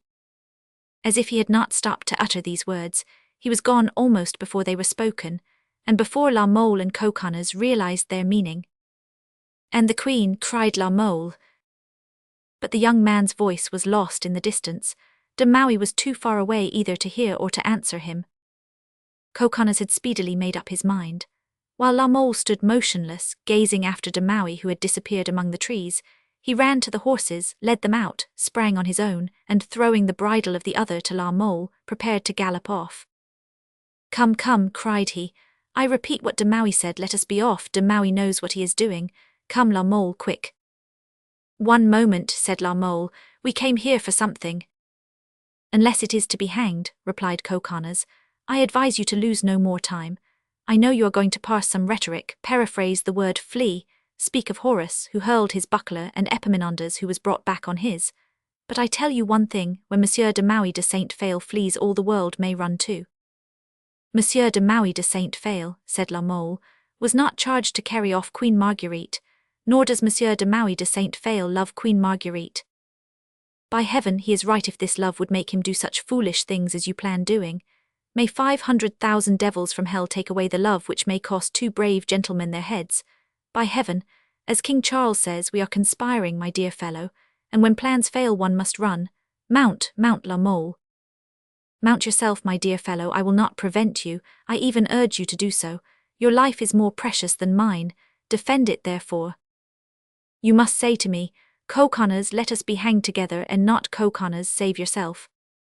Bah, my friend, replied La Mole, the rope is made for clowns, not for gentlemen like ourselves. I am beginning to think, said Coconnas, that the precaution I took is not bad. What precaution? To have made friends with the hangman. You are sinister, my dear Coconnas. Well, what are we going to do? Cried the latter impatiently. Set out and find the Queen. Where's? I do not know, seek the king. Where's? I have not the least idea, but we must find him, and we two by ourselves can do what 50 others neither could nor would dare to do.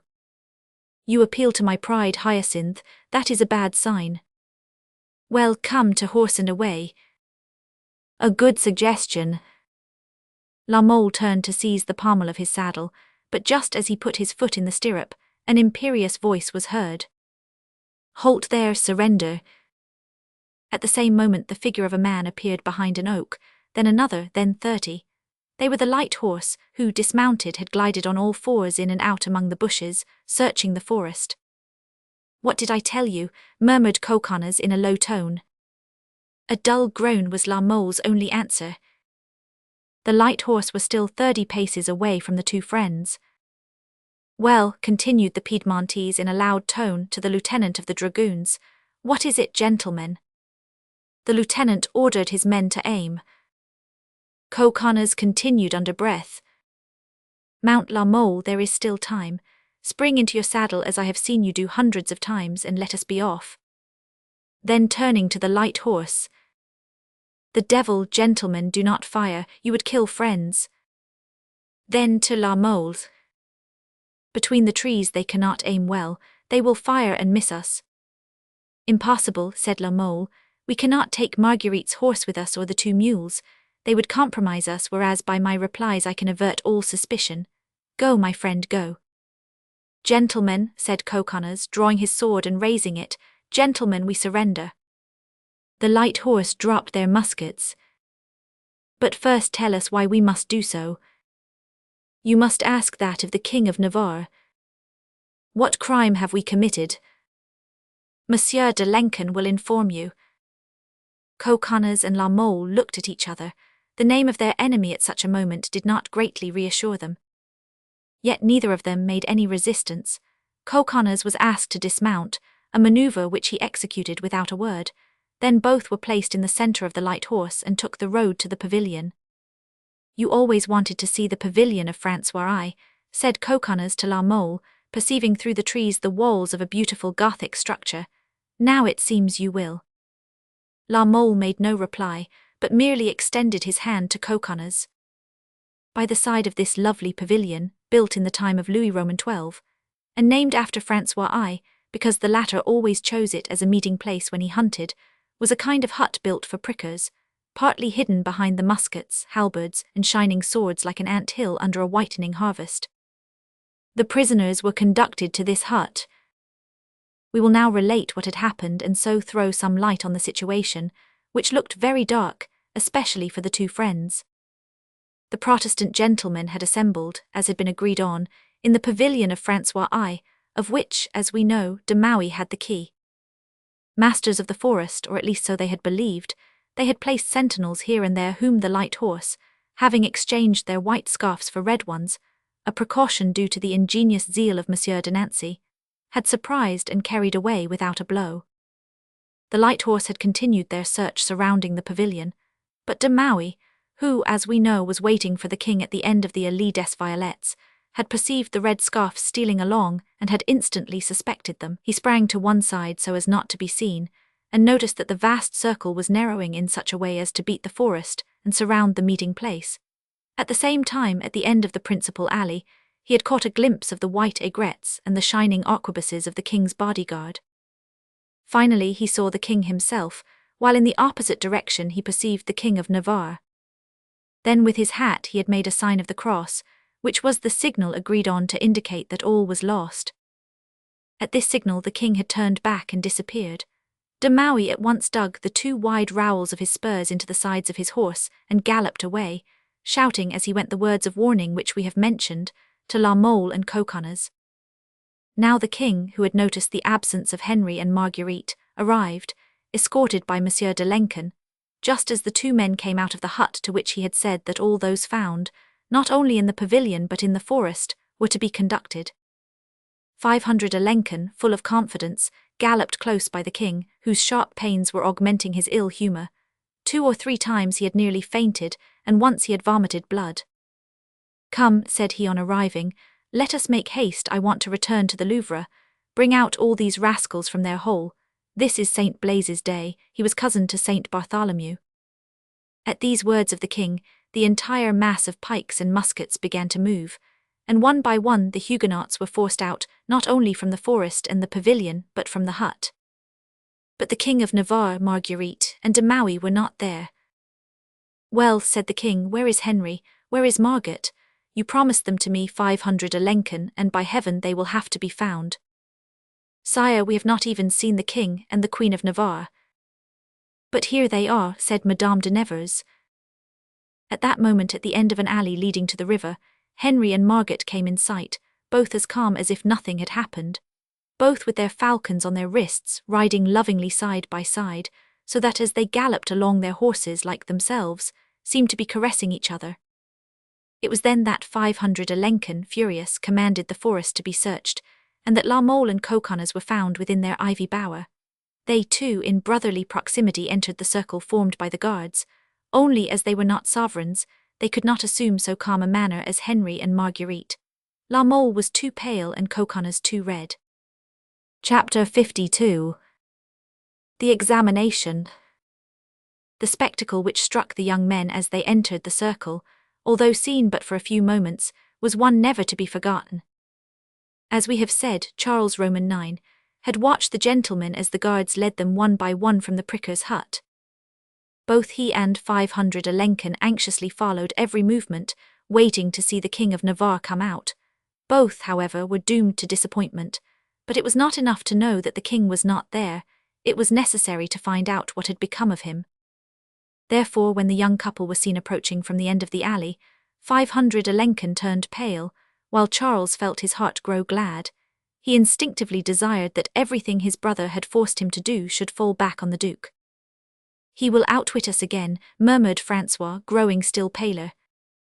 At that moment the king was seized with such violent pains that he dropped his bridle, pressed both hands to his sides, and shrieked like a madman. Henry hastily approached him, but by the time he had traversed the few hundred feet which separated them, Charles had recovered. "Whence do you come, monsieur?" said the king with a sternness that frightened Marguerite. "Why, from the hunt, brother," replied she. "The hunt was along the river bank, and not in the forest." My falcon swooped down on a pheasant just as we stopped behind everyone to look at the heron. Where is the pheasant? Here, a beautiful bird, is it not? And Henry, in perfect innocence, held up his bird of purple, blue and gold plumage. Ah, said Charles, and this pheasant caught, why did you not rejoin me? Because the bird had directed its flight towards the park, sire, and when we returned to the river bank we saw you half a mile ahead of us, riding towards the forest. We set out to gallop after you therefore, for being in your Majesty's hunting party we did not wish to lose you. And were all these gentlemen invited also? Said Charles. What gentlemen? Asked Henry, casting an inquiring look about. Why, your Huguenots, by heaven, said Charles. At all events, if they were invited, it was not by me. No, sire, replied Henry, but possibly Monsieur de Lenken asked them. Monsieur de Lenken, how so? I, said the Duke. Why, yes, brother, said Henry. Did you not announce yesterday that you were King of Navarre? The Huguenots who demanded you for their king have come to thank you for having accepted the crown, and the king for having given it. Is it not so, gentlemen? Yes, yes, cried 20 voices. Long live the Duc de Lenken, long live King Charles. I am not king of the Huguenots, said Francois, white with anger, then, glancing stealthily at Charles, and I sincerely trust I never shall be. No matter, said Charles, but you must know, Henry, that I consider all this very strange. Sire, said the King of Navarre firmly, God forgive me, but one would say that I were undergoing an examination. And if I should tell you that you were, what would you answer?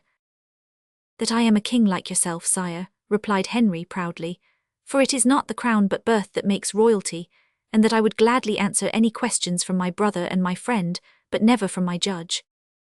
And yet, murmured Charles, I should really like to know for once in my life how to act. Let Monsieur de Maquet be brought out, said 500 Lenken, and then you will know. Monsieur de Maquet must be among the prisoners. Is Monsieur de Maquet here? Asked the king. Henry felt a moment's anxiety and exchanged glances with Marguerite, but his uneasiness was of short duration. No voice replied. Monsieur de Maquet is not among the prisoners, said Monsieur de Nancy. Some of our men think they saw him, but no one is sure of it. 500 Lenken uttered an oath. Well, said Marguerite, pointing to La Mole and Coconnas, who had heard all that had passed, and on whose intelligence she felt she could depend, there are 2 gentlemen in the service of Monsieur de Lenken. Question them, they will answer. The Duke felt the blow. I had them arrested on purpose to prove that they do not belong to me, said he. The king looked at the 2 friends, and started on seeing La Mole again. Ah, that provincial here, said he. Coconnas bowed graciously. What were you doing when you were arrested? Asked the king. Sire, we were planning deeds of war and of love. On horseback, armed to the teeth, ready for flight. No, sire, said Coconnas, your Majesty is misinformed. We were lying under the shade of a beech tree, sub tegmine foggy. Ah, so you were lying under the shade of a beech tree. And we might easily have escaped had we thought that in any way we had roused your Majesty's anger. Now, gentlemen, on your honour as soldiers, continued Coconnas, turning to the light horse, do you not think that had we so wished we could have escaped? The fact is, said the lieutenant, that these gentlemen did not even attempt to run. Because their horses were too far away, said the Duc de Lenken. I humbly beg Monseigneur's pardon, said Coconnas, but I was on mine, and my friend the Comte l'Evêque de la Mole was holding his by the bridle. Is this true, gentlemen? Said the king. Yes, sire, replied the lieutenant. On seeing us, Monsieur de Coconnas even dismounted. Coconnas smiled in a way which signified, you see, sire. But the other horses, the mules and the boxes with which they were laden, asked Francois. Well, said Coconnas, are we stable boys? Send for the groom who had charge of them. He is not here, exclaimed the Duke, furious. Then he must have become frightened and run away, said Coconnas. One cannot expect a clown to have the manners of a gentleman. Always the same system, said 500 Lenken, gnashing his teeth. Fortunately, sire, I told you that for some time these gentlemen have not been in my service. I, exclaimed Coconnas, am I unfortunate enough no longer to belong to your highness? By heaven, monsieur, you ought to know that better than anyone, since you yourself gave me your dismissal, in a letter so impertinent that, thank God, I kept it, and fortunately have it with me." "Oh," exclaimed Coconnas, "I had hoped that your Highness would forgive me for a letter written under the first impulse of anger. I had been told that your Highness had tried to strangle my friend La Mole in one of the corridors of the Louvre." "What is he saying?" interrupted the king. "At first I thought your Highness was alone," continued Coconnas ingenuously, "but afterwards I learned that 3 others—" "Silence," exclaimed Charles, "we have heard enough. Henry," said he to the King of Navarre, "your word not to try to escape." "I give it to your Majesty, sire." "Return to Paris with Monsieur de Nancy, and remain in your chamber under arrest. You gentlemen," continued he, addressing the 2 friends, "give up your swords." La Mole looked at Marguerite, she smiled. La Mole at once handed his sword to the nearest officer. Coconnas did the same. "Has Monsieur de Maui been found?" asked the king. "No, sire," said Monsieur de Nancy. "Either he was not in the forest or he escaped." "So much the worse," said the king. "But let us return, I am cold and dizzy." "Sire, it is from anger, probably," said Francois. "Possibly, but my eyes trouble me. Where are the prisoners? I cannot see them. Is it night already? Oh, mercy, I am burning up, help, help." The unfortunate king dropped the bridle of his horse, stretched out his arms and fell backward.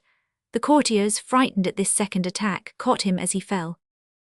Francois, standing apart, wiped the perspiration from his brow, for he alone knew the cause of the trouble from which his brother was suffering. On the other side, the King of Navarre, already under the guard of Monsieur de Nancy, looked upon the scene with growing astonishment. "Well, well," murmured he, with that wonderful intuition which at times made him seem inspired, "was I perhaps fortunate in having been stopped in my flight?" He glanced at Margaret, whose great eyes, wide open with surprise, were looking first at him and then at the king. This time Charles was unconscious. A litter was brought and he was laid on it. They covered him with a cloak, taken from the shoulders of one of the courtiers.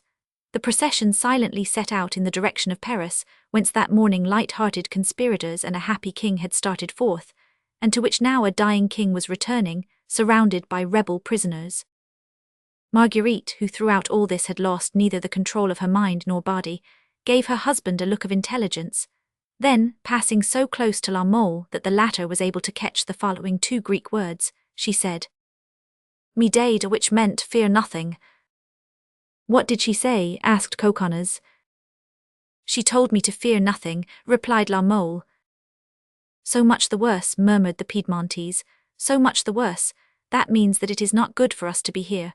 Every time that word has been said to me in an encouraging tone, I have either received a bullet or a sword thrust in my body, or a flower pot on my head. Fear nothing, whether in Hebrew, Greek, Latin, or French, has always meant for me. Take care." "Forward, gentlemen," said the lieutenant of the light horse. "Without being indiscreet, monsieur," said Coconnas, "may we know where we are going?" "To Vincennes, I think," said the lieutenant.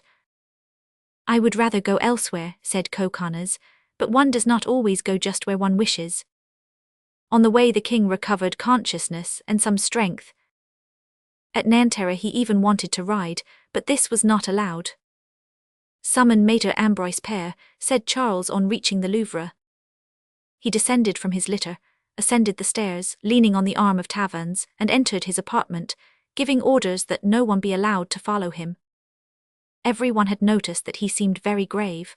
During the journey he had been in a deep study, not addressing a word to anyone, concerned neither with conspiracy nor conspirators. It was evident that he was occupied with his illness, a malady so sudden, so strange, so severe, some of the symptoms of which had been noticed in his brother Francois Roman II, a short time before his death.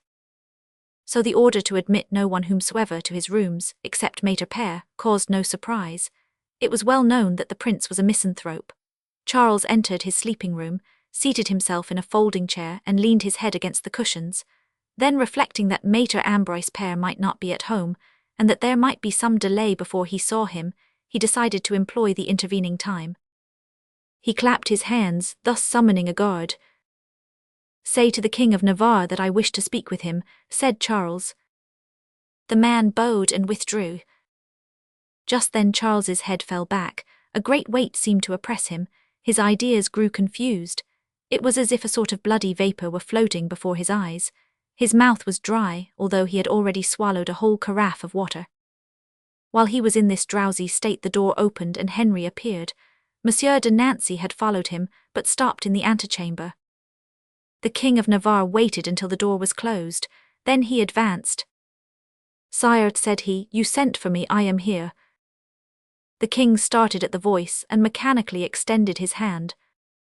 "Sire," said Henry, letting his arms hang at his side, "your Majesty forgets that I am no longer your brother but your prisoner."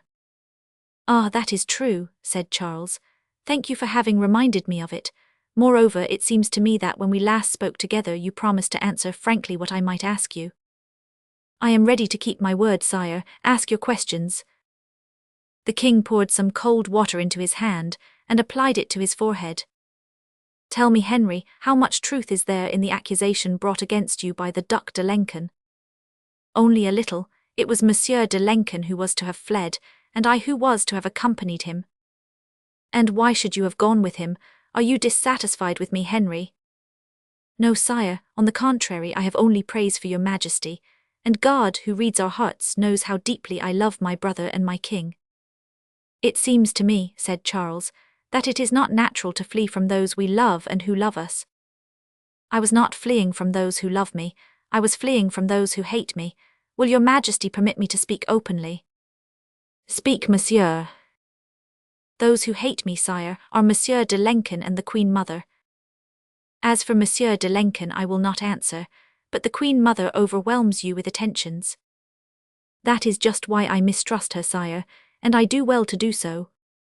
"Mistrust her?" "Her or those about her. You know, sire, that the misfortune of kings is not always that they are too little, but that they are too well served." "Explain yourself. You promised to tell me everything." "Your Majesty will see that I will do so." "Continue." "Your Majesty loves me, you have said." "I loved you before your treason, Henry." "Pretend that you still love me, sire." "Very well. If you love me, you must want me to live, do you not?" "I should be wretched were any harm to befall you." "Well, sire, twice your Majesty has just escaped being wretched." "How so?" "Twice Providence has saved my life. It is true that the second time Providence assumed the features of your Majesty." "What form did it assume the first time?" "That of a man who would be greatly surprised to see himself mistaken for Providence. I mean René. You, sire, saved me from steel."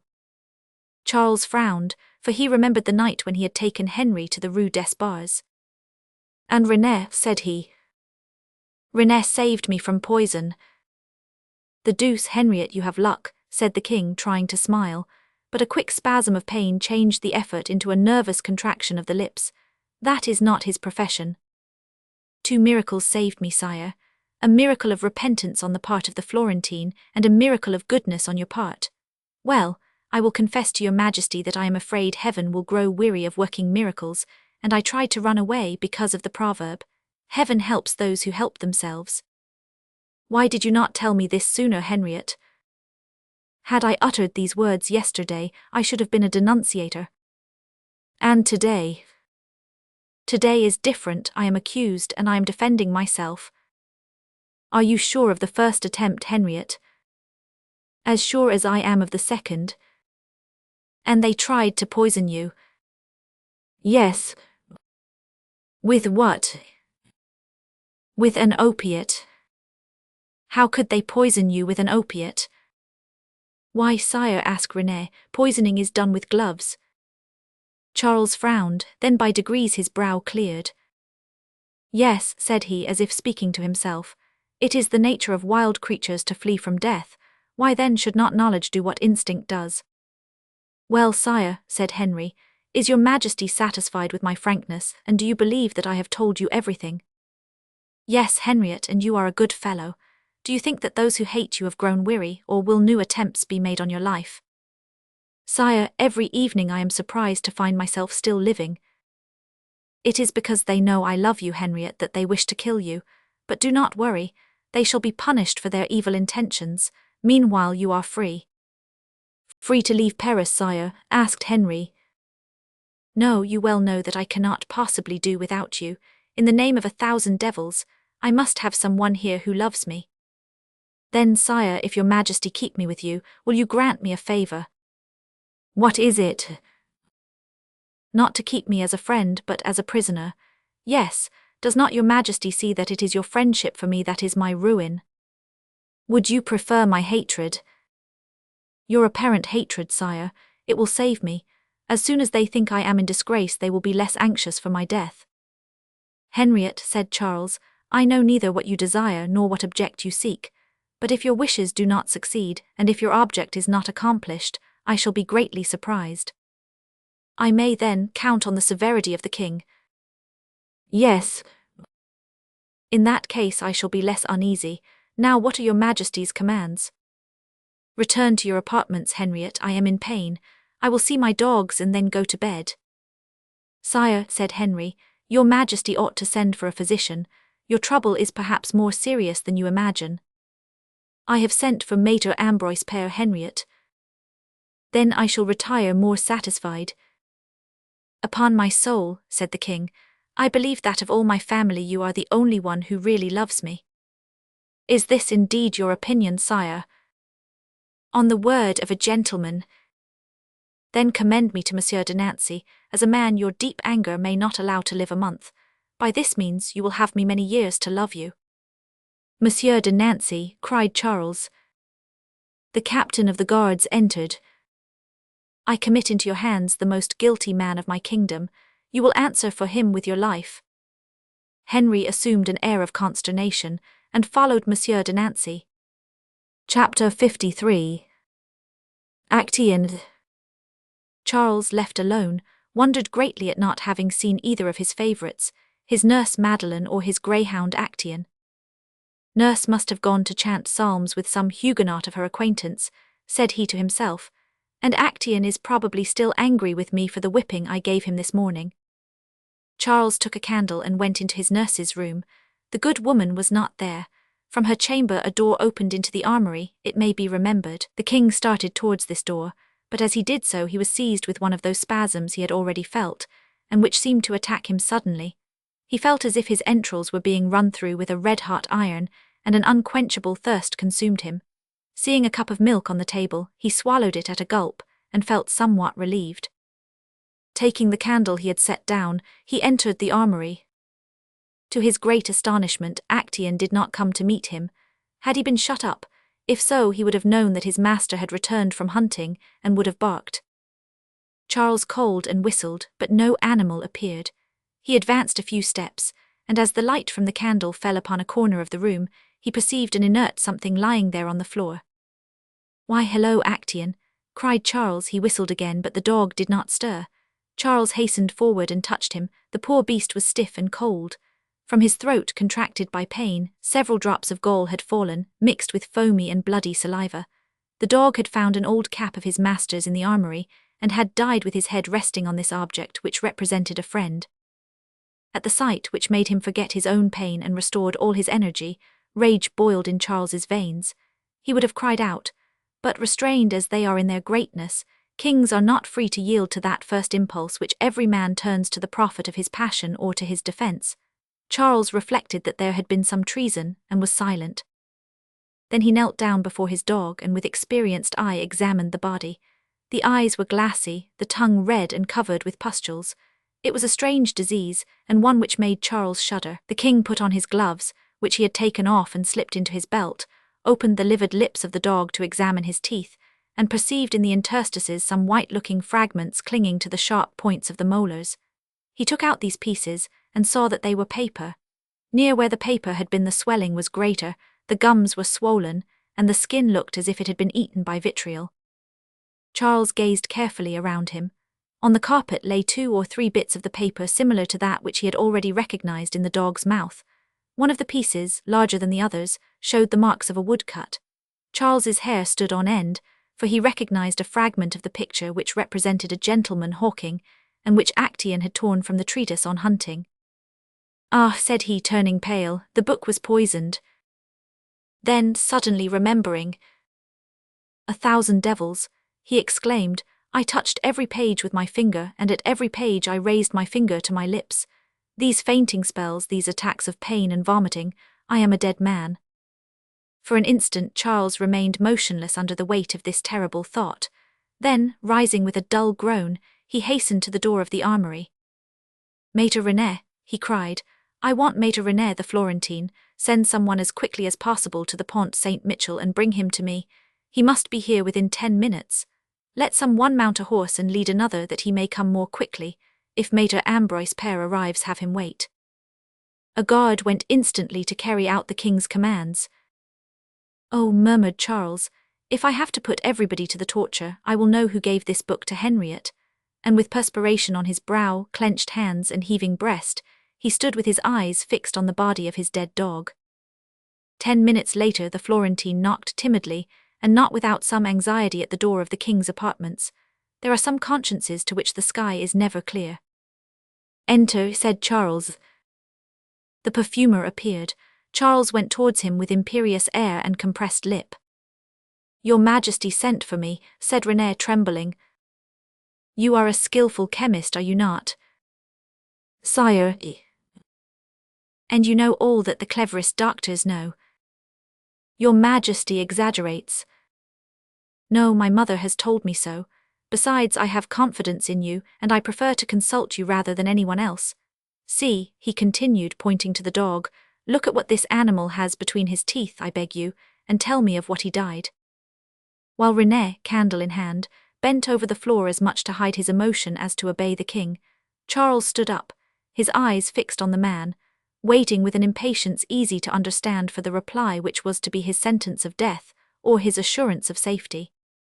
René drew a kind of scalpel from his pocket, opened it, and with the point detached from the mouth of the greyhound, the particles of paper which adhered to the gums. Then he looked long and attentively at the humour, and the blood which oozed from each wound. Sire, said he, trembling, the symptoms are very bad. Charles felt an icy shudder run through his veins to his very heart.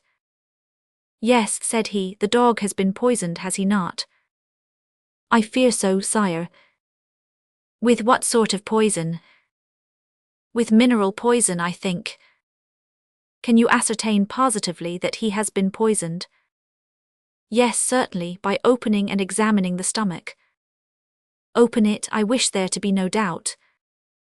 I must call someone to assist me. I will help you, said Charles. You, sire. Yes, if he has been poisoned, what symptoms shall we find? Red blotches and herborizations in the stomach. Come then, said Charles, begin. With a stroke of the scalpel René opened the hound's body, and with his 2 hands removed the stomach, while Charles, one knee on the floor, held the light with clenched and trembling hand. See, sire, said René, here are evident marks. These are the red spots I spoke of. As to these bloody veins which seem like the roots of a plant, they are what I meant by herborizations. I find here everything I looked for. So the dog was poisoned. Yes, sire. With mineral poison. In all probability. And what symptoms would a man have who had inadvertently swallowed some of the same poison? Great pain in the head, internal burning as if he had swallowed hot coals, pains in the bowels and vomiting. Would he be thirsty? Asked Charles. Intensely thirsty. That is it, murmured the king. Sire, I seek in vain for the motive for all these questions. Of what use to seek it? You need not know it. Answer my questions, that is all. Yes, sire. What is the antidote to give a man who may have swallowed the same substance as my dog? René reflected an instant. There are several mineral poisons, said he, and before answering I should like to know what you mean. Has your Majesty any idea of the way in which your dog was poisoned? Yes, said Charles, he chewed the leaf of a book. The leaf of a book? Yes. Has your Majesty this book? Here it is, said Charles, and taking the volume from the shelf where he had placed it, he handed it to René. The latter gave a start of surprise, which did not escape the king. He ate a leaf of this book, stammered René. Yes, this one, and Charles pointed to the torn page. Will you allow me to tear out another, sire? Do so. René tore out a leaf and held it over the candle. The paper caught fire, filling the room with a strong smell of garlic. He has been poisoned with a preparation of arsenic, said he. You are sure? As sure as if I had prepared it myself. And the antidote? René shook his head. What, said Charles in a hoarse voice, you know no remedy. The best and most efficacious is the white of eggs beaten in milk, but what? It must be administered at once, otherwise. Sire, it is a terrible poison, said René again. Yet it does not kill immediately, said Charles. No, but it kills surely, no matter how long the time, though even this may sometimes be calculated. Charles leaned against the marble table. Now, said he, putting his hand on René's shoulder, you know this book. I, sire, said René, turning pale. Yes, you, on seeing it you betrayed yourself. Sire, I swear to you. René, said Charles, listen to me. You poisoned the Queen of Navarre with gloves, you poisoned the Prince of Porcian with the smoke from a lamp, you tried to poison Monsieur de Conde with a scented apple. René, I will have your skin removed with red-hot pincers, bit by bit, if you do not tell me to whom this book belongs. The Florentine saw that he could not dally with the anger of Charles Roman IX, and resolved to be bold. If I tell the truth, sire, who will guarantee that I shall not be more cruelly punished than if I keep silent? I will. Will you give me your royal word? On my honor as a gentleman your life shall be spared, said the king. The book belongs to me then, said René. To you, cried Charles, starting back and looking at the poisoner with haggard eyes. Yes, to me. How did it leave your possession? Her Majesty the Queen Mother took it from my house. The Queen Mother, exclaimed Charles. Yes. With what object? With the intention, I think, of having it sent to the King of Navarre, who had asked the Duc de Lenken for a book of the kind in order to study the art of hawking. Ah, cried Charles, that is it, I see it all. The book indeed was in Henriette's room. There is a destiny about this, and I submit to it. At that moment Charles was seized with a violent fit of coughing, followed by fresh pain in the bowels. He gave 2 or 3 stifled cries and fell back in his chair. What is the matter, sire? Asked René in a frightened voice. Nothing, said Charles, except that I am thirsty. Give me something to drink. René filled a glass with water, and with trembling hand gave it to Charles, who swallowed it at a draught. Now, said he, taking a pen and dipping it into the ink, write in this book. What must I write? What I am going to dictate to you. This book on hawking was given by me to the Queen Mother, Catherine de Medici. René took the pen and wrote. Now sign your name. The Florentine obeyed. You promised to save my life. I will keep my promise. But, said René, the Queen Mother. Oh, said Charles, I have nothing to do with her. If you are attacked, defend yourself. Sire, may I leave France, where I feel that my life is in danger? I will reply to that in a fortnight. But in the meantime. Charles frowned and placed his finger on his livid lips. You need not be afraid of me, sire. And happy to have escaped so easily, the Florentine bowed and withdrew. Behind him, the nurse appeared at the door of her room. What is the matter, my Charlotte? Said she. Nurse, I have been walking in the dew and have taken cold. You are very pale, Charlotte.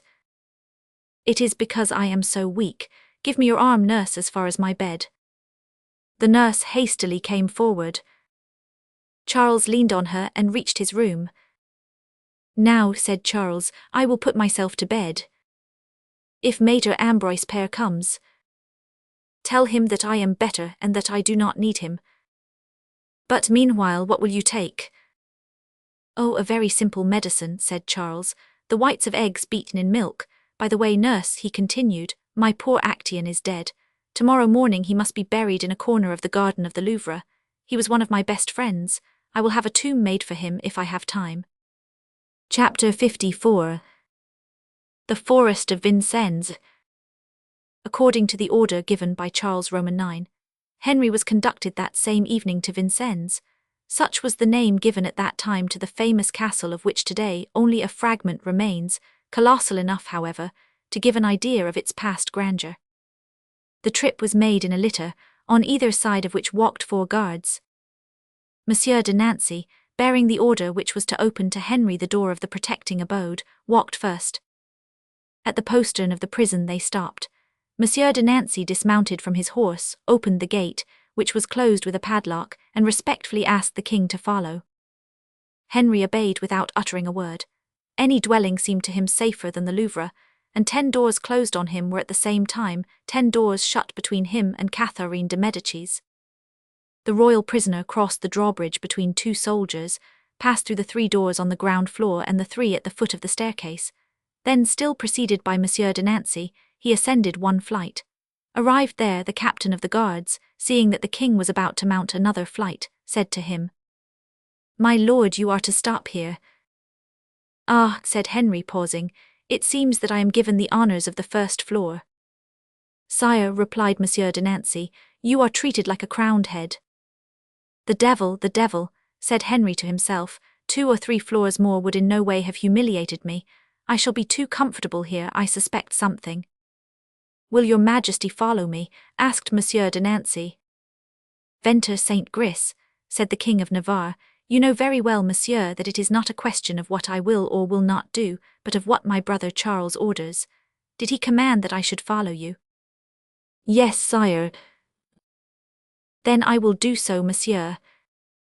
They reached a sort of corridor at the end of which they came to a good-sized room, with dark and gloomy-looking walls.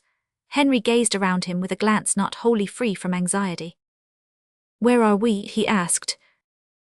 "In the chamber of torture, my lord." "Ah," replied the king, looking at it more closely. There was something of everything in this chamber: pitchers and wooden horses for the torture by water, wedges and mallets for the torture of the boot, besides stone benches nearly all around the room for the wretches who awaited the torture. Above these benches, at the seats themselves, and at their feet, were iron rings fastened into the walls, without other symmetry than that of the torturing art.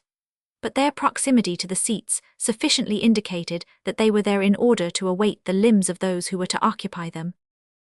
Henry walked on without a word, but not a single detail of all the hideous apparatus which, so to speak, had stamped the history of suffering on the walls escaped him.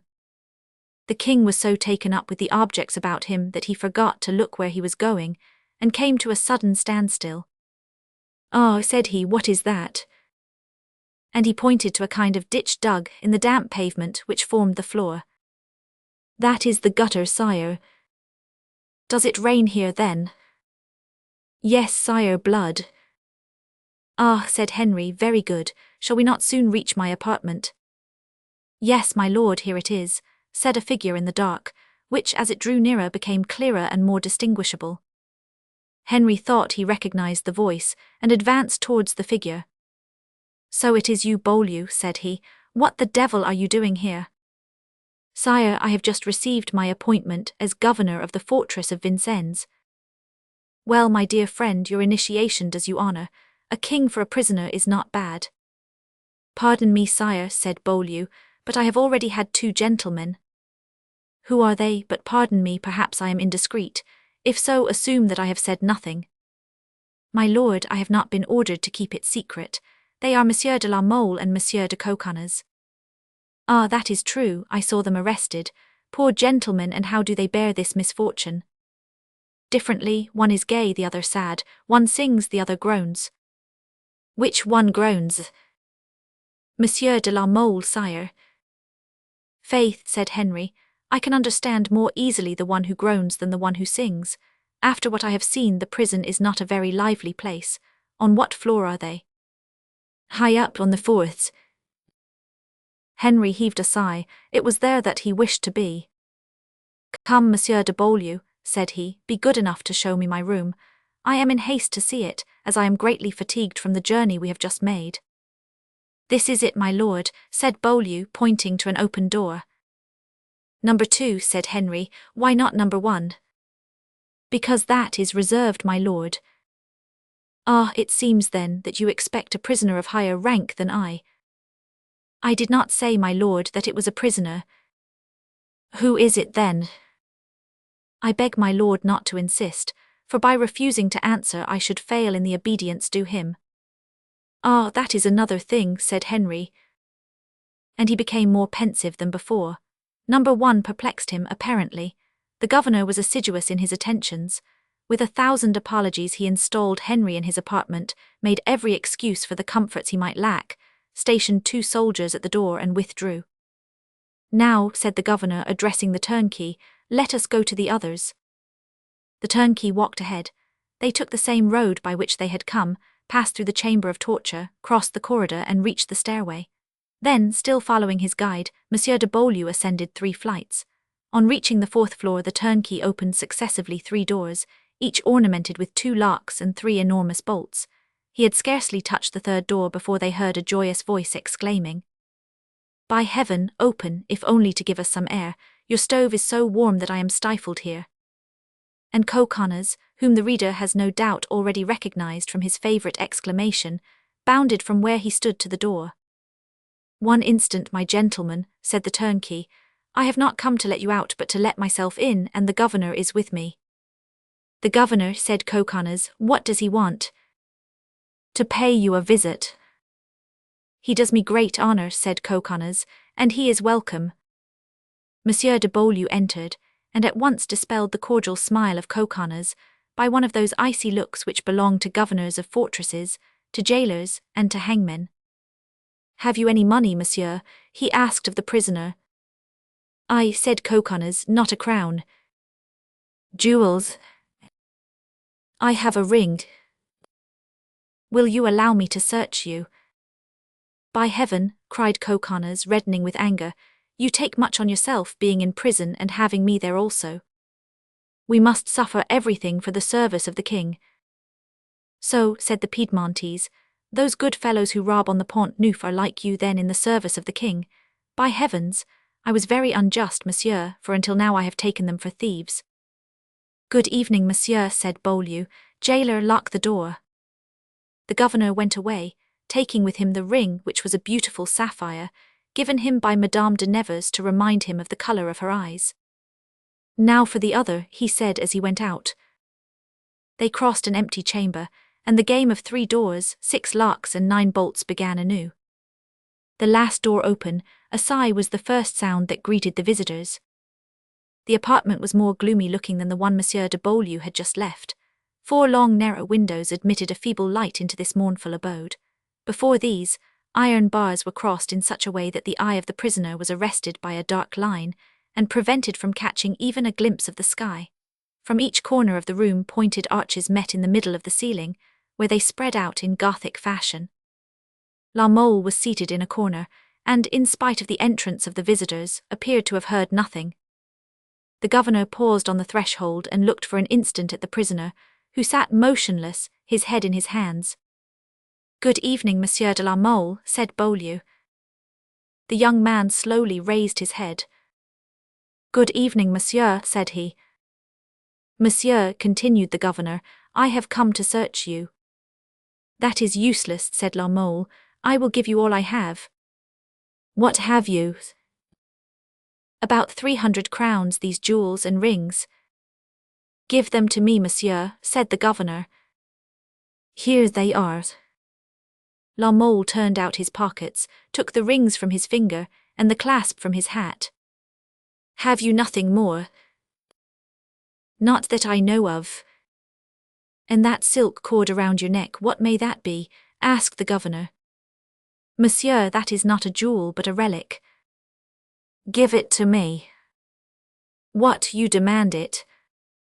"I am ordered to leave you only your clothes, and a relic is not an article of clothing." La Mole made a gesture of anger, which, in the midst of the dignified and pained calm which distinguished him, seemed to impress the men accustomed to stormy emotions. But he immediately recovered his self-possession. "Very well, monsieur," said he, "you shall see what you ask for." Then, turning as if to approach the light, he unfastened the pretended relic, which was none other than a medallion containing a portrait, which he drew out and raised to his lips. Having kissed it several times, he suddenly pretended to drop it as by accident, and placing the heel of his boot on it, he crushed it into 1,000 pieces. "Monsieur," said the governor, and he stooped down to see if he could not save the unknown object which La Mole wished to hide from him, but the miniature was literally ground to powder. "The king wished for this jewel," said La Mole, "but he had no right to the portrait it contained. Now here is the medallion, you may take it." "Monsieur," said Beaulieu, "I shall complain of you to the king." And without taking leave of his prisoner by a single word he went out, so angry that without waiting to preside over the task, he left to the turnkey the care of closing the doors. The jailer turned to leave, but seeing that Monsieur de Beaulieu had already started down the stairs.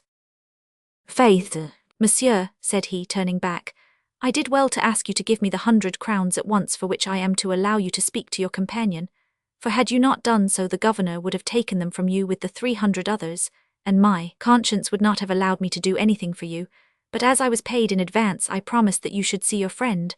So come, an honest man keeps his word. Only if it is possible, for your sake as much as for mine, do not talk politics." La Mole left his apartment and found himself face to face with Coconnas, who was walking up and down the flags of the intermediate room. The two friends rushed into each other's arms. The jailer pretended to wipe the corner of his eye, and then withdrew to watch that the prisoners were not surprised, or rather that he himself was not caught. "Ah, here you are," said Coconnas. "Well, has that dreadful governor paid his visit to you?" "Yes, as he did to you, I presume." "Did he remove everything?" "And from you too?" "Ah, I had not much, only a ring from Henrietta, that was all." "And money?" "I gave all I had to the good jailer, so that he would arrange this interview for us." "Ah," said La Mole, "it seems that he had something from both of us." "Did you pay him too?" "I gave him 100 crowns. "So much the better. One can do everything with money, and I trust that we shall not lack for it. Do you know what has happened to us?" "Perfectly, we have been betrayed." "By that scoundrelly Duc de Lenken. I should have been right to twist his neck." "Do you think our position serious?" "I fear so." "Then there is likelihood of the torture." "I will not hide from you the fact that I have already thought of it." "What should you do in that case?" "And you?" "I should be silent," replied La Mole with a feverish flush. "Silent," cried Coconnas. "Yes, if I had the strength." "Well," said Coconnas, "if they insult me in any such way, I promise you I will tell them a few things." "What things?" asked La Mole quickly. "Oh, be easy, things which will prevent Monsieur de Lenken from sleeping for some time." La Mole was about to reply when the jailer, who no doubt had heard some noise, appeared, and pushing each prisoner into his respective cell, locked the doors again. Chapter 55. The Figure of Wax. For a week Charles was confined to his bed by a slow fever, interrupted by violent attacks which resembled epileptic fits. During these attacks he uttered shrieks which the guards, watching in his chamber, heard with terror, and the echoes of which reached to the farthest corner of the old Louvre, aroused so often by many a dreadful sound. Then, when these attacks passed, Charles, completely exhausted, sank back with closed eyes into the arms of his nurse. To say that, each in his way, without communicating the feeling to the other, for mother and son sought to avoid rather than to see each other, to say that Catherine de Medici and the Duc de Lenken revolved sinister thoughts in the depths of their hearts, would be to say that in that nest of vipers moved a hideous swarm. Henry was shut up in his chamber in the prison, and at his own request no one had been allowed to see him, not even Marguerite. In the eyes of everyone his imprisonment was an open disgrace. Catherine and 500 de Lenken, thinking him lost, breathed once more, and Henry ate and drank more calmly, hoping that he was forgotten. At court no one suspected the cause of the king's illness. Maître Ambroise Père and Mazel, his colleague, thought it was inflammation of the bowels, and had prescribed a regimen which aided the special drink given by René. Charles received this, his only nourishment, 3 times a day from the hands of his nurse. La Mole and Coconnas were at Vincennes in closest confinement. Marguerite and Madame de Nevers had made a dozen attempts to reach them, or at least to send them a note, but without success. One morning Charles felt somewhat better, and wished the court to assemble. This was the usual custom in the morning, although for some time no levee had taken place. The doors were accordingly thrown open, and it was easy to see, from his pale cheeks, yellow forehead, and the feverish light in his deep-sunken eyes, which were surrounded by dark circles, what frightful ravages the unknown disease had made on the young monarch. The royal chamber was soon filled with curious and interested courtiers. Catherine, 500 Alençon, and Marguerite had been informed that the king was to hold an audience. Therefore all 3 entered, at short intervals, one by one, Catherine calm, 500 Alençon smiling, Marguerite dejected. Catherine seated herself by the side of the bed without noticing the look that Charles gave her as he saw her approach. Monsieur de Lençon stood at the foot. Marguerite leaned against a table, and seeing the pale brow, the worn features, and deep-sunken eyes of her brother, could not repress a sigh and a tear. Charles, whom nothing escaped, saw the tear and heard the sigh, and with his head made a slight motion to Marguerite. This sign, slight as it was, lighted the face of the poor Queen of Navarre, to whom Henry had not had time or perhaps had not wished to say anything. She feared for her husband, she trembled for her lover. For herself she had no fear, she knew La Mole well and felt she could rely on him. "Well, my dear son," said Catherine, "how do you feel?" "Better, mother, better." "What do your physicians say?" "My physicians, they are clever doctors, mother," said Charles, bursting into a laugh. "I take great pleasure, I admit, in hearing them discuss my malady. Nurse, give me something to drink." The nurse brought Charles a cup of his usual beverage.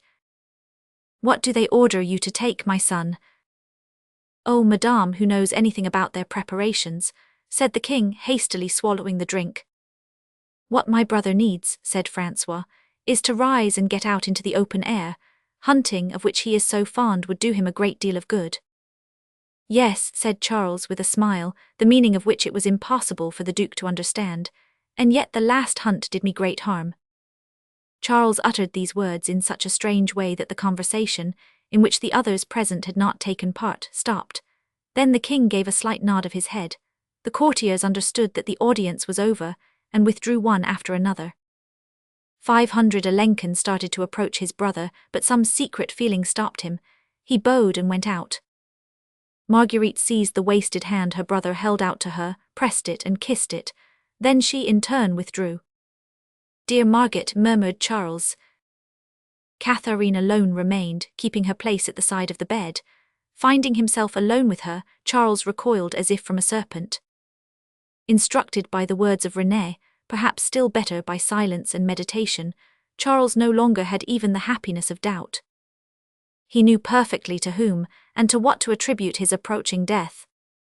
So, when Catherine drew near to the bed and extended to him a hand as cold as his glance, the king shuddered in fear. "You have remained, madame," said he. "Yes, my son," replied Catherine. "I must speak to you on important matters." "Speak, madame," said Charles, again recoiling. "Sire," said the queen, "you said just now that your physicians were great doctors." "And I say so again, madame." "Yet what have they done during your illness?" "Nothing, it is true, but if you had heard what they said, really, madame, one might afford to be ill if only to listen to their learned discussions." "Well, my son, do you want me to tell you something?"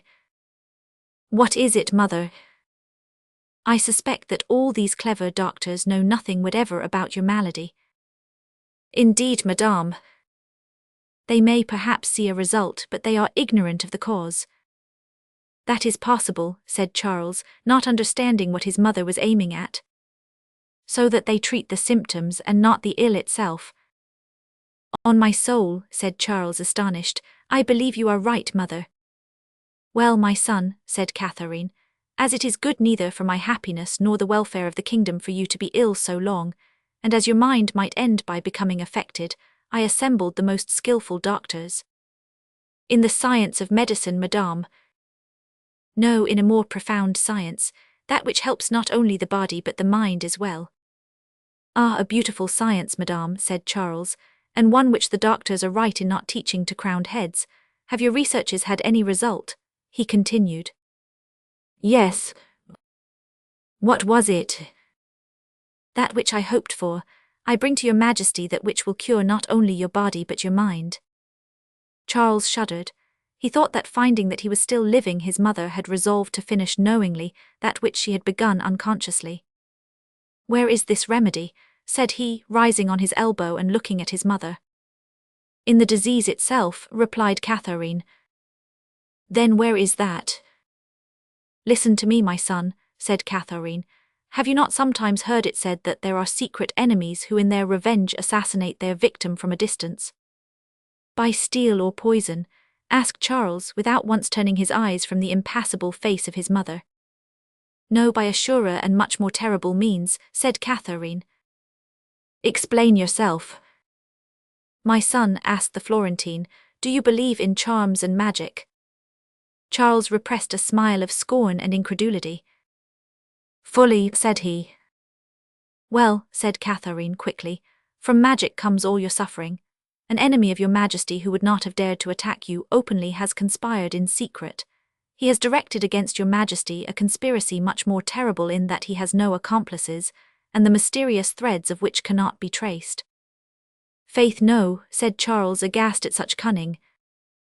"Think well, my son," said Catherine, "and recall to mind certain plans for flight which would have assured impunity to the murderer." "To the murderer," cried Charles.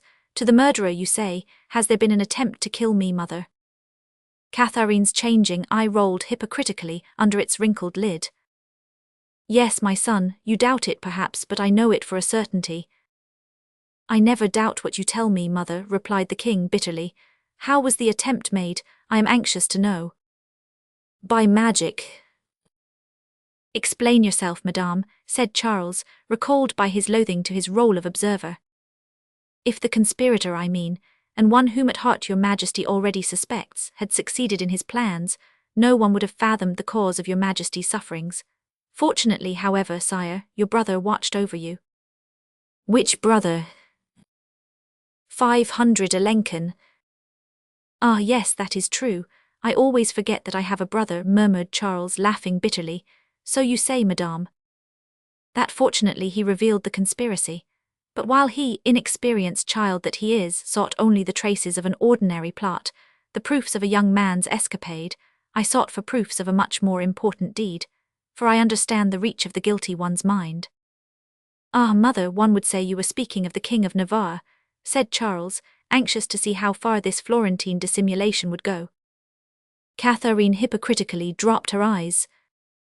"I have had him arrested and taken to Vincennes for his escapade," continued the king.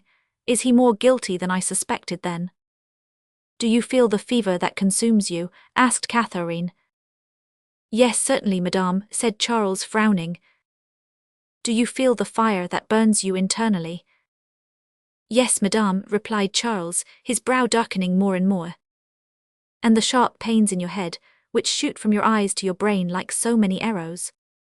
"Yes, madame, I feel all that. You describe my trouble perfectly."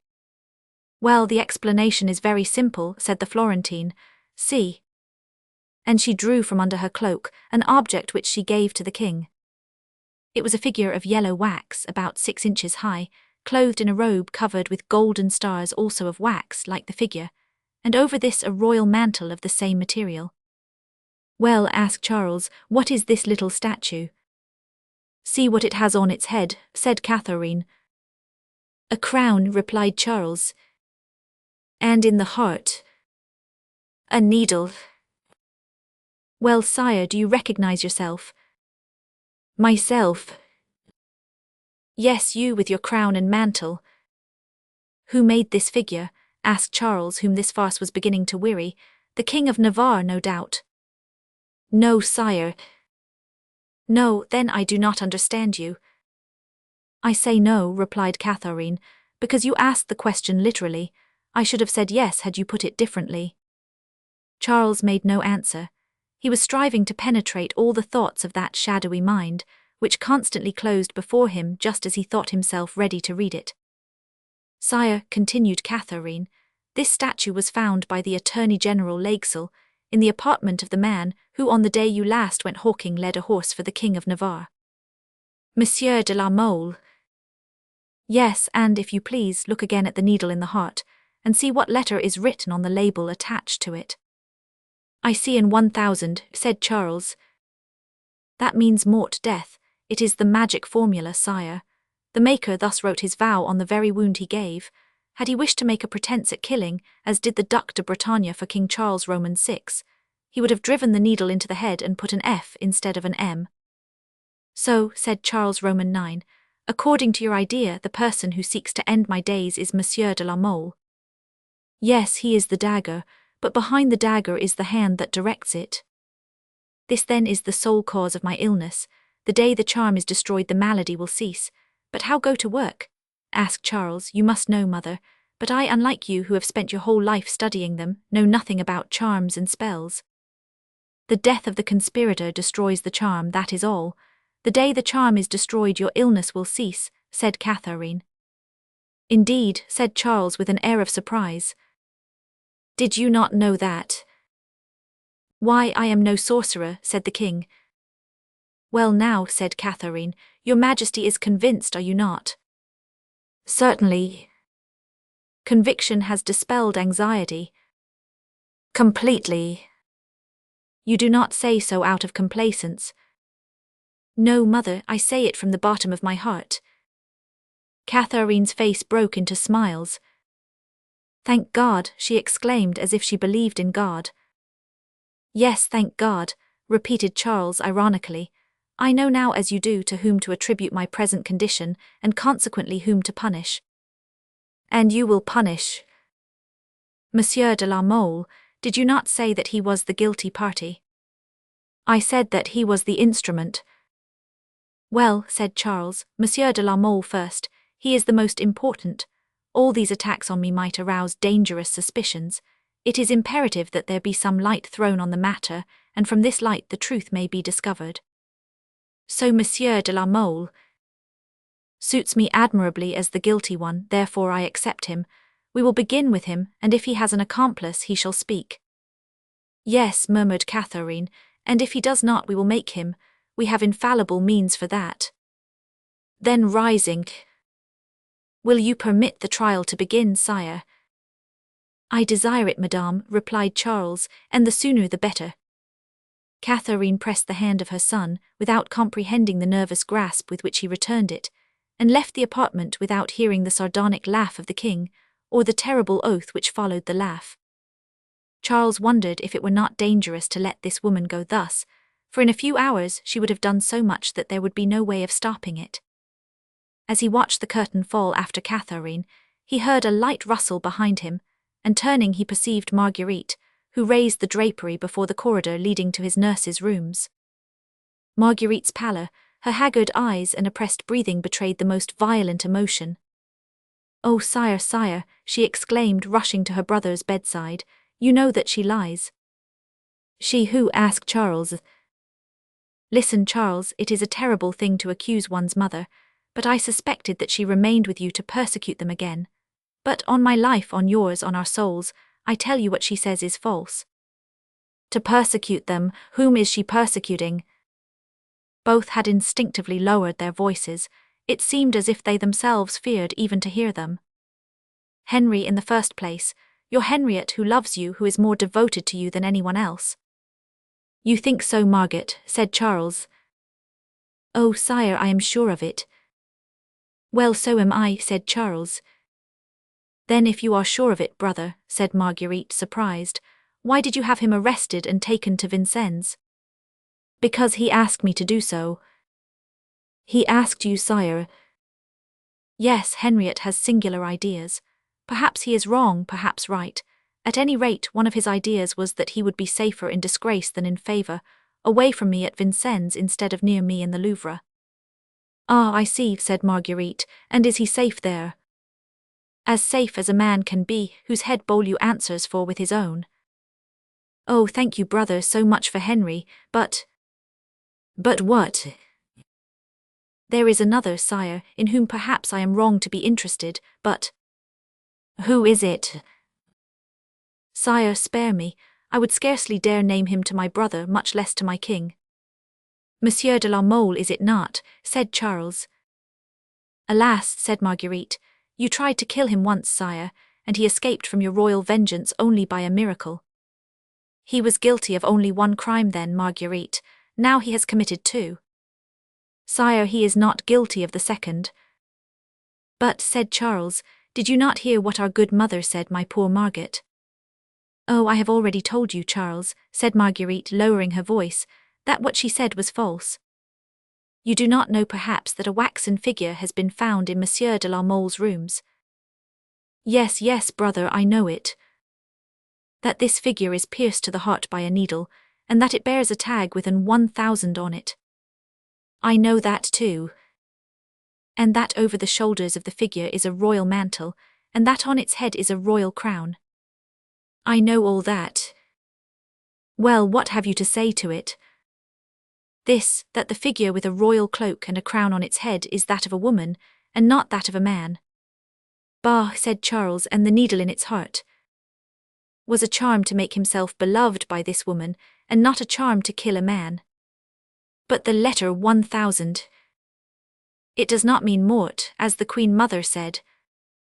What does it mean then? Asked Charles. It means the name of the woman whom Monsieur de la Mole loves. And what is the name of this woman? Marguerite, brother, cried the Queen of Navarre, falling on her knees before the king's bed, taking his hand between both of hers and pressing her face to it, bathed in tears. Hush, sister, said Charles, casting a sharp glance about him beneath his frowning brow, for just as you overheard a moment ago, we may now be overheard again. What does it matter? Exclaimed Marguerite, raising her head. If the whole world were present to hear me, I would declare before it that it is infamous to abuse the love of a gentleman by staining his reputation with a suspicion of murder. Margaret, suppose I were to tell you that I know as well as you do who it is and who it is not. Brother, suppose I were to tell you that Monsieur de la Mole is innocent. You know this. If I were to tell you that I know the real author of the crime. The real author, cried Marguerite. Has there been a crime committed then? Yes, intentionally or unintentionally, there has been a crime committed. On you? Yes. Impossible. Impossible, look at me, Margaret. The young woman looked at her brother and trembled, seeing him so pale. Margaret, I have not 3 months to live, said Charles. You brother, you Charles, she cried. Margaret, I am poisoned. Marguerite screamed. Hush, said Charles, it must be thought that I am dying by magic. Do you know who is guilty? Yes. You said it was not La Mole. No, it is not he. Nor Henry either, surely, great God, could it be? Who? My brother 500 a Lincoln, murmured Marguerite. Perhaps. Or, Marguerite lowered her voice as if frightened at what she was going to say, or our mother. Charles was silent. Marguerite looked at him, and read all that she asked in his eyes. Then still on her knees she half fell over against a chair. Oh my God, she whispered, that is impossible. Impossible, said Charles with a strident laugh. It is a pity René is not here to tell you the story. René? Yes, he would tell you that a woman to whom he dares refuse nothing asked him for a book on hunting which was in his library, that a subtle poison was poured on every page of this book, that the poison intended for someone, I know not for whom, fell by a turn of chance or by punishment of heaven on another. But in the absence of René, if you wish to see the book, it is there in my closet, and written in the Florentine's handwriting you will see that this volume, which still contains the death of many among its pages, was given by him to his fellow countrywoman. Hush, Charles, hush, said Marguerite. Now you see that it must be supposed that I die of magic. But it is monstrous, pity, you know he is innocent. Yes, I know it, but he must be thought guilty. Let your lover die, it is very little to do in order to save the honor of the House of France. I myself shall die that the secret may die with me. Marguerite bent her head, realizing that nothing could be obtained from the king towards saving La Mole, and withdrew weeping, having no hope except in her own resources. Meantime Catherine, as Charles had divined, had lost not a minute, but had written to the Attorney General L'Aigle a letter, every word of which has been preserved by history, and which throws a lurid light upon the drama. Monsieur le Procureur, I have this evening been informed beyond a doubt that La Mole has committed sacrilege. Many evil things such as books and papers have been found in his apartments in Paris. I beg you to summon the chief president, and to inform him as early as possible of the affair of the waxen figure meant for the king, and which was pierced to the heart. Catherine's Chapter 56. The Invisible Bucklers. The day after that on which Catherine had written this letter, the governor entered Coquenaz's cell with an imposing retinue, consisting of 2 halberdiers and 4 men in black gowns. Coquenaz was asked to descend to a room in which the attorney L'Aigle and 2 judges waited to question him, according to Catherine's instructions. During the week he had spent in prison, Coquenaz had reflected a great deal. Besides that, he and La Mole were together for a few minutes each day, through the kindness of their jailer, who, without saying anything to them, had arranged this surprise, which in all probability they did not owe to his philosophy alone. Besides, we say, La Mole and he had agreed on the course they were to pursue, which was to persist in absolute denial, and they were persuaded that with a little skill the affair would take a more favourable turn. The charges were no greater against them than against the others. Henry and Marguerite had made no attempt at flight. They could not therefore be compromised in an affair in which the chief ringleaders were free. Coquenaz did not know that Henry was in the prison, and the complacence of the jailer told him that above his head hovered a certain protection which he called the invisible bucklers. Up to then the examination had been confined to the intentions of the King of Navarre, his plans of flight, and the part the 2 friends had played in them. To all these questions Coquenaz had constantly replied in a way more than vague and much more than adroit. He was ready still to reply in the same way, and had prepared in advance all his little repartees, when he suddenly found the object of the examination was altered. It turned upon 1 or more visits to Renée, 1 or more waxen figures made at the instigation of La Mole. Prepared as he was, Coquenaz believed that the accusation lost much of its intensity, since it was no longer a question of having betrayed a king, but of having made a figure of a queen, and this figure not more than 10 inches high at the most. He, therefore, replied brightly that neither he nor his friend had played with a doll for some time, and noticed with pleasure that several times his answers made the judges smile. It had not yet been said in verse, "I have laughed, therefore am I disarmed," but it had been said a great deal in prose, and Coquenaz thought that he had partly disarmed his judges because they had smiled. His examination over, he went back to his cell, singing so merrily that La Mole, for whom he was making all the noise, drew from it the happiest auguries. La Mole was brought down, and like Coquenaz saw with astonishment that the accusation had abandoned its first ground and had entered a new field. He was questioned as to his visits to Renée. He replied that he had gone to the Florentine only once. Then, if he had not ordered a waxen figure, he replied that Renée had showed him such a figure ready-made. He was then asked if this figure did not represent a man. He replied that it represented a woman. Then, if the object of the charm was not to cause the death of the man, he replied that the purpose of the charm was to cause himself to be beloved by the woman. These questions were put in 100 different forms, but La Mole always replied in the same way. The judges looked at one another with a certain indecision, not knowing what to say or do before such simplicity, when a note brought to the Attorney General solved the difficulty. If the accused denies resort to the torture. See. The attorney put the note into his pocket, smiled at La Mole and politely dismissed him. La Mole returned to his cell almost as reassured, if not as joyous, as Coquenaz. "I think everything is going well," said he. An hour later he heard footsteps and saw a note slipped under his door, without seeing the hand that did it. He took it up, thinking that in all probability it came from the jailer.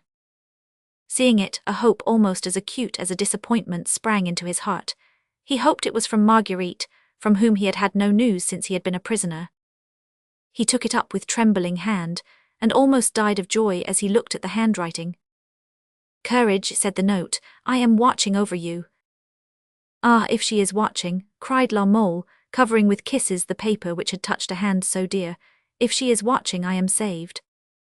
In order for La Mole to comprehend the note, and rely with coconers on what the Piedmontese called his invisible bucklers, it is necessary for us to conduct the reader to that small house, to that chamber in which the reminders of so many scenes of intoxicating happiness, so many half-evaporated perfumes, so many tender recollections, since become agonizing, were breaking the heart of a woman half reclining on velvet cushions.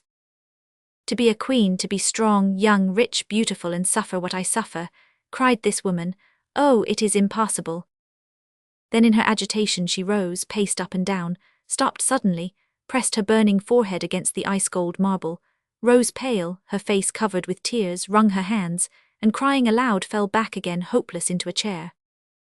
Suddenly the tapestry which separated the apartment of the Rue Cloche-Percy from that in the Rue Tizon was raised, and the Duchesse de Nevers entered. Ah, exclaimed Marguerite, is it you? With what impatience I have waited for you. Well, what news? Bad news, my poor friend. Catherine herself is hurrying on the trial and at present is at Vincennes.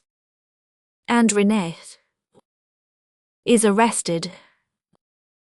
Before you were able to speak to him. Yes. And our prisoners. I have news of them. From the jailer. Yes. Well, they see each other every day. The day before yesterday they were searched. La Mole broke your picture to atoms rather than give it up. Dear La Mole. Annibal laughed in the face of the inquisitors. Worthy Annibal, what then? This morning they were questioned as to the flight of the king, his projects of rebellion in Navarre, and they said nothing. Oh, I knew they would keep silence, but silence will kill them as much as if they spoke. Yes, but we must save them. Have you thought over our plan? Since yesterday I have thought of nothing else. Well, I have just come to terms with Beaulieu. Ah, my dear queen, what a hard and greedy man. It will cost a man's life and 300,000 crowns.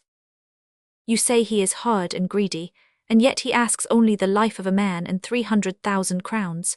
Why, that is nothing. Nothing, 300,000 crowns. Why, all your jewels and all mine would not be enough. Oh, that is nothing. The King of Navarre will pay something, the Duc de Lenken will pay part, and my brother Charles will pay part, or if not.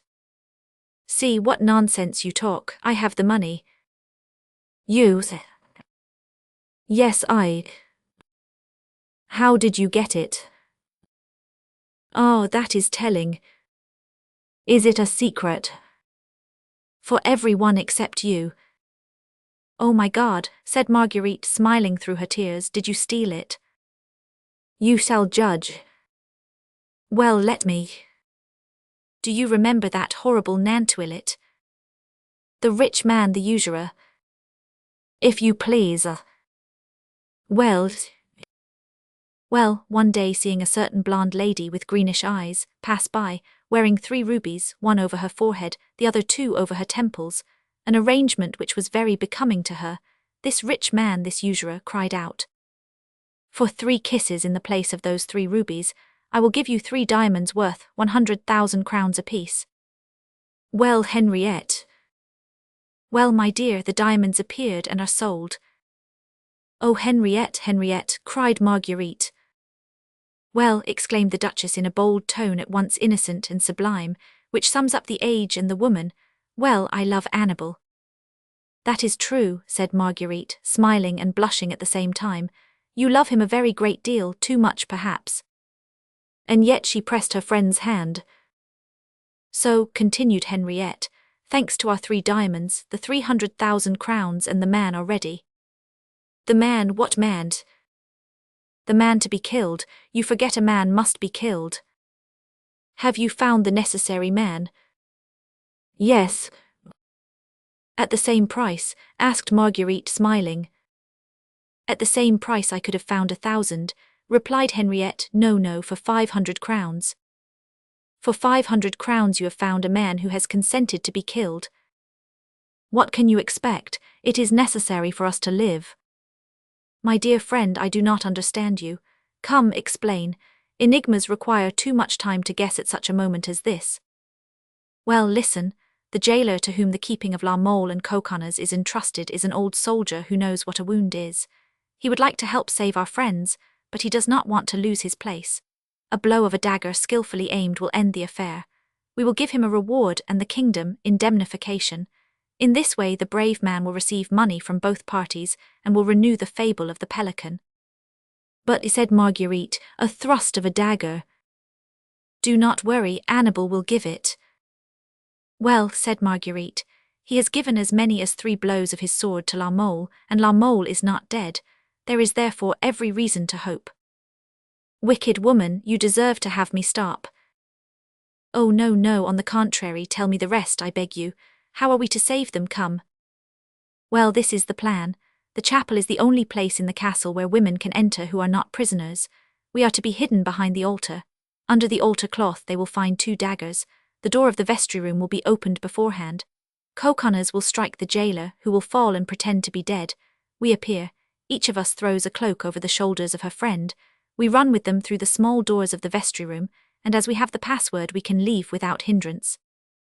And once out, 2 horses will be waiting at the door. The men will spring on them, leave France and reach Lorraine, whence now and then they will return incognito. Oh, you restore me to life, said Marguerite, so we shall save them. I am almost sure of it. Soon. In 3 or 4 days, Beaulieu is to let us know. But if you were recognized in the vicinity of Vincennes, that might upset our plan. How could anyone recognize me? I go there as a nun with a hood, thanks to which not even the tip of my nose is visible. We cannot take too many precautions. I know that well enough, by heaven, as poor Annibal would say.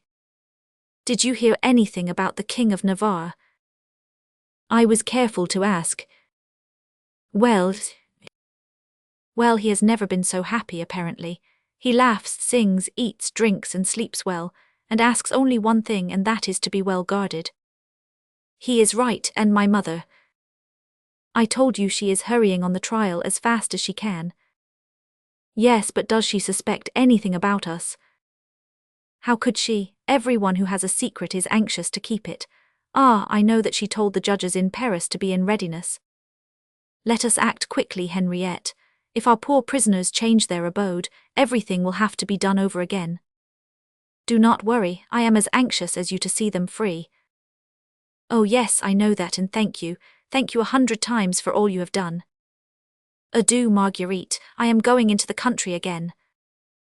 Are you sure of Beaulieu? I think so. Of the jailer? He has promised. Of the horses? They will be the best in the stables of the Duc de Nevers. I adore you, Henriette. And Marguerite threw her arms about her friend's neck, after which the 2 women separated, promising to see each other again the next day, and every day at the same place and hour.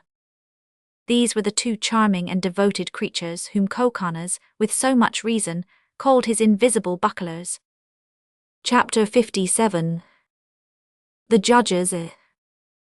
Well, my brave friend, said Coconnas to La Mole when the 2 were together after the examination, at which for the first time the subject of the waxen image had been discussed, it seems to me that everything is going on finely, and that it will not be long before the judges will dismiss us. And this diagnosis is entirely different from that of a dismissal by physicians. When the doctor gives up the patient, it is because he cannot cure him, but when the judge gives up the accused, it is because he has no further hope of having him beheaded. Yes, said La Mole, and moreover it seems to me from the politeness and gentleness of the jailer and the looseness of the doors, that I recognize our kind friends, but I do not recognize Monsieur de Beaulieu, at least from what I had been told of him. I recognize him, said Coconnas, only it will cost dearly, but one is a princess, the other a queen, both are rich, and they will never have so good an opportunity to use their money. Now let us go over our lesson. We are to be taken to the chapel and left there in charge of our turnkey. We shall each find a dagger in the spot indicated. I am to make a hole in the body of our guide. Yes, but a slight one in the arm, otherwise you will rob him of his 500 crowns. Ah no, not in the arm, for in that case he would have to lose it, and it would be easy to see that it was given intentionally. No, it must be in his right side, gliding skillfully along his ribs. That would look natural, but in reality would be harmless. Well, aim for that, and then you will barricade the front door with benches, while our two princesses rush from behind the altar, where they are to be hidden, and Henriette opens the vestry door. Ah, Faith, how I love Henriette today.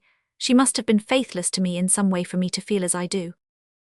And then, said La Mole with the trembling voice which falls from lips like music, then we shall reach the forest. A kiss given to each of us will make us strong and happy. Can you not picture us, Annabel, bending over our swift horses, our hearts gently oppressed? Oh, what a good thing is fear! Fear in the open air when one has one's naked sword at one's side, when one cries hurrah to the courser pricked by the spur, and which at each shout speeds the faster. Yes, said Coconnas, but fear within four walls. What do you say to that, La Mole? I can speak of it, for I have felt something of it. When Beaulieu with his pale face entered my cell for the first time, behind him in the darkness shone halberds, and I heard a sinister sound of iron striking against iron. I swear to you I immediately thought of the Duc de Lenken, and I expected to see his ugly face between the two hateful heads of the halberdiers. I was mistaken, however, and this was my sole consolation. But that was not all. Night came, and I dreamed. So, said La Mole, who had been following his happy train of thought without paying attention to his friend, so they have foreseen everything, even the place in which we are to hide. We shall go to Lorraine, dear friend. In reality I should rather have had it Navarre, for there I should have been with her, but Navarre is too far. Nancy would be better. Besides, once there, we should be only 80 leagues from Paris. Have you any feeling of regret, Annabel, at leaving this place? Ah, no, the idea. Although I confess I am leaving everything that belongs to me. Well, could we manage to take the worthy jailer with us instead of? He would not go, said Coconnas. He would lose too much. Think of it, 500 crowns from us, a reward from the government, promotion perhaps. How happy will be that fellow's life when I shall have killed him. But what is the matter? Nothing, an idea came to me. It is not a funny one, apparently, for you are frightfully pale. I was wondering why they should take us to the chapel. Why, said Coconnas, to receive the sacrament. This is the time for it, I think. But, said La Mole, they take only those condemned to death or the torture to the chapel. Oh, said Coconnas, becoming somewhat pale in turn, this deserves our attention. Let us question the good man whom I am to split open. Here, turnkey. Did Monsieur call? Asked the jailer, who had been keeping watch at the top of the stairs. Yes, come here. Well, it has been arranged that we are to escape from the chapel, has it not? Hush, said the turnkey, looking round him in terror. Do not worry, no one can hear us. Yes, monsieur, it is from the chapel. They are to take us to the chapel then. Yes, that is the custom. The custom. Yes, it is customary to allow everyone condemned to death to pass the night in the chapel. Coconnas and La Mole shuddered and glanced at each other. You think we are condemned to death, then? Certainly you too must think so. Why should we think so? Asked La Mole. Certainly, otherwise you would not have arranged everything for your escape. Do you know there is reason in what he says, said Coconnas to La Mole. Yes, and what I know besides is that we are playing a close game apparently. But do you think I am risking nothing, said the turnkey, if in a moment of excitement monsieur should make a mistake? Well, by heaven, I wish I were in your place, said Coconnas slowly, and had to deal with no hand but this, with no sword except the one which is to graze you. Condemned to death, murmured La Mole, why that is impossible. Impossible, said the turnkey naively, and why? Hush, said Coconnas, I think someone is opening the lower door. To your cells, gentlemen, to your cells, cried the jailer hurriedly. When do you think the trial will take place? Asked La Mole. Tomorrow or later, but be easy, those who must be informed shall be. Then let us embrace each other and bid farewell to these walls. The two friends rushed into each other's arms, and then returned to their cells, La Mole sighing, Coconnas singing. Nothing new happened until 7 o'clock. Night fell dark and rainy over the prison of Vincennes, a perfect night for flight. The evening meal was brought to Coconnas, who ate with his usual appetite, thinking of the pleasure he would feel in being soaked in the rain, which was pattering against the walls. and already preparing himself to fall asleep to the dull, monotonous murmur of the wind, when suddenly it seemed to him that this wind, to which he occasionally listened with a feeling of melancholy never before experienced by him until he came to prison, whistled more strangely than usual under the doors, and that the stove roared with a louder noise than common. This had happened every time one of the cells above or opposite him was opened. It was by this noise that Annibal always knew the jailer was coming from La Mole's cell. But this time it was in vain that Coconnas remained with eye and ear alert. The moments passed, no one came. "This is strange," said Coconnas. "La Mole's door has been opened and not mine. Could La Mole have called? Can he be ill? What does it mean?" With a prisoner, everything is a cause for suspicion and anxiety, as everything is a cause for joy and hope. Half an hour passed, then an hour and a half. Coconnas was beginning to grow sleepy from anger, when the grating of the lock made him spring to his feet. "Oh," said he, "has the time come for us to leave, and are they going to take us to the chapel without condemning us? By heaven, what joy it would be to escape on such a night! It is as dark as an oven. I hope the horses are not blind." He was about to ask some jocular question of the turnkey, when he saw the latter put his finger to his lips and roll his eyes significantly. Behind the jailer, Coconnas heard sounds and perceived shadows. Suddenly, in the midst of the darkness, he distinguished two helmets, on which the smoking candle threw a yellow light. "Oh," said he in a low voice, "what is this sinister procession? What is going to happen?" The jailer replied by a sigh which greatly resembled a groan. "By heaven," murmured Coconnas, "what a wretched existence, always on the ragged edge, never on firm land. Either we paddle in 100 feet of water or we hover above the clouds, never a happy medium. Well, where are we going?" "Follow the halberdiers, monsieur," repeated the same voice. He had to obey. Coconnas left his room and perceived the dark man whose voice had been so disagreeable. He was a clerk, small and hunchbacked, who no doubt had put on the gown in order to hide his bandy legs, as well as his back. He slowly descended the winding stairs. At the first landing the guards paused. "That is a good deal to go down," murmured Coconnas, "but not enough." The door opened. The prisoner had the eye of a lynx and the scent of a bloodhound. He scented the judges and saw in the shadow the silhouette of a man with bare arms. The latter sight made the perspiration mount to his brow. Nevertheless, he assumed his most smiling manner, and entered the room with his head tipped to one side, and his hand on his hip, after the most approved manner of the times. A curtain was raised, and Coconnas perceived the judges and the clerks. A few feet away La Mole was seated on a bench. Coconnas was led to the front of the tribunal. Arrived there, he stopped, nodded and smiled to La Mole, and then waited. "What is your name, monsieur?" inquired the president. "Marcus Annibal de Coconnas," replied the gentleman with perfect ease. "Count de Montpensier, Chenox and other places, but they are known, I presume." "Where were you born?" "At St. Colomban near Susa." "How old are you?" 27 years and 3 months. "Good," said the president. "This pleases him apparently," said Coconnas. "Now," said the president after a moment's silence, which gave the clerk time to write down the answers of the accused, "what was your reason for leaving the service of Monsieur de Lenken?" "To rejoin my friend Monsieur de la Mole, who had already left the Duke 3 days before." "What were you doing the day of the hunt, when you were arrested?" "Why," said Coconnas, "I was hunting." The king was also present at that hunt, and was there seized with the first attack of the malady from which he is at present suffering. "I was not near the king, and I can say nothing about this. I was even ignorant of the fact that he had been ill." The judges looked at one another with a smile of incredulity. "Ah, you were ignorant of His Majesty's illness, were you?" said the president. "Yes, monsieur, and I am sorry to hear of it. Although the King of France is not my king, I have a great deal of sympathy for him." "Indeed." "On my honor, it is different so far as his brother, the Duc de Lenken, is concerned. The latter I confess." "We have nothing to do with the Duc de Lenken, monsieur. This concerns His Majesty." "Well, I have already told you that I am his very humble servant," said Coconnas, turning about in an adorably impudent fashion.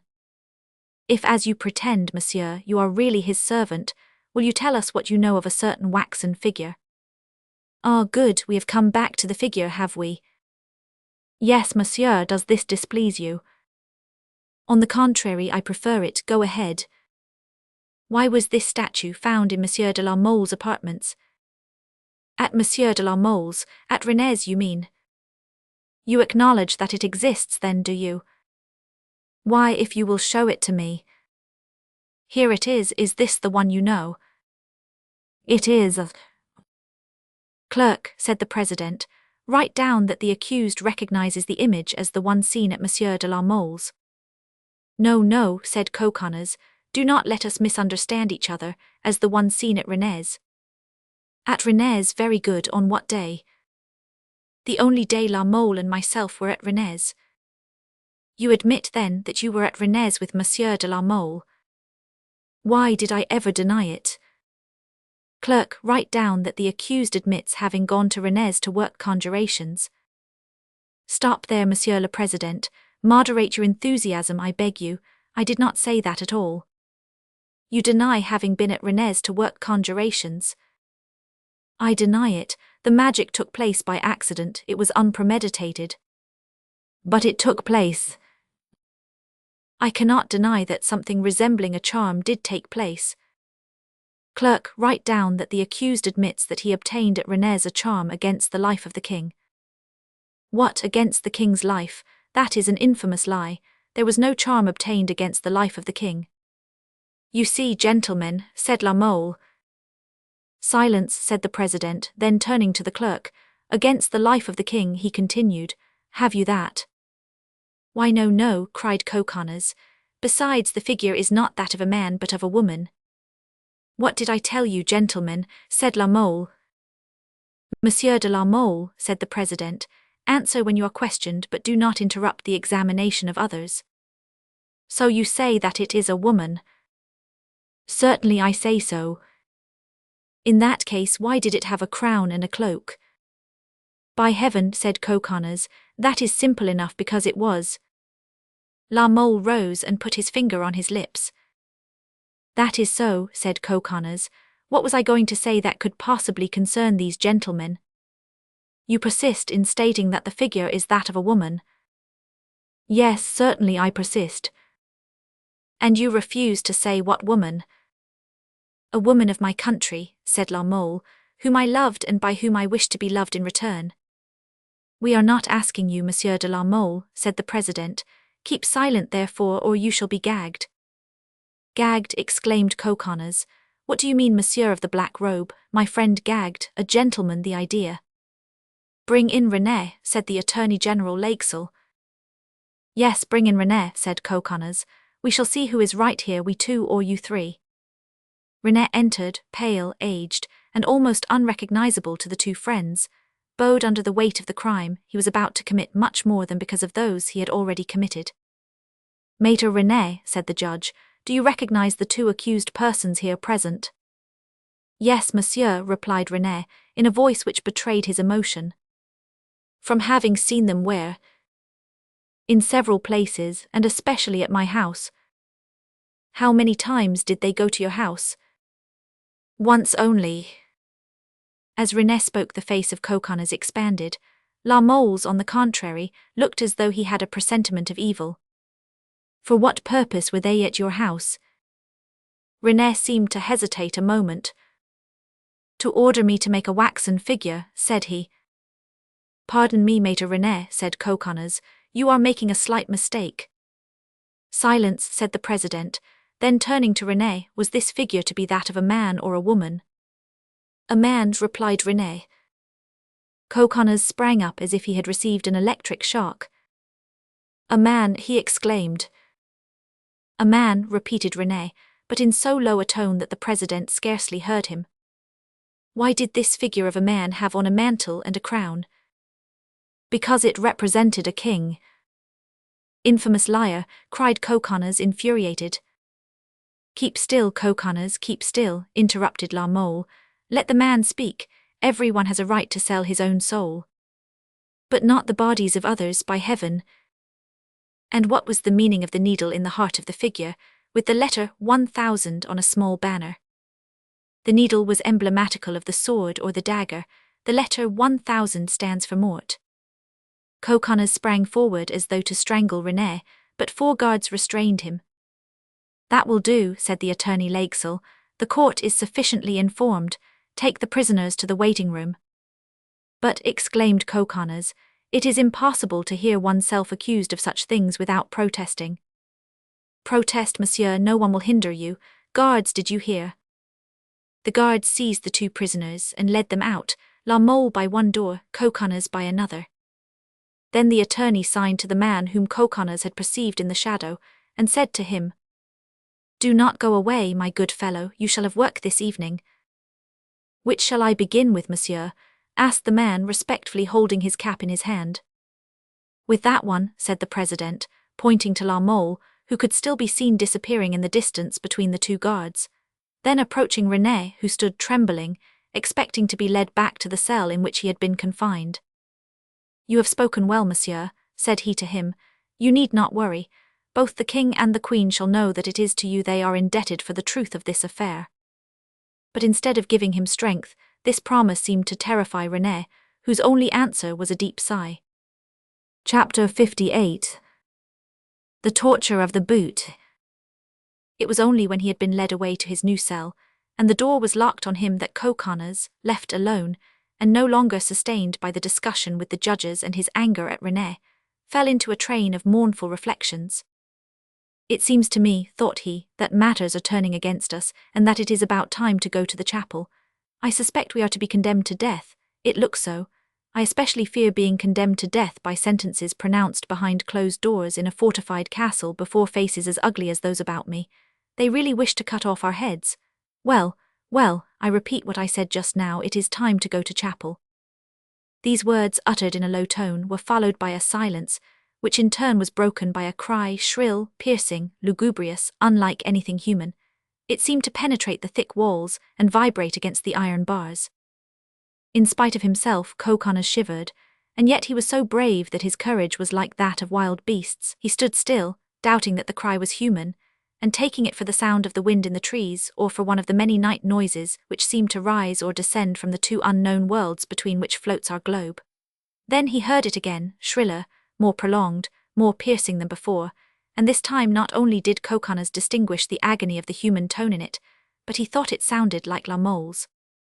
As he realized this, the Piedmontese forgot that he was confined behind 2 doors, 3 gates, and a wall 12 feet thick. He hurled his entire weight against the sides of the cell as though to push them out, and rushed to the aid of the victim, crying, Are they killing someone here? But he unexpectedly encountered the wall, and the shock hurled him back against a stone bench on which he sank down. Then there was silence. Oh, they have killed him, he murmured. It is abominable, and one is without arms here and cannot defend oneself. He groped about. Ah, this iron chain, he cried, I will take it, and woe to him who comes near me. Coconnas rose, seized the iron chain, and with a pull shook it so violently that it was clear that with 2 such efforts he would wrench it away. But suddenly the door opened, and the light from a couple of torches fell into the cell. Come, monsieur, said the same voice which had sounded so disagreeable to him, and which this time, in making itself heard 3 floors below, did not seem to him to have acquired any new charm. Come, monsieur, the court is awaiting you. Good, said Coconnas, dropping his ring. I am to hear my sentence, am I not? Yes, monsieur. Oh, I breathe again, let us go, said he. He followed the usher, who preceded him with measured tread, holding his black rod. In spite of the satisfaction he had felt at first, as he walked along, Coconnas glanced anxiously about him. Oh, he murmured, I do not perceive my good jailer, I confess I miss him. They entered the hall the judges had just left, in which a man was standing alone, whom Coconnas recognized as the Attorney General. In the course of the examination, the latter had spoken several times, always with an animosity easy to understand. He was the one whom Catherine, both by letter and in person, had specially charged with the trial. At the farther end of this room, the corners of which were lost in darkness behind a partly raised curtain, Coconnas saw such dreadful sights that he felt his limbs give away, and cried out, Oh my God! It was not without cause that the cry had been uttered. The sight was indeed terrible, The portion of the room hidden during the trial by the curtain, which was now drawn back, looked like the entrance to hell. A wooden horse was there, to which were attached ropes, pulleys, and other accessories of torture. Further on glowed a brazier, which threw its lurid glare on the surrounding objects, and which added to the terror of the spectacle. Against one of the pillars which supported the ceiling stood a man motionless as a statue, holding a rope in his hand. He looked as though made of the stone of the column against which he leaned. To the walls above the stone benches, between iron links, chains were suspended and blades glittered. "Oh," murmured Coconnas, "the chamber of horrors is already apparently waiting only for the patient. What can it mean?" "On your knees, Mark Annibal Coconnas," said a voice which caused that gentleman to raise his head.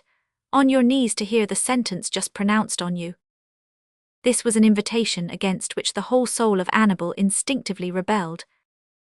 But as he was about to refuse, two men placed their hands on his shoulders so unexpectedly, and so suddenly, that his knees bent under him on the pavement. The voice continued. "Sentence of the court sitting in the prison of Vincennes on Mark Annibal de Coconnas, accused and convicted of high treason, of an attempt to poison, of sacrilege and magic against the person of the king, of a conspiracy against the kingdom, and of having by his pernicious counsels driven a prince of the blood to rebellion." At each charge Coconnas had shaken his head, keeping time like a fractious child. The judge continued. "In consequence of which, the aforesaid Mark Annibal de Coconnas shall be taken from prison to the place Saint Jean en Grève to be there beheaded. His property shall be confiscated, his woods cut down to the height of 6 feet, his castles destroyed, and a post planted there with a copper plate bearing an inscription of his crime and punishment." "As for my head," said Coconnas, "I know you will cut that off, for it is in France and in great jeopardy. But as for my woods and castles, I defy all the saws and axes of this most Christian kingdom to harm them." "Silence," said the judge, and he continued. "Furthermore, the aforesaid Coconnas—" "What," interrupted Coconnas, "is something more to be done to me after my head is cut off? Oh, that seems to me very hard." "No, monsieur," said the judge before. And he resumed. "Furthermore, the aforesaid Coconnas, before the execution of his sentence, shall undergo the severest torture, consisting of 10 wedges." Coconnas sprang up, flashing a burning glance at the judge. "And for what?" he cried, finding no other words but these simple ones to express the 1,000 thoughts that surged through his mind. In reality, this was complete ruin to Coconnas' hopes. He would not be taken to the chapel until after the torture, from which many frequently died. The braver and stronger the victim, the more likely he was to die, for it was considered an act of cowardice to confess, and so long as the prisoner refused to confess, the torture was continued, and not only continued but increased. The judge did not reply to Coconnas. The rest of the sentence answered for him. He continued. "In order to compel the aforesaid Coconnas to confess in regard to his accomplices, and the details of the plan and conspiracy." "By heaven," cried Coconnas, "this is what I call infamous, more than infamous, cowardly." Accustomed to the anger of his victims, which suffering always changed to tears, the impassible judge merely made a sign. Coconnas was seized by the feet and the shoulders, overpowered, laid on his back, and bound to the rack before he was able even to see those who did the act. "Wretches," shouted he in a paroxysm of fury, straining the bed and the cords so that the tormentors themselves drew back. "Wretches, torture me, twist me, break me to pieces, but you shall know nothing, I swear. Ah, you think, do you, that it is with pieces of wood and steel that a gentleman of my name is made to speak? Go ahead, I defy you." "Prepare to write, clerk," said the judge. "Yes, prepare," shouted Coconnas, "and if you write everything I am going to tell you, you infamous hangmen, you will be kept busy. Write, write." "Have you anything you wish to confess?" asked the judge in his calm voice. "Nothing, not a word. Go to the devil." "You had better reflect, monsieur. Come, executioner, adjust the boot." At these words the man, who until then had stood motionless, the ropes in his hand, stepped forward from the pillar and slowly approached Coconnas, who turned and made a grimace at him. It was Maître Caboche, the executioner of the provostship of Paris. A look of sad surprise showed itself on the face of Coconnas, who, instead of crying out and growing agitated, lay without moving, unable to take his eyes from the face of the forgotten friend who appeared at that moment. Without moving a muscle of his face, without showing that he had ever seen coconers anywhere except on the rack. Caboch placed 2 planks between the limbs of the victim, 2 others outside of his limbs, and bound them securely together by means of the rope he held in his hand. This was the arrangement called the boot. For ordinary torture, 6 wedges were inserted between the 2 planks, which on being forced apart crushed the flesh. For severe torture 10 wedges were inserted, and then the planks not only broke the flesh but the bones. The preliminaries over, Maître Caboch slipped the end of the wedge between the 2 planks, then, mallet in hand, bent on one knee and looked at the judge. "Do you wish to speak?" said the latter. "No," resolutely answered Coconers, although he felt the perspiration rise to his brow and his hair begin to stand on end. "Proceed then," said the judge. "Insert the first wedge." Caboch raised his arm with its heavy mallet and struck the wedge a tremendous blow which gave forth a dull sound. The rack shook. Coconers did not utter a single word at the first wedge, which usually caused the most resolute to groan. Moreover, the only expression on his face was that of indescribable astonishment. He watched Caboch in amazement, who, with arm raised, half turned towards the judge, stood ready to repeat the blow. "What was your idea in hiding in the forest?" asked the judge. "To sit down in the shade," replied Coconers. "Proceed," said the judge. Caboch gave a second blow which resounded like the first. Coconers did not move a muscle. He continued to watch the executioner with the same expression. The judge frowned. "He is a hard Christian," he murmured. "Has the wedge entered?" Caboch bent down to look, and in doing so said to Coconers, "Cry out, you poor fellow." Then rising, "Up to the head, monsieur," said he. "Second wedge," said the judge coldly. The words of Caboch explained all to Coconers. The worthy executioner had rendered his friend the greatest service in his power. He was sparing him not only pain, but more the shame of confession, by driving in wedges of leather, the upper part of which was covered with wood instead of oak wedges. In this way he was leaving him all his strength to face the scaffold. "Ah, kind Caboch," murmured Coconers, "fear nothing. I will cry out since you ask me to, and if you are not satisfied it will be because you are hard to please." Meanwhile Caboch had introduced between the planks the end of a wedge larger than the first. "Strike," cried the judge. At this word Caboch struck as if with a single blow he would demolish the entire prison of Vincennes. Ah, stop," cried Coconers. "1,000 devils, you are breaking my bones, take care." "Ah," said the judge, smiling, "the second seems to take effect, that surprises me." Coconers panted like a pair of bellows. "What were you doing in the forest?" asked the judge. "By heaven, I have already told you, I was enjoying the fresh air." "Proceed," said the judge. "Confess," whispered Caboch. "What?" "Anything you wish but something." And he dealt a second blow, no less light than the former. Coconers thought he would strangle himself in his efforts to cry out. Oh, said he, "what is it you want to know, monsieur, by whose order I was in the forest?" "Yes. I was there by order of Monsieur de Lenken." "Right," said the judge. "If I committed a crime in setting a trap for the King of Navarre," continued Coconers, "I was only an instrument, monsieur, and I was obeying my master." The clerk began to write. "Oh, you denounce me, paleface," murmured the victim, "but just wait." And he related the visit of Francois to the King of Navarre, the interviews between de Maui and Monsieur de Lenken, the story of the red cloak, all as though he were just remembering them between the blows of the hammer. At length he had given such precise, terrible, uncontestable evidence against 500 Lenken, making it seem as though it was extorted from him only by the pain. He grimaced, roared, and yelled so naturally, and in so many different tones of voice, that the judge himself became terrified at having to record details so compromising to a son of France. "Well," said Caboch to himself, "here is a gentleman who does not need to say things twice, and who gives full measure of work to the clerk. Great God, what if instead of leather the wedges had been of wood?"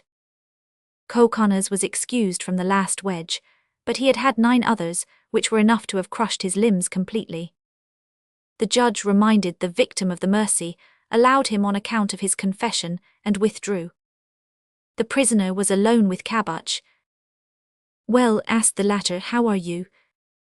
"Ah, my friend, my kind friend, my dear Caboch," exclaimed Coconnas, "you may be sure I shall be grateful all my life for what you have done for me." "The deuce, but you are right, monsieur, for if they knew what I have done it would be I who would have to take your place on the rack, and they would not treat me as I have treated you." "But how did the idea come to you?" "Well," said Caboch, wrapping the limbs of Coconnas in bloody bands of linen, "I knew you had been arrested, and that your trial was going on. I knew that Queen Catherine was anxious for your death. I guessed that they would put you to the torture and consequently took my precautions." "At the risk of what might have happened?"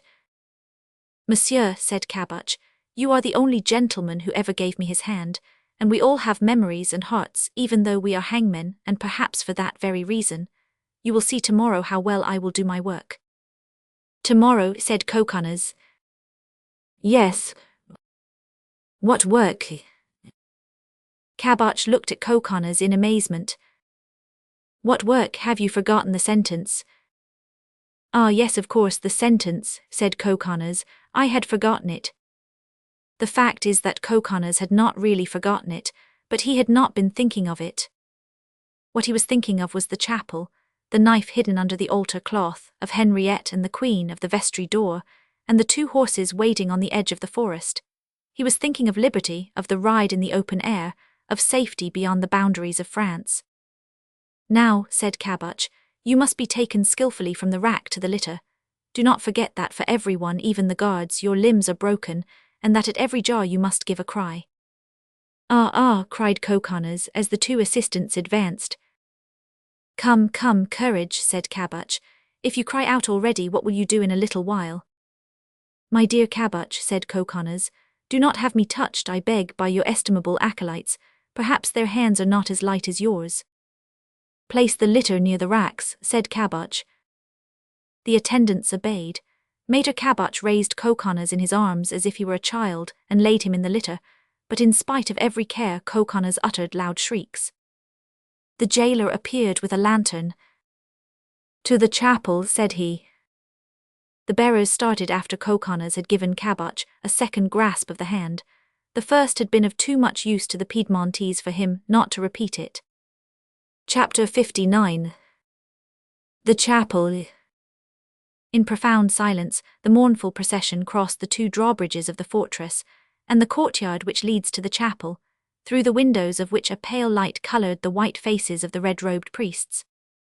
Coconnas eagerly breathed the night air, although it was heavy with rain.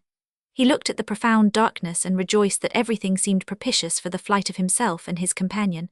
It required all his will-power, all his prudence, all his self-control to keep from springing from the litter, when on entering the chapel he perceived near the choir, 3 feet from the altar, a figure wrapped in a great white cloak. It was La Mole. The 2 soldiers who accompanied the litter stopped outside of the door. "Since they have done us the final favour of once more leaving us together," said Coconnas in a drawling voice, "take me to my friend." The bearers had had no different order, and made no objection to assenting to Coconnas's demand. La Mole was gloomy and pale. His head rested against the marble wall. His black hair, bathed with profuse perspiration, gave to his face the dull pallor of ivory, and seemed still to stand on end. At a sign from the turnkey, the 2 attendants went to find the priest for whom Coconnas had asked. This was the signal agreed on. Coconnas followed them with anxious eyes, but he was not the only one whose glance was riveted on them. Scarcely had they disappeared when 2 women rushed from behind the altar and hurried to the choir with cries of joy, rousing the air like a warm and restless breeze which precedes a storm. Marguerite rushed towards La Mole and caught him in her arms. La Mole uttered a piercing shriek, like one of the cries Coconnas had heard in his dungeon, and which had so terrified him. "My God, what is the matter, La Mole?" cried Marguerite, springing back in fright. La Mole uttered a deep moan, and raised his hands to his eyes, as though to hide Marguerite from his sight. The Queen was more terrified at the silence and this gesture than she had been at the shriek. "Oh," she exclaimed, "what is the matter? You are covered with blood." Coconnas, who had rushed to the altar for the dagger, and who was already holding Henriette in his arms, now came back. "Rise," said Marguerite, "rise, I beg you, you see the time has come." A hopelessly sad smile passed over the white lips of La Mole, who seemed almost unequal to the effort. "Beloved Queen," said the young man, "you counted without Catherine and consequently without a crime. I underwent the torture, my bones are broken, my whole body is nothing but a wound, and the effort I make now to press my lips to your forehead causes me pain worse than death." Pale and trembling, La Mole touched his lips to the Queen's brow. "The rack," cried Coconnas, "I too suffered it, but did not the executioner do for you what he did for me?"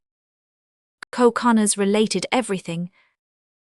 "Ah," said La Mole, "I see, you gave him your hand the day of our visit. I forgot that all men are brothers and was proud. God has punished me for it." La Mole clasped his hands. Coconnas and the women exchanged a glance of indescribable terror. "Come," said the jailer, who until then had stood at the door to keep watch and had now returned. "Do not waste time, dear Monsieur de Coconnas. Give me my thrust of the dagger, and do it in a way worthy of a gentleman, for they are coming." Marguerite knelt down before La Mole, as if she were one of the marble figures on a tomb, near the image of the one buried in it. "Come, my friend," said Coconnas. "I am strong, I will carry you, I will put you on your horse, or even hold you in front of me if you cannot sit in the saddle, but let us start. You hear what this good man says, it is a question of life and death."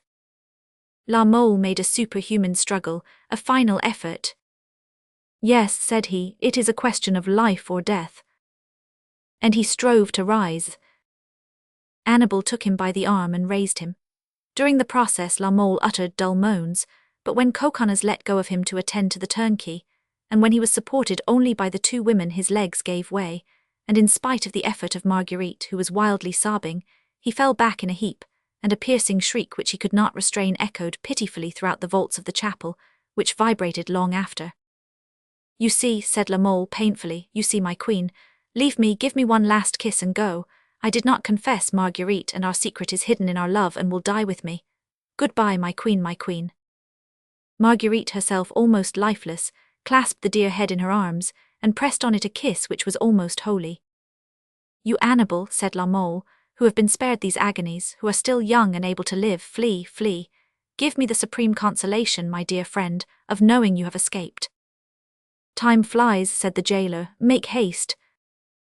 Henriette gently strove to lead Annibal to the door. Marguerite, on her knees before La Mole, sobbing and with dishevelled hair, looked like a Magdalene. "Flee, Annibal," said La Mole, "flee. Do not give our enemies the joyful spectacle of the death of two innocent men." Coconnas quietly disengaged himself from Henriette, who was leading him to the door, and with a gesture so solemn that it seemed majestic said, "Madame, first give the 500 crowns we promised to this man." "Here they are," said Henriette. Then turning to La Mole and shaking his head sadly, "As for you, La Mole, you do me wrong to think for an instant that I could leave you. Have I not sworn to live and die with you? But you are suffering so, my poor friend, that I forgive you." And seating himself resolutely beside his friend, Coconnas leaned forward and kissed his forehead. Then gently as a mother would do to her child, he drew the dear head towards him until it rested on his breast. Marguerite was numb. She had picked up the dagger which Coconnas had just let fall. "Oh, my queen," said La Mole, extending his arms to her, and understanding her thought, "my beloved queen, do not forget that I die in order to destroy the slightest suspicion of our love."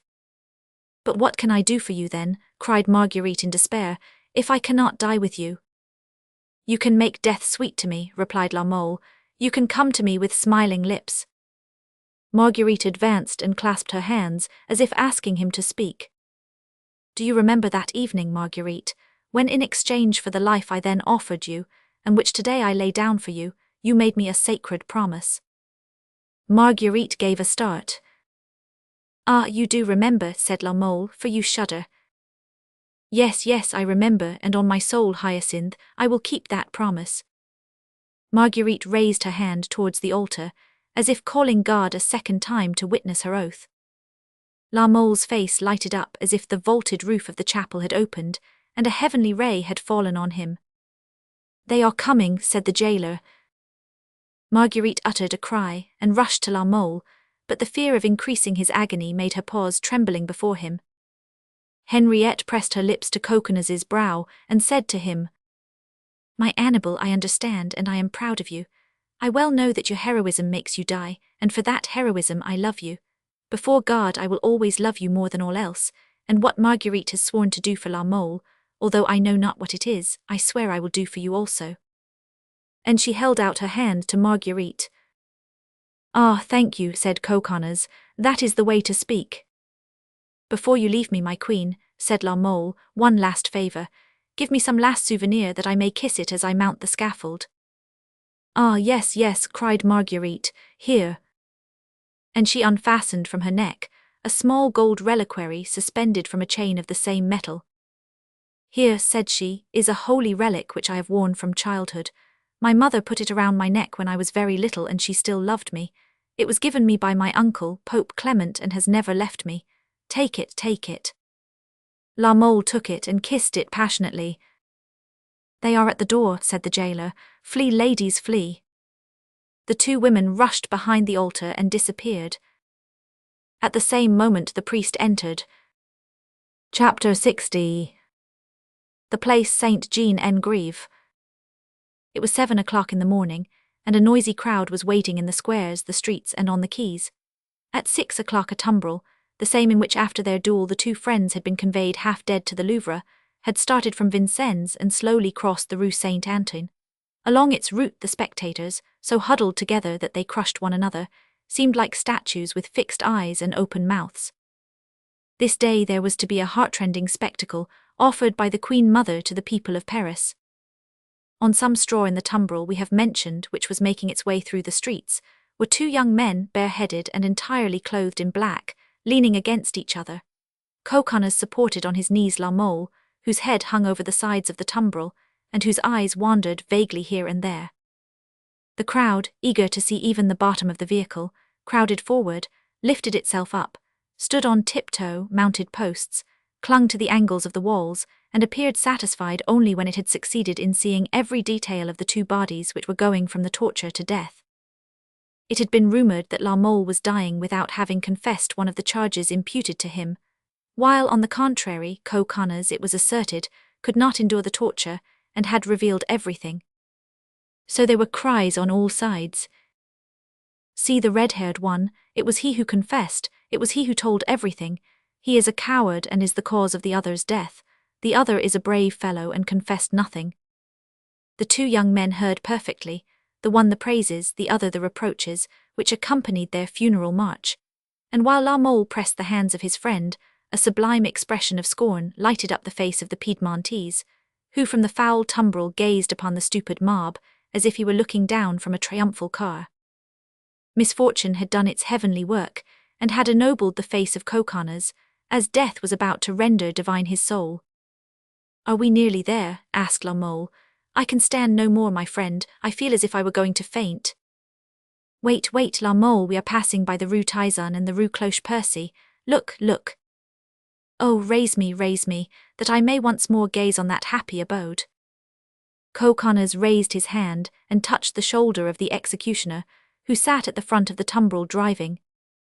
"Mater," said he, "do us the kindness to stop a moment opposite the Rue Tizon." Caboche nodded in assent, and drew rein at the place indicated. Aided by Coquenaz, La Mole raised himself with an effort, and with eyes blinded by tears gazed at the small house, silent and mute, deserted as a tomb. A groan burst from him, and in a low voice he murmured, "Adieu, adieu, youth, love, life." And his head fell forward on his breast. "Courage," said Coquenaz, "we may perhaps find all this above." "Do you think so?" murmured La Mole.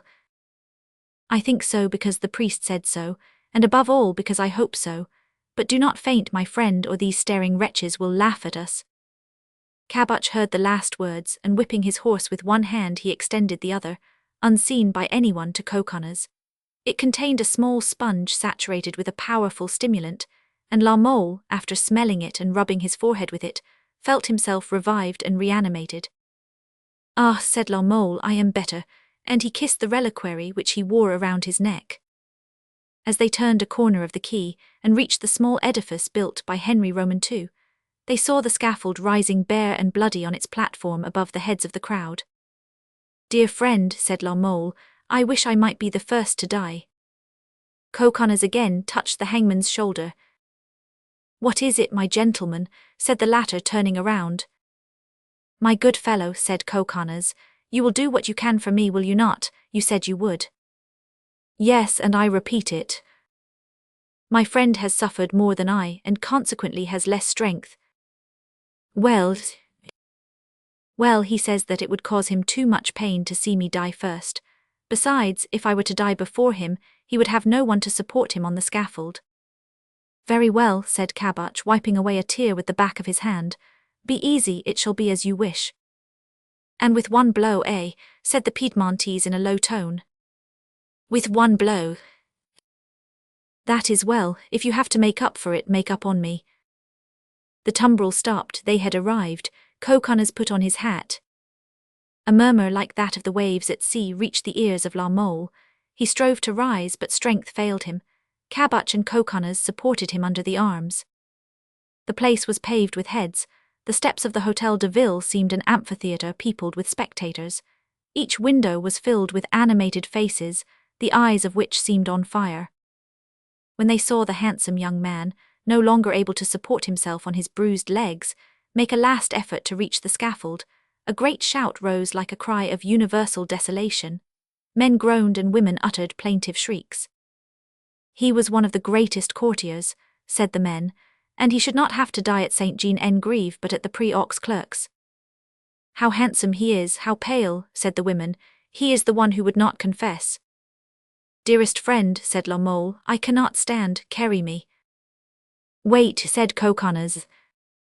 He signed to the executioner, who stepped aside. Then, stooping, he lifted La Mole in his arms as if he were a child, and without faltering carried his burden up the steps of the scaffold, where he put him down, amid the frantic shouting and applause of the multitude. Coconnas raised his hat and bowed. Then he threw the hat on the scaffold beside him. "Look round," said La Mole, "do you not see them somewhere?" Coconnas slowly glanced around the place, and having reached a certain point, without removing his eyes from it, he laid his hand on his friend's shoulder. "Look," said he, "look at the window of that small tower." With his other hand, he pointed out to La Mole the little building, which still stands at the corner of the Rue de la Vannerie and the Rue Mouton, a reminder of past ages. Somewhat back from the window, two women dressed in black were leaning against each other.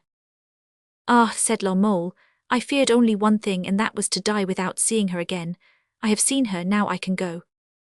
And with his eyes riveted on the small window, he raised the reliquary to his lips and covered it with kisses. Coconnas saluted the two women with as much grace as if he were in a drawing-room. In response to this, they waved their handkerchiefs bathed in tears.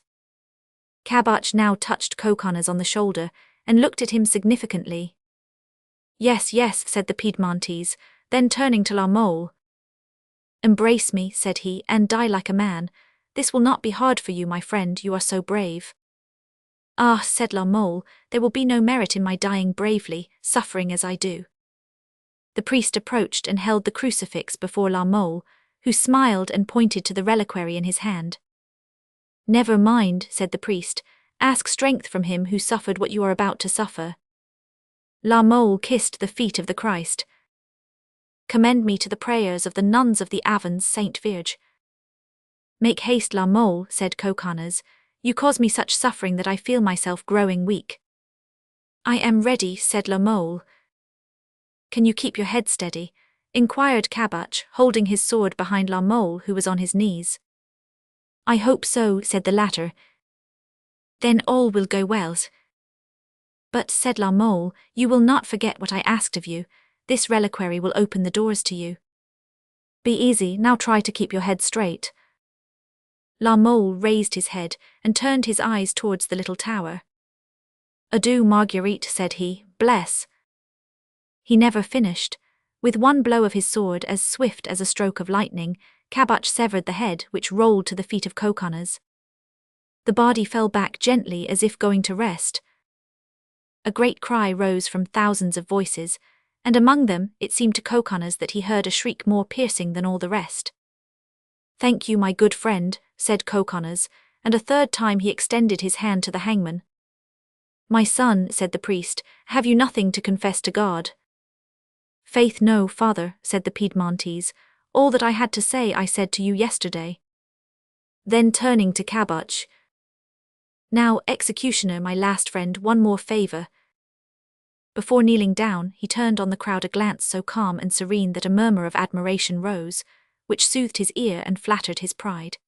Then, raising the head of his friend and pressing a kiss on the purple lips, he gave a last look toward the little tower, and kneeling down, still holding the well-loved head in his hand, he said, "Now." Scarcely had he uttered the word before Caboche had cut off his head. This done, the poor hangman began to tremble. "It was time it was over," said he, "poor fellow." And with difficulty, he drew from the clinched fingers of La Mole the reliquary of gold. Then he threw his cloak over the sad remains, which the tumbril was to convey to his own abode. The spectacle over, the crowd dispersed. Chapter 61. The Headsman's Tower. Night descended over the city, which still trembled at the remembrance of the execution, the details of which passed from mouth to mouth, saddening the happy supper hour in every home. In contrast to the city, which was silent and mournful, the Louvre was noisy, joyous, and illuminated. There was a grand fete at the palace, a fete ordered by Charles Roman IX, a fete he had planned for that evening at the very time that he had ordered the execution for the morning. The previous evening, the Queen of Navarre had received word to be present, and in the hope that La Mole and co-conners would have escaped during the night, since every measure had been taken for their safety, she had promised her brother to comply with his wishes. But when she had lost all hope, after the scene in the chapel, out of a last feeling of piety for that love, the greatest and the deepest she had ever known, she had been present at the execution, she resolved that neither prayers nor threats should force her to attend a joyous festival at the Louvre the same day on which she had witnessed so terrible a scene at the Grève. That day King Charles had given another proof of the will-power which no one perhaps carried as far as he. In bed for a fortnight, weak as a dying man, pale as a corpse, yet he rose about 5 o'clock and donned his most beautiful clothes, although during his toilet he fainted 3 times.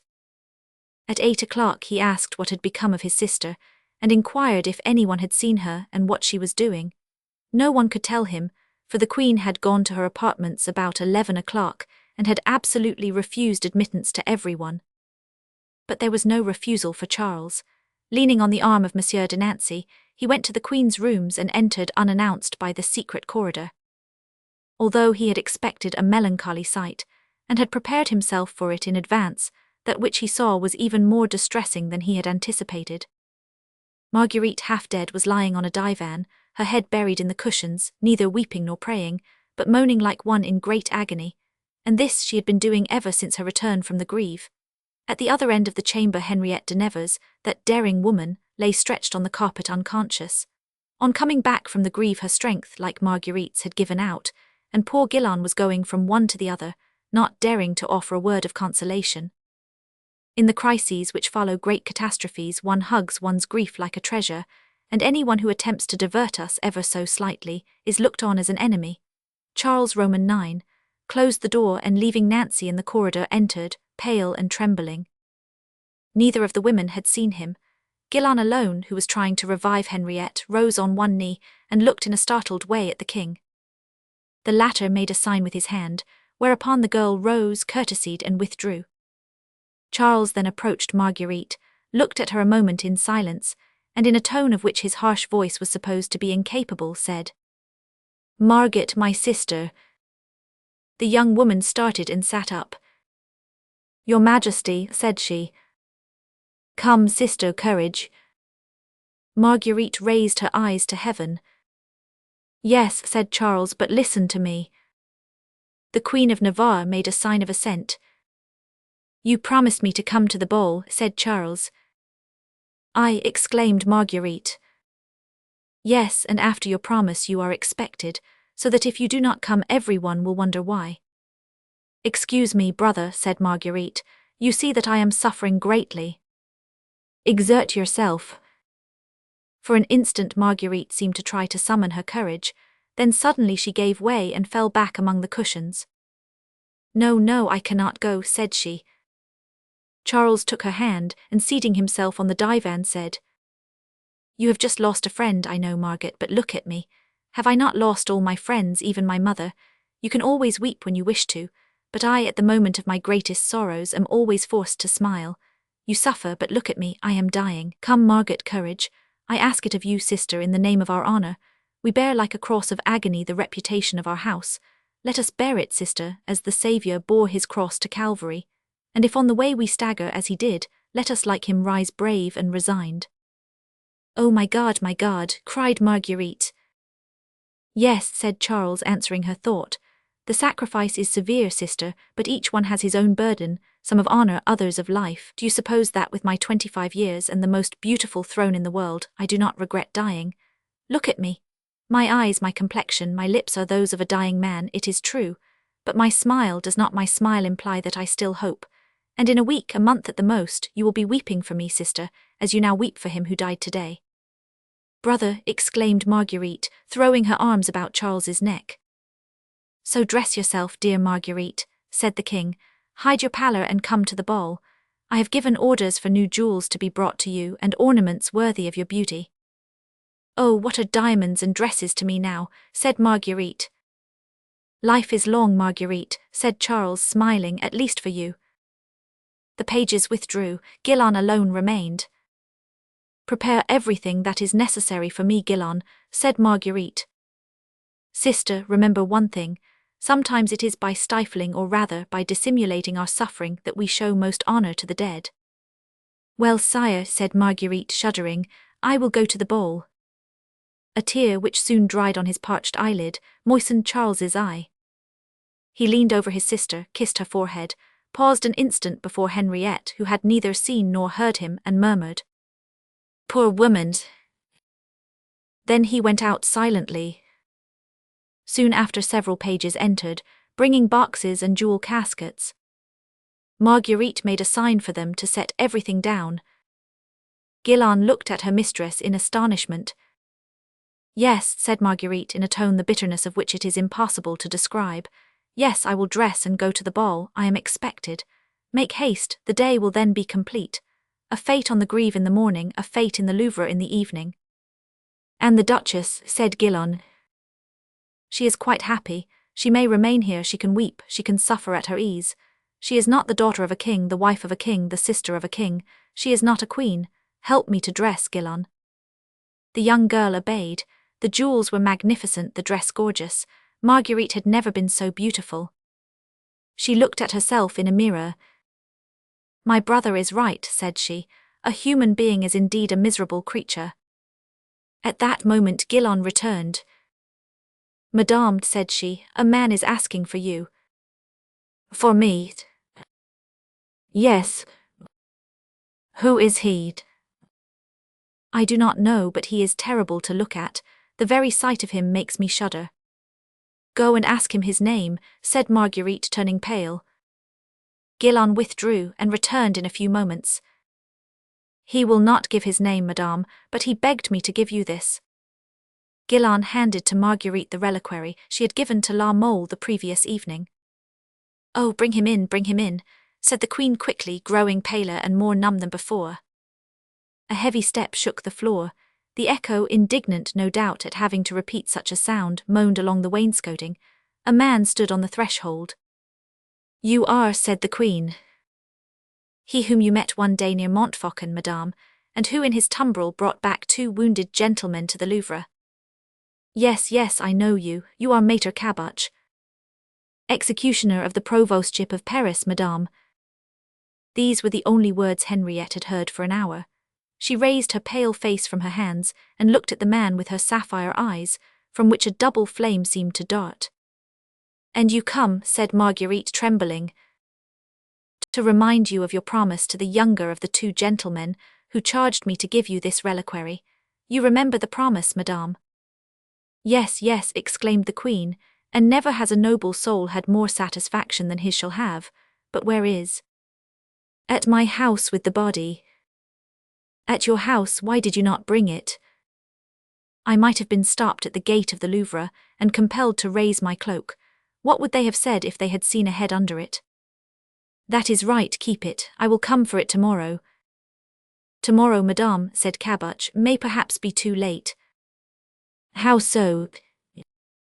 Because the Queen Mother wanted the heads of the first victims, executed by me, to be kept for her magical experiments.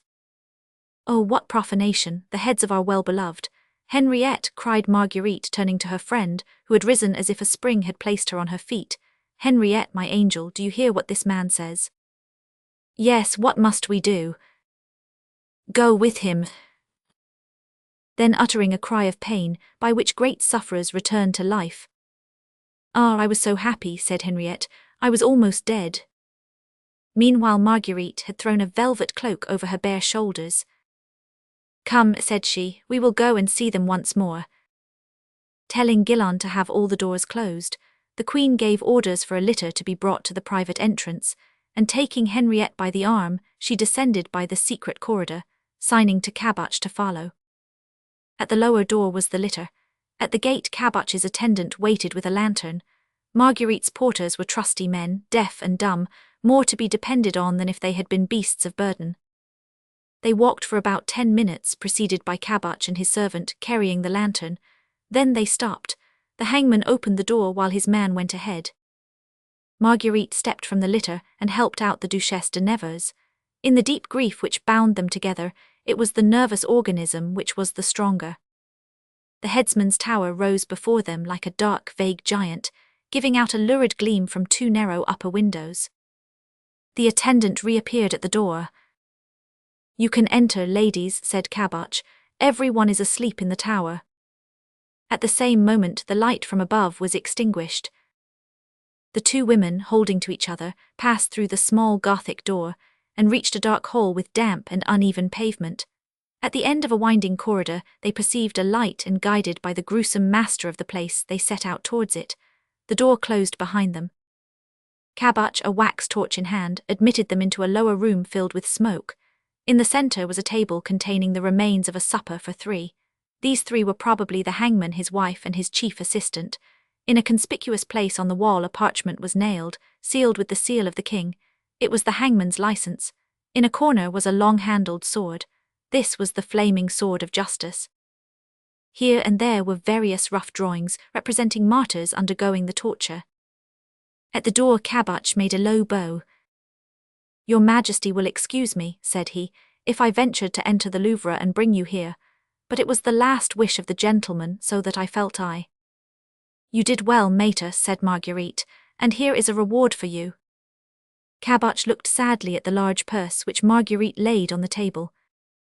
Gold, said he, always gold, alas, madame, if I only could buy back for gold the blood I was forced to spill today. Mater, said Marguerite, looking around with a sad hesitation, Mater, do we have to go to some other room? I do not see. No, madame, they are here, but it is a sad sight, and one which I could have spared you by wrapping up in my cloak that for which you have come. Marguerite and Henriette looked at each other. No, said the Queen, who had read in her friend's eye the same thought as in her own. No, show us the way and we will follow. Caboch took the torch and opened an oaken door at the top of a short stairway, which led to an underground chamber. At that instant a current of air blew some sparks from the torch and brought to the princesses an ill-smelling odour of dampness and blood.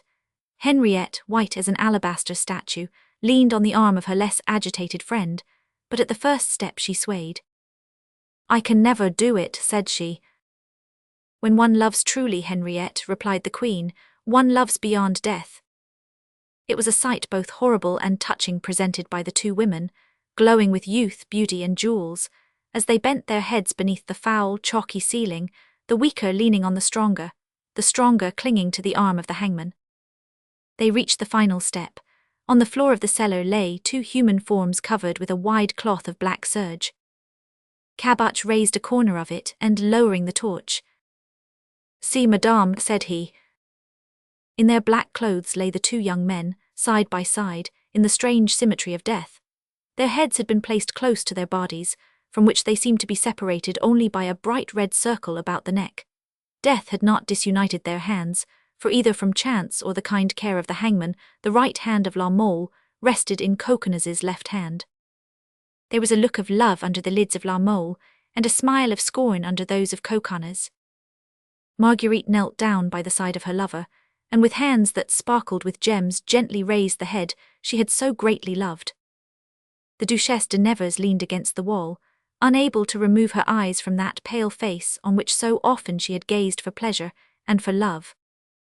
"La Mole, dear La Mole," murmured Marguerite. "Annibal, Annibal," cried the Duchess, "so beautiful, so proud, so brave, never again will you answer me." And her eyes filled with tears. This woman so scornful, so intrepid, so insolent in happiness, this woman who carried skepticism as far as absolute doubt, passion to the point of cruelty, this woman had never thought of death. Marguerite was the first to move. She put into a bag, embroidered with pearls and perfumed with finest essences, the head of La Mole, more beautiful than ever as it rested against the velvet and the gold, and the beauty of which was to be preserved by a special preparation, used at that time in the embalming of royal personages. Henriette then drew near and wrapped the head of Coconnas in a fold of her cloak. And both women, bending beneath their grief more than beneath their burdens, ascended the stairs with a last look at the remains which they left to the mercy of the hangman in that sombre abode of ordinary criminals. "Do not fear, madame," said Caboche, who understood their look. "The gentlemen, I promise you, shall be buried in holy ground." "And you will have masses said for them with this," said Henriette, taking from her neck a magnificent necklace of rubies, and handing it to the hangman. They returned to the Louvre by the same road by which they had gone. At the gate the Queen gave her name. At the foot of her private stairway she descended, and returning to her rooms laid her sad burden in the closet adjoining her sleeping room, destined from that moment to become an oratory. Then, leaving Henriette in her room, paler and more beautiful than ever, she entered the great ballroom, the same room in which 2 years and a half ago the first chapter of our history opened. All eyes were turned on her, but she bore the general gaze with a proud and almost joyous air. She had religiously carried out the last wish of her friend. Seeing her, Charles pushed tremblingly through the gilded crowd around her. "Sister," said he aloud, "I thank you." Then in a low tone, "Take care," said he, "you have a spot of blood on your arm." "Ah, what difference does that make, sire," said Marguerite, "since I have a smile on my lips." Chapter 62. The Sweat of Blood. A few days after the terrible scene we have just described, that is, on the 30th of May, 1574, while the court was at Vincennes, suddenly a great commotion was heard in the chamber of the king. The latter had been taken ill in the midst of the ball he had given the day of the execution of the 2 young men, and had been ordered by his physicians into the pure air of the country. It was 8 o'clock in the morning. A small group of courtiers were talking excitedly in the antechamber, when suddenly a cry was heard, and Charles's nurse appeared at the door, her eyes filled with tears, calling frantically, "Help, help!" "Is His Majesty worse?" asked the Captain de Nancy, whom, as we know, the king had relieved from all duty to Queen Catherine in order to attach him to himself. "Oh, blood, blood!" cried the nurse. "The doctors, call the doctors." Mazel and Ambroise Père in turn attended the august patient, and the latter, seeing the king fall asleep, had taken advantage of the fact to withdraw for a few moments. Meanwhile a great perspiration had broken out all over the king, and as Charles suffered from a relaxation of the capillary vessels, which caused a hemorrhage of the skin, the bloody sweat had alarmed the nurse, unaccustomed to this strange phenomenon, who, being a Protestant, kept repeating that it was a judgment for the blood of the Huguenots shed in the massacre of Saint Bartholomew. The courtiers went in all directions in search of the doctor, who could not be far away, and whom they could not fail to meet. The antechamber, therefore, became deserted, every one being anxious to show his zeal in bringing the much-needed physician. Just then a door opened and Catherine appeared. She passed hurriedly through the antechamber and hastily entered the apartment of her son. Charles was stretched on his bed, his eyes closed, his breast heaving, from his body oozed a crimson sweat. His hand hung over the bed, and from the end of each finger dropped a ruby liquid. It was a horrible sight. At the sound of his mother's steps, as if he knew she was there, Charles sat up. "Pardon, madame," said he, looking at her, "but I desire to die in peace." "To die, my son," said Catherine. "This is only a passing attack of your wretched trouble. Would you have us despair in this way?" I tell you, madame, I feel that my soul is about to pass away. I tell you, madame, that death is near me by heaven. I feel what I feel and I know what I am talking about. Sire, said the queen, your imagination is your most serious trouble. Since the well-merited punishment of those two sorcerers, those assassins, La Mole and Coconnas, your physical suffering should have diminished. The mental trouble alone continues, and if I could talk with you for just 10 minutes I could prove to you. Nurse, said Charles, watch at the door that no one may enter. Queen Catherine de Medici wishes to speak with her well-loved son Charles Roman IX. The nurse withdrew. Well, continued Charles, this interview will have to take place some day or other, and better today than tomorrow. Besides, tomorrow may be too late, but a third person must be present. Why? Because I tell you I am dying, repeated Charles with frightful seriousness, because at any moment death may enter this chamber, as you have done, pale, silent, and unannounced. It is, therefore, time. Last night I settled my personal affairs. This morning I will arrange those of the kingdom. What person do you desire to see? Asked Catherine. My brother, madame, have him summoned. Sire, said the queen, I see with pleasure that the prejudices dictated by hatred rather than pain are leaving your mind, as they soon will fade from your heart. Nurse, cried Catherine, nurse. The woman, who was keeping watch outside, opened the door. Nurse, said Catherine, by order of my son, when Monsieur de Nancy returns say to him to summon the Duc de Lenken. Charles made a sign which detained the woman. I said my brother, madame, said Charles. Catherine's eyes dilated like those of a tigress about to show her anger, but Charles raised his hand imperatively. I wish to speak to my brother Henry, said he. Henry alone is my brother, not he who is king yonder, but he who is a prisoner here. Henry shall know my last wishes. And do you think, exclaimed the Florentine, with unusual boldness in the face of the dread will of her son, her hatred for the Béarnais being strong enough to make her forget her customary dissimulation, do you think that if, as you say, you are near the tomb, I will yield to anyone, especially a stranger, my right to be present at your last hour, my right as queen and mother? Madame, said Charles, I am still king and I still command. I tell you that I desire to speak to my brother Henry, and yet you do not summon my captain of the guard. 1,000 devils, I warn you, madame, I still have strength enough to go for him myself. The king made a movement as if to rise from the bed, which brought to light his body, bloody like Christ's after the flogging. Sire, cried Catherine, holding him back, you wrong us all. You forget the insults given to our family, you repudiate our blood. A son of France alone should kneel before the deathbed of a king of France. As to me, my place is marked out. It is here by the laws of nature as well as the laws of royalty. Therefore I shall remain. And by what right do you remain, madame? Demanded Charles Roman IX. Because I am your mother. You are no more my mother, madame, than is the Duc de Lenken my brother. You are mad, monsieur, said Catherine. Since when is she who gives birth to a child no longer his mother? From the moment, madame, when the unnatural mother takes away that which she gives, replied Charles, wiping away a bloody sweat from his lips. What do you mean, Charles? I do not understand you, murmured Catherine, gazing at her son, her eyes dilated with astonishment. But you will, madame. Charles searched under his pillow and drew out a small silver key. Take this, madame, and open my travelling box. It contains certain papers which will speak for me. Charles pointed to a magnificent carved box, closed with a silver lock like the key, which occupied the most conspicuous place in the room. Catherine, dominated by the look and manner of Charles, obeyed, advanced slowly to the box, and opened it. But no sooner had she looked into it than she suddenly sprang back as if she had seen some sleeping reptile inside it. Well, said Charles, who had not taken his eyes from his mother, what is there in the box to startle you, madame? Nothing, said Catherine. Then put in your hand, madame, and take out a book that is there. There is one, is there not? Added Charles with a pale smile, more terrible in him than a threat in another. Yes, faltered Catherine.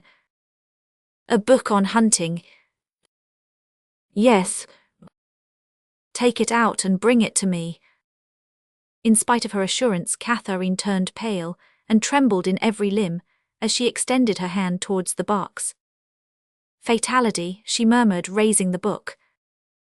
Very good, said Charles. Now listen, this book on hunting, I loved the chase madly above everything else. I read this book too eagerly, do you understand, madame? Catherine gave a dull moan. It was a weakness, continued Charles. Burn it, madame. The weakness of kings and queens must not be known. Catherine stepped to the glowing hearth and dropped the book into the flames.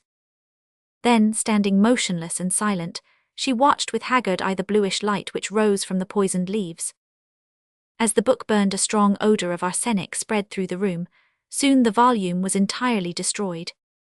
And now, madame, said Charles with irresistible majesty, call my brother. Catherine, overcome, crushed under a multiple emotion which her profound wisdom could not analyze, and which her almost superhuman strength could not combat, took a step forward as if to speak. The mother grew remorseful, the queen was afraid, the poisoner felt a return of hatred. The latter sentiment dominated. Curse him, she cried, rushing from the room. He triumphs, he gains his end. Curse him, curse him. You understand, my brother Henry, cried Charles, calling after his mother. My brother Henry, with whom I wish to speak instantly regarding the regency of the kingdom.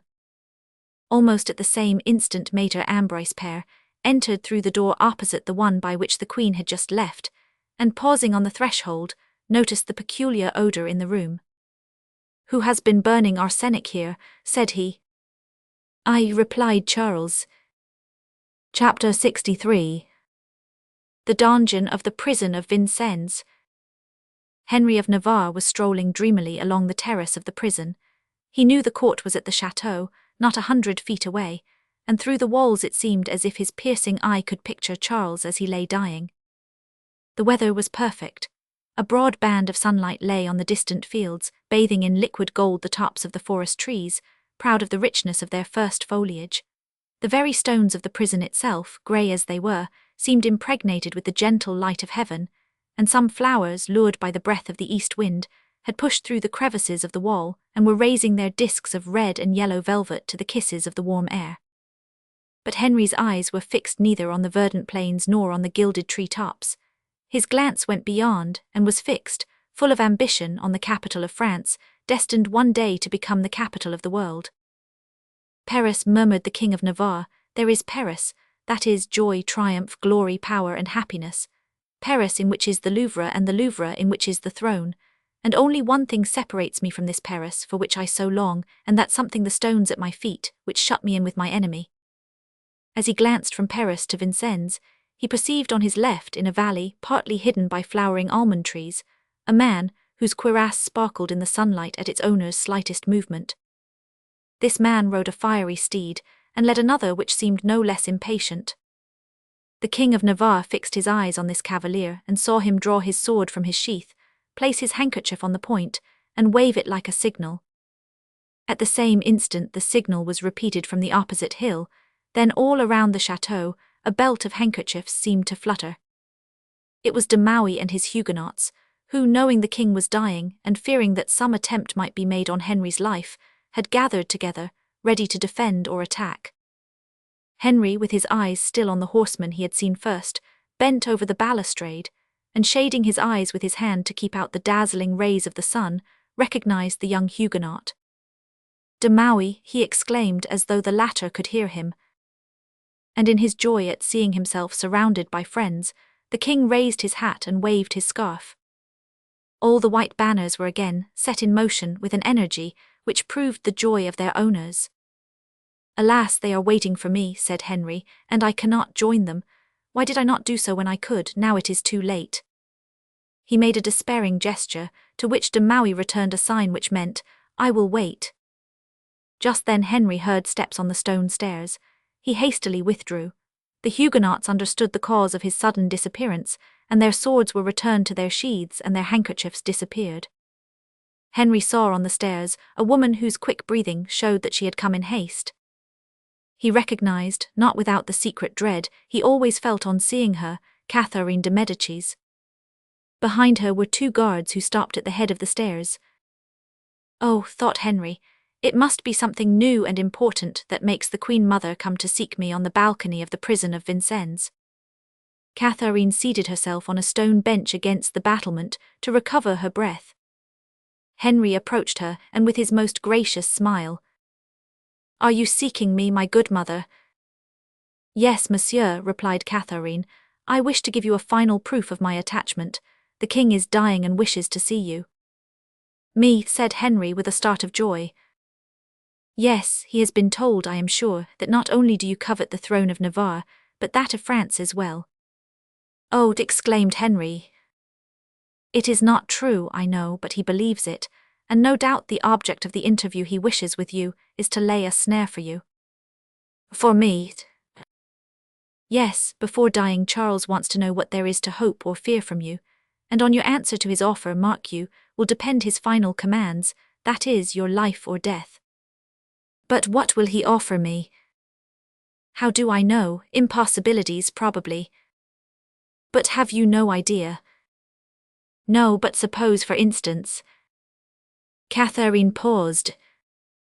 "What?" "Suppose he credited you with these ambitious aims of yours he has heard about. Suppose he should wish to hear these aims from your own lips. Suppose he should tempt you as once they used to tempt the guilty in order to provoke a confession without torture. Suppose," continued Catherine, looking fixedly at Henry, "he were to offer you a kingdom, the regency." A thrill of indescribable joy pervaded Henry's weary heart, but he guessed the snare and his strong and supple soul rebounded.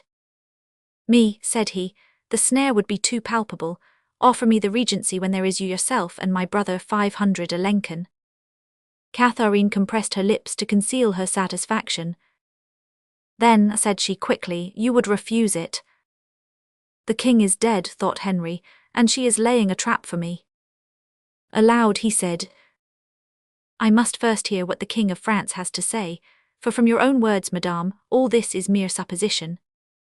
"Doubtless," said Catherine, "but you can tell me your intentions." "Why," said Henry innocently, "having no pretensions I have no intentions." "That is no answer," said Catherine, feeling that time was flying and giving way to her anger. "You can give some answer." "I cannot answer suppositions, madame.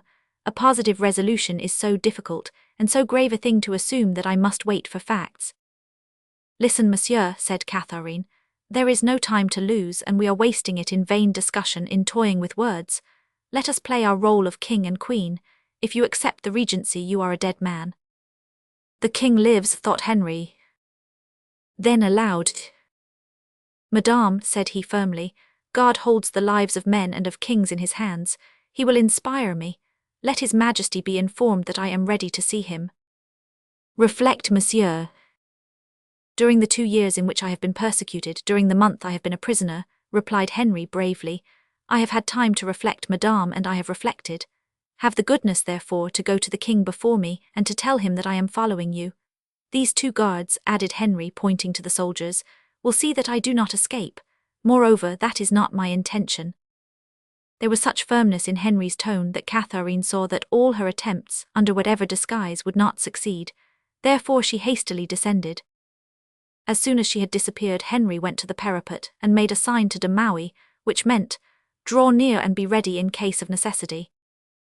De Maquet, who had dismounted, sprang into the saddle, and still leading the second horse galloped to within musket-shot of the prison. Henry thanked him by a gesture and descended. On the first landing, he found the 2 soldiers who were waiting for him. A double troop of Swiss and light horse guarded the entrance to the court, and to enter or leave the chateau it was necessary to traverse a double line of halberds. Catherine had stopped and was waiting for him. She signed to the 2 soldiers to go on, and laying her hand on Henry's arm said, "This court has 2 gates. At one, behind the apartments of the king, if you refuse the regency, a good horse and freedom await you. At the other, through which you have just passed, if you listen to the voice of ambition, what do you say?" "I say that if the king makes me regent, madame, I, and not you, shall give orders to the soldiers. I say that if I leave the castle at night, all these pikes, halberds, and muskets shall be lowered before me." "Madman," murmured Catherine, exasperated, "believe me, and do not play this terrible game of life and death with me." "Why not?" said Henry, looking closely at Catherine. "Why not with you as well as with another, since up to this time I have won?"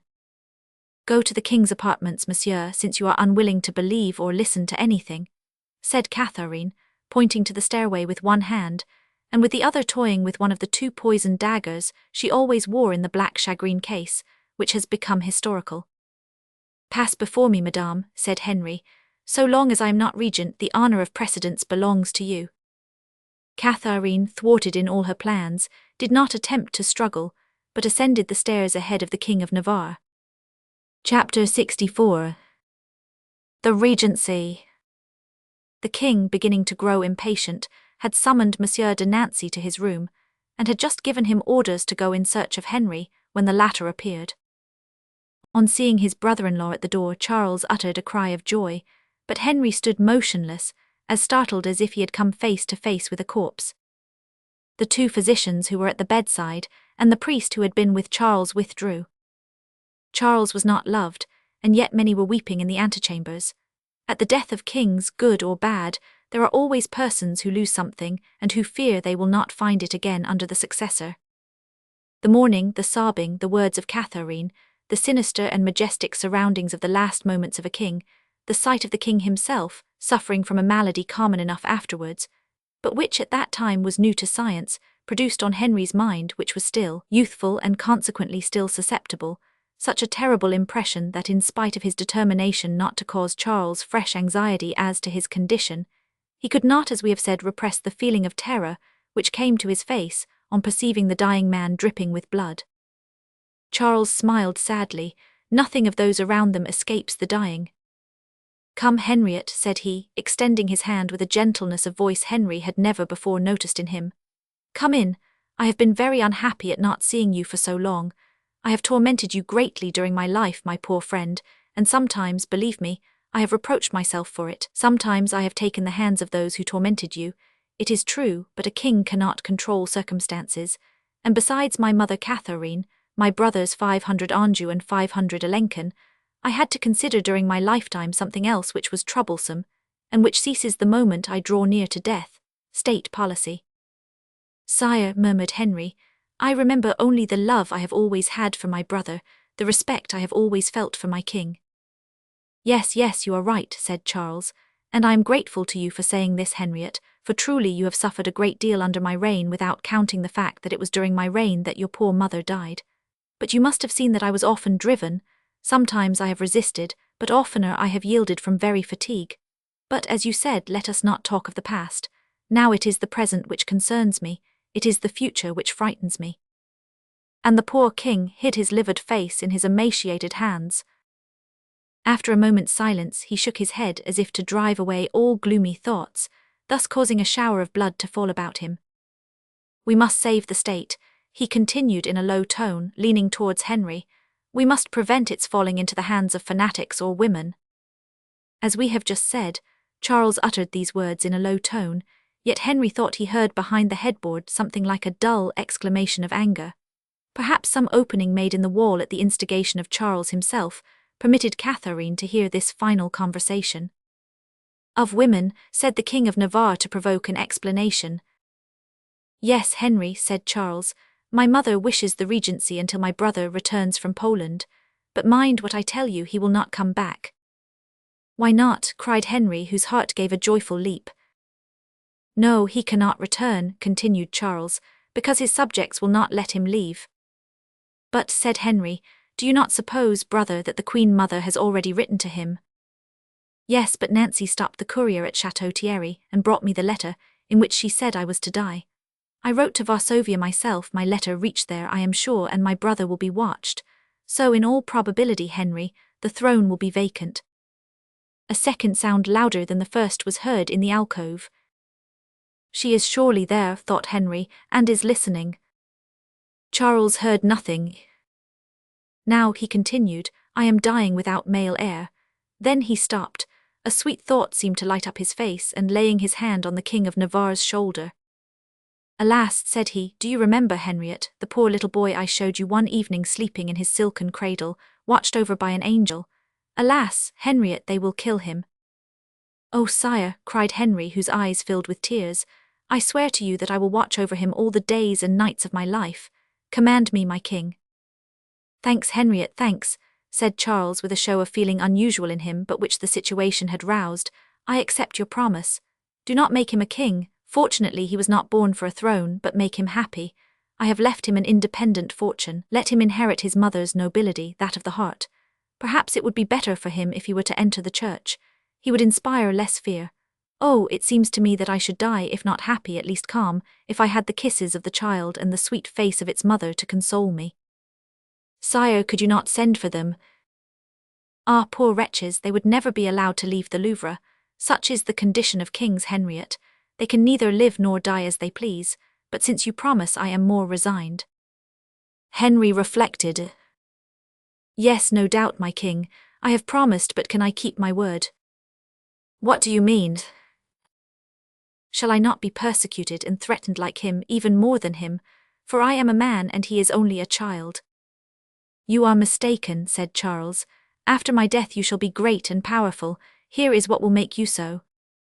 And the king drew a parchment from under the pillow.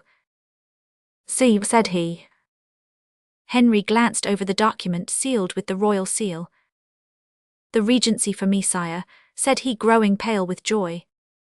Yes, for you, until the return of the Duc d'Anjou, and as in all probability the Duke will never return, it is not the regency only but the throne that this gives you. The thrones, murmured Henry.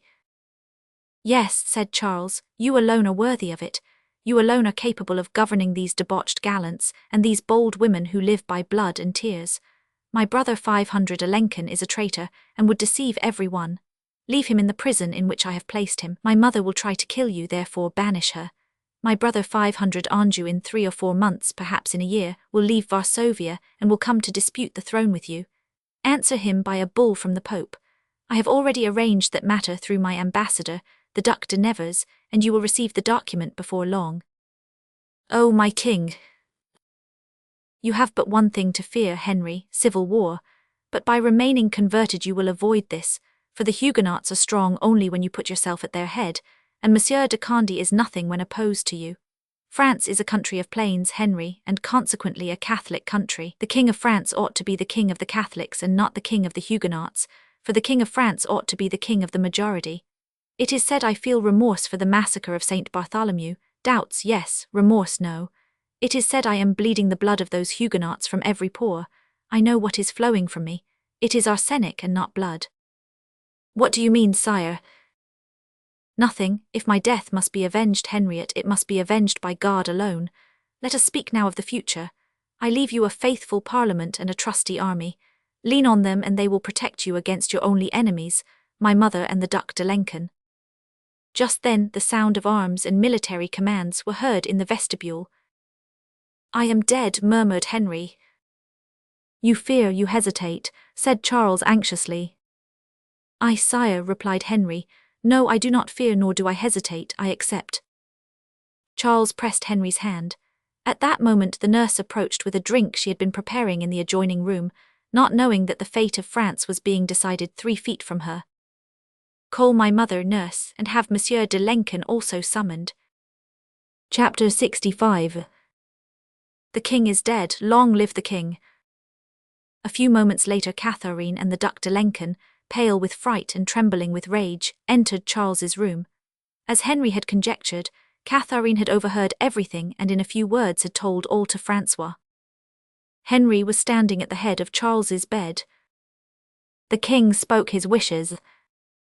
Madame, said he to his mother, had I a son you would be regent, or in default of you it would be the King of Poland, or in default of him it would be my brother Francois. But I have no son, and after me the throne belongs to my brother the Duc d'Anjou, who is absent. As some day he will claim this throne, I do not wish him to find in his place a man who by almost equal rights might dispute it with him, and who consequently might expose the kingdom to civil war. This is why I do not appoint you regent, madame, for you would have to choose between your 2 sons, which would be painful for a mother. This is why I do not choose my brother Francois, for he might say to his elder brother, You had a throne, why did you leave it? No, I have chosen as regent one who can take the crown on trust, and who will keep it in his hand and not on his head. Salute this regent, madame, salute him, brother, it is the King of Navarre. And with a gesture of supreme authority, the king himself saluted Henry. Catherine and 500 Alençon made a gesture between a nervous shudder and a salute. Here, my lord regent, said Charles to the King of Navarre, Here is the parchment which, until the return of the King of Poland, gives you the command of the armies, the keys of the treasury, and the royal power and authority. Catherine devoured Henry with her eyes. Francois swayed so that he could scarcely stand. But this weakness of the one and strength of the other, instead of encouraging Henry, showed him the danger which threatened him. Nevertheless, he made a violent effort, and overcoming his fears took the parchment from the hands of the king, raised himself to his full height, and gave Catherine and Francois a look which meant, "Take care, I am your master." "No," said she, "never, never shall my race bow to a foreign one, never shall a Bourbon reign in France while a Valois remains." "Mother," cried Charles Roman IX, sitting up among the crimson sheets of his bed, more frightful looking than ever, "take care, I am still king. Not for long, I well know, but it does not take long to give an order, it does not take long to punish murderers and poisoners." "Well, give the order if you dare, and I will give mine. Come, Francois, come." And the queen left the room rapidly, followed by the Duc de Lenken. "Nancy," cried Charles, "Nancy, come here, I order you, Nancy, to arrest my mother and my brother, arrest." A stream of blood choked his utterance, just as the captain of the guards opened the door, and almost suffocated, the king fell back on his bed. Nancy had heard only his name. The orders which followed, and which had been uttered in a less audible tone, were lost in space. "Guard the doors," said Henry, "and let no one enter." Nancy bowed and withdrew. Henry looked at the almost lifeless body, which already would have seemed like that of a corpse had not a light breath stirred the fringe of foam on the lips. Henry looked for several moments, then, speaking to himself, "The final moment has come," said he. "Shall I reign, shall I live?" Just then the tapestry of the alcove was raised, a pale face appeared behind it, and a voice vibrated through the silence of death which reigned throughout the royal chamber. "Live," said this voice. "Renée," cried Henry. "Yes, sire." "Your prediction was false then, I shall not be king." "You shall be, sire, but the time has not yet come." "How do you know? Speak, that I may know if I may believe you." "Listen." "Well, stoop down." Henry leaned over Charles. Renée did the same. They were separated by the width of the bed alone, and even this distance was lessened by their positions. Between them, silent and motionless, lay the dying king. "Listen," said Renée. "Placed here by the Queen Mother to ruin you, I prefer to serve you, for I have faith in your horoscope. By serving you I shall profit both in body and soul." "Did the Queen Mother command you to say this also?" asked Henry, full of doubt and pain. "No," said Renée, "but I will tell you a secret." He leaned still further over. Henry did likewise, so that their heads almost touched. This interview between two men bending over the body of a dying king was so sombre that the hair of the superstitious Florentine rose on end, and Henry's face became covered with perspiration. "Listen," continued Renée, "I will tell you a secret known only to me. I will reveal it to you if you will swear over this dying man to forgive me for the death of your mother." "I have already promised you this," said Henry with darkening brow. "You promised, but you did not swear," said Renée, drawing back. "I swear it," said Henry, raising his right hand over the head of the king. "Well, sire," said the Florentine hastily, "the King of Poland will soon arrive." "No," said Henry, "the messenger was stopped by King Charles." King Charles intercepted only the one on the road to Château Thierry, but the Queen Mother wisely sent couriers by 3 different routes. "Oh, I am lost," exclaimed Henry. "A messenger arrived this morning from Varsovia.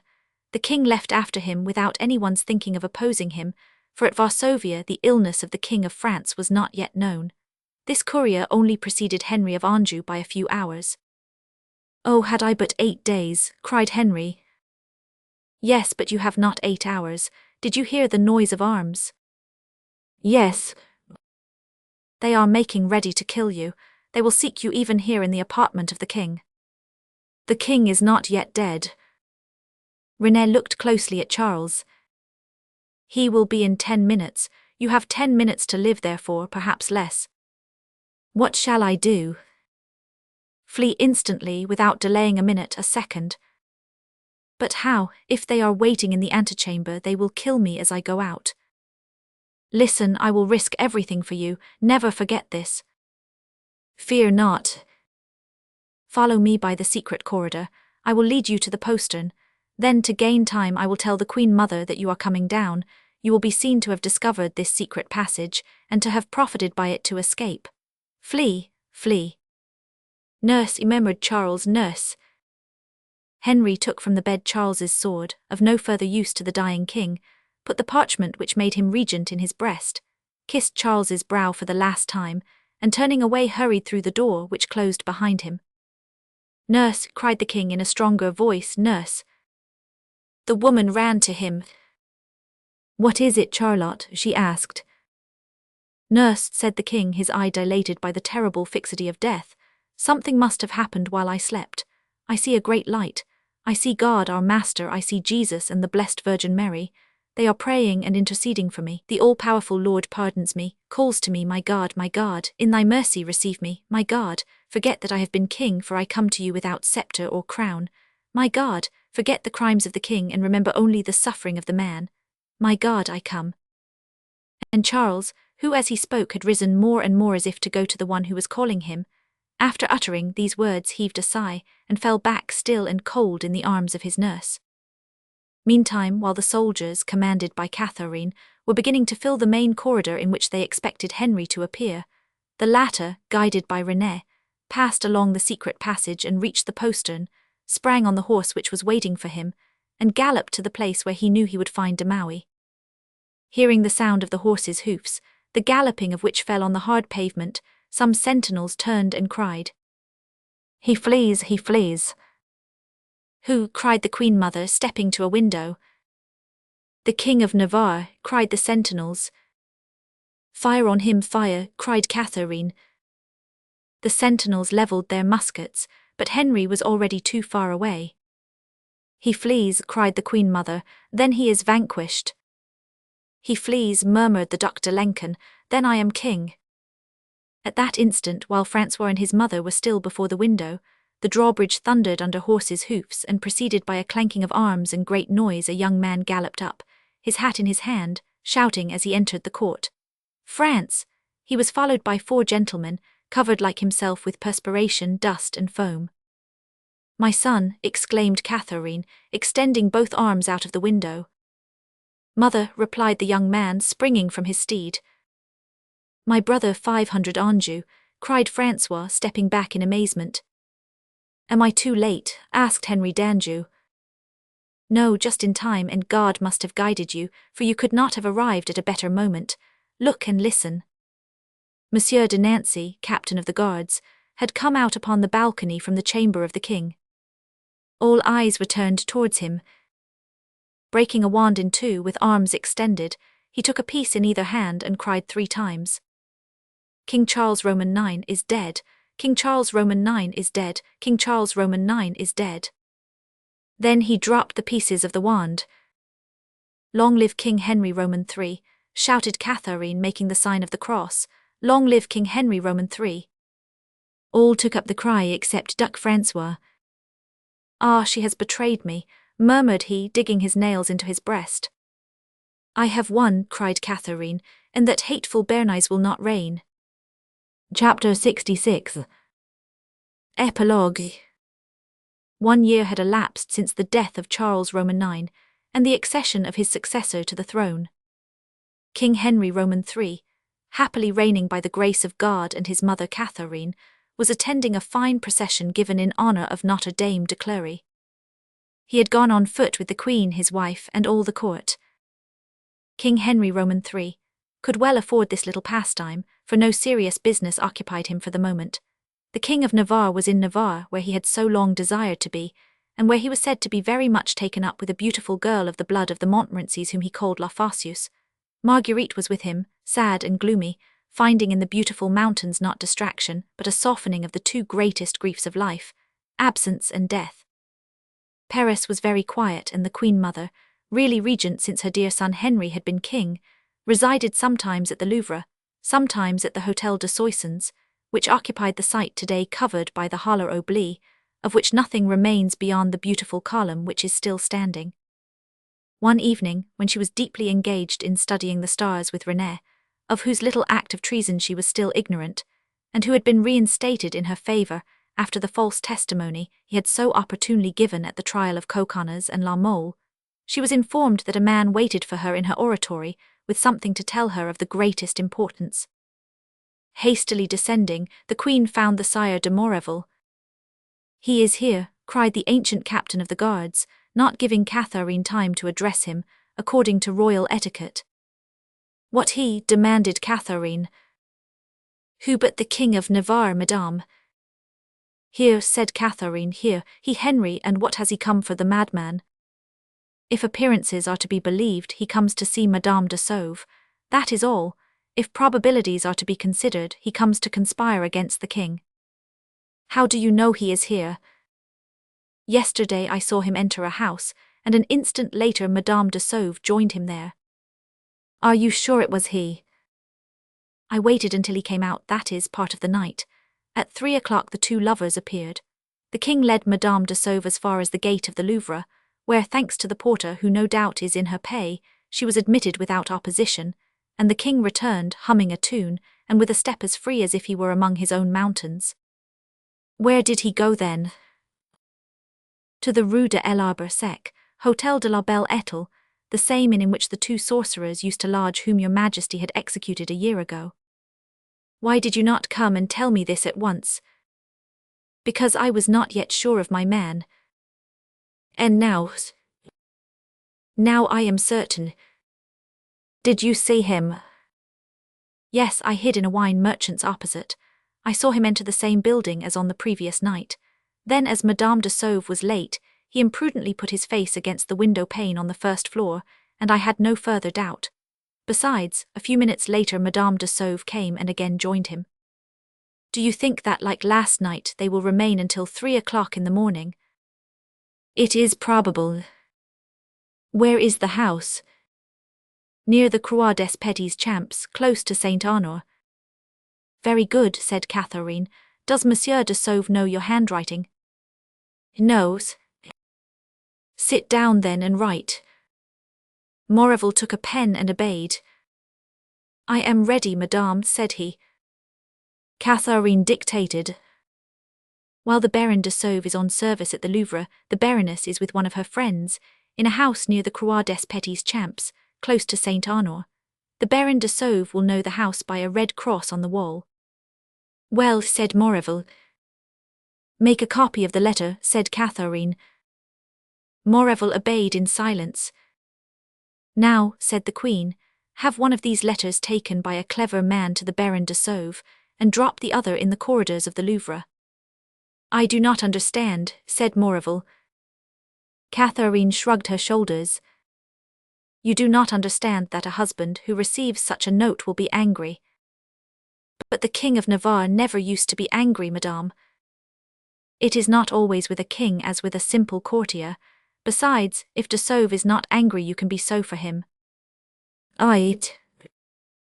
"Yes, you can take 4 men or 6 if necessary, put on a mask, break down the door, as if you had been sent by the Baron, surprise the lovers in the midst of their tete-a-tete, and strike your blow in the name of the king. The next day the note dropped in the corridor of the Louvre, and picked up by some kind friend who already will have circulated the news, will prove that it was the husband who had avenged himself. Only by chance the gallant happened to be King of Navarre, but who would have imagined that, when every one thought him at Pau?" Moreville looked at Catherine in admiration, bowed, and withdrew. As Moreville left the Hotel de Soissons, Madame de Sauve entered the small house near the Croix des Petits Champs. Henry was waiting for her at the half-open door. As soon as he saw her on the stairs, he said, "You have not been followed, have you?" "Why, no," said Charlotte, "at least not so far as I know." "I think I have been," said Henry, "not only tonight but last evening as well." "Oh my God," said Charlotte, "you frighten me, sire. If this meeting between you and one of your old friends should bring any harm to you, I should be inconsolable." "Do not worry, my love," said the Béarnais. "We have 3 swordsmen watching in the darkness." 3 are very few, sire." 3 are enough when they are de Maui, Saucourt, and Barthélemy." "Is de Maui in Paris with you?" "Certainly." He dared to return to the capital. Has he then, like you, some poor woman who is in love with him? No, but he has an enemy whose death he has sworn to have. Nothing but hate, my dear, commits as many follies as love. Thank you, sire. Oh, said Henry, I do not refer to our present follies, I mean those of the past and the future, but do not let us discuss this, we have no time to lose. You still plan to leave Paris? Tonight. Are your affairs which brought you back to Paris finished? I came back only to see you. Gascon. Ventre Saint Gris, my love, that is true, but let us put aside such thoughts. I have still 2 or 3 hours in which to be happy, then farewell forever. Ah, sire, said Madame de Sauve, nothing is forever except my love. Henry had just said that he had no time for discussion, therefore he did not discuss this point. He believed, or skeptic that he was, he pretended to believe. As the King of Navarre had said, de Maquet and his 2 companions were hidden nearby. It was arranged that Henry should leave the small house at midnight instead of at 3 o'clock, that, as on the previous night, they would escort Madame de Sauve back to the Louvre, and from there they would go to the Rue de la Cerisaie, where Morreville lived. It was only during that day that de Maquet had been sure of his enemy's whereabouts. The men had been on guard about an hour when they perceived a man, followed at a few feet by 5 others, who drew near to the door of the small house and tried several keys successively. De Maquet, concealed within the shelter of a neighbouring door, made one bound from his hiding-place, and seized the man by the arm. "One moment," said he, "you cannot enter there." The man sprang back, and in doing so his hat fell off. "De Maquet de Saint-Fail," he cried. "Morreville," thundered the Huguenot, raising his sword, "I sought you and you have come to me, thanks." But his anger did not make him forget Henry, and turning to the window, he whistled in the manner of the Béarnese shepherds. "That will be enough," said he to Saucourt. "Now then, murderer." And he sprang towards Morreville. The latter had had time to draw a pistol from his belt. "Ah, now," said the king's slayer, aiming at the young man, "I think you are a dead man." He fired, de Maquet jumped to one side and the ball passed by without touching him. "It is my turn now," cried the young man. And he dealt Morreville such a violent thrust with his sword that, although the blade had to encounter his buff belt, the sharp point pierced this obstacle and sank into the flesh. The assassin gave a terrible cry of pain, whereupon the soldiers with him, thinking he was killed, fled in alarm down the Rue Saint-Honore. Morreville was not brave. Seeing himself abandoned by his followers and having to face an adversary like de Maquet, he strove to escape and ran after the guard, shouting, "Help, help!" De Maquet, Saucourt and Barthélemy, carried away by their ardour, pursued him. As they entered the Rue de Grenelle, which they had taken as a short cut, a window opened and a man sprang out from the first floor, landing on the ground lately wet by the rain. It was Henry. De Maquet's whistle had warned him of some danger, and the pistol shot had showed him that the danger was great, and had drawn him to the aid of his friends. Energetic and vigorous, he dashed after them, sword in hand. A cry guided him. It came from the Barrière des Sergents. It was Morreville, who, being hard-pressed by de Maquet, was calling a second time for help from his men who had run away. Morreville had to turn or be run through the back. He turned, therefore, and, meeting his enemy's steel, gave him back so skilful a thrust that the scarf of the latter was cut through. But de Maquet at once lunged. The sword again sank into the flesh it had already broken, and a second jet of blood spurted from a second wound. "At him," cried Henry, coming up. "Quick, quick, de Maquet." De Maquet needed no encouragement. Again he charged at Morreville, but the latter had not waited. Pressing his left hand over his wound, he again took to flight. "Kill him, quick, kill him," cried the king. "Here are the soldiers, and the despair of cowards is of no moment to the brave." Morreville, who was well nigh exhausted, whose every breath caused a bloody perspiration, fell down, but almost immediately he rose again, and turning on one knee presented the point of his sword to de Maquet. "Friends, friends," cried Morreville, "there are only 2, fire at them, fire." Saucourt and Barthélemy had gone in pursuit of the other soldiers, down the Rue des Paulies, and the king and de Maquet were alone with the 4 men. "Fire," cried Morreville again, while one of the soldiers levelled his gun. Yes, but first, said de Maquet, die, traitor, murderer, assassin. And seizing Maurevel's sword with one hand, with the other he plunged his own up to its hilt into the breast of his enemy, with such force that he nailed him to the earth. Take care, cried Henry. De Maquet sprang back, leaving his sword in Maurevel's body, just as a soldier was in the act of firing at him. Henry at once passed his sword through the body of the soldier, who gave a cry and fell by the side of Maurevel. The two others took to flight. Come, de Maquet, come, cried Henry, let us not lose an instant. If we are recognized, it will be all over with us. Wait, sire, do you suppose I want to leave my sword in the body of this wretch? And de Maquet approached Maurevel, who lay apparently without sign of life. But just as he took hold of his sword, which was run through Maurevel's body, the latter raised himself, and with the gun the soldier had dropped fired directly at de Maquet's breast. The young man fell without a cry. He was killed outright. Henry rushed at Maurevel, but the latter had fallen again, and the king's sword pierced only a dead body. It was necessary to flee. The noise had attracted a large number of persons. The night watch might arrive at any moment. Henry looked around to see if there was any face he knew, and gave a cry of delight on recognizing La Hurière. As the scene had occurred at the foot of the Croix du Trahoir, that is, opposite the Rue de l'Arbre Sec, our old friend, whose naturally gloomy disposition had been still further saddened since the death of La Mole and Coconnas, his two favourite lodgers, had left his furnaces and his pans in the midst of his preparations for the King of Navarre's supper, and had run to the fight. My dear La Hurière, I commend de Maquet to your care, although I greatly fear nothing can be done for him. Take him to your inn, and if he still lives, spare nothing. Here is my purse. As to the other, leave him in the gutter that he may die like a dog. And yourself, said La Hurière. I have a farewell to make. I must hasten, but in 10 minutes I shall be with you. Have my horses ready. Henry immediately set out towards the Croix des Petits Champs, but as he turned from the Rue de Grenelle, he stopped in terror. A large crowd was before the door. What is the matter? Asked Henry. What is going on in the house? Oh, answered the man addressed, a terrible affair, monsieur. A beautiful young woman has just been stabbed by her husband, to whom a note had been given informing him that his wife was here with her lover.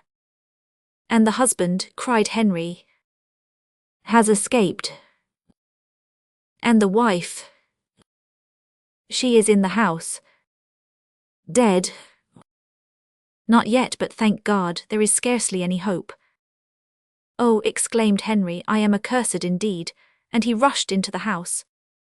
The room was full of people standing around a bed on which lay poor Charlotte, who had been stabbed twice. Her husband, who had hidden his jealousy for 2 years, had seized this opportunity to avenge himself on her. Charlotte, Charlotte, cried Henry, pushing through the crowd and falling on his knees before the bed. Charlotte opened her beautiful eyes, already veiled by death, and uttered a cry which caused the blood to flow afresh from her 2 wounds. Making an effort to rise, she said, Oh, I well knew I could not die without seeing you again. And as if she had waited only for that moment to return to Henry the soul he had so loved, she pressed her lips to the king's forehead, again whispered for a last time, I love you, and fell back dead. Henry could not remain longer without risking his own life. He drew his dagger, cut a lock of the beautiful blonde hair which he had so often loosened that he might admire its length, and went out sobbing in the midst of the tears of all present, who did not doubt but that they were weeping for persons of high degree. Friend, mistress, cried Henry in despair, all forsake me, all leave me, all fail me at once. Yes, sire, said a man in a low tone, who had left the group in front of the house and who had followed Henry, but you still have the throne. René, exclaimed Henry. Yes, sire, René, who is watching over you. That scoundrel Maurevel uttered your name as he died. It is known you are in Paris, the archers are hunting for you. Flee, flee. And you say that I shall be king, René, I a fugitive. Look, sire, said the Florentine, pointing to a brilliant star which appeared from behind the folds of a black cloud. It is not I who say so, but the star. Henry heaved a sigh and disappeared in the darkness. End.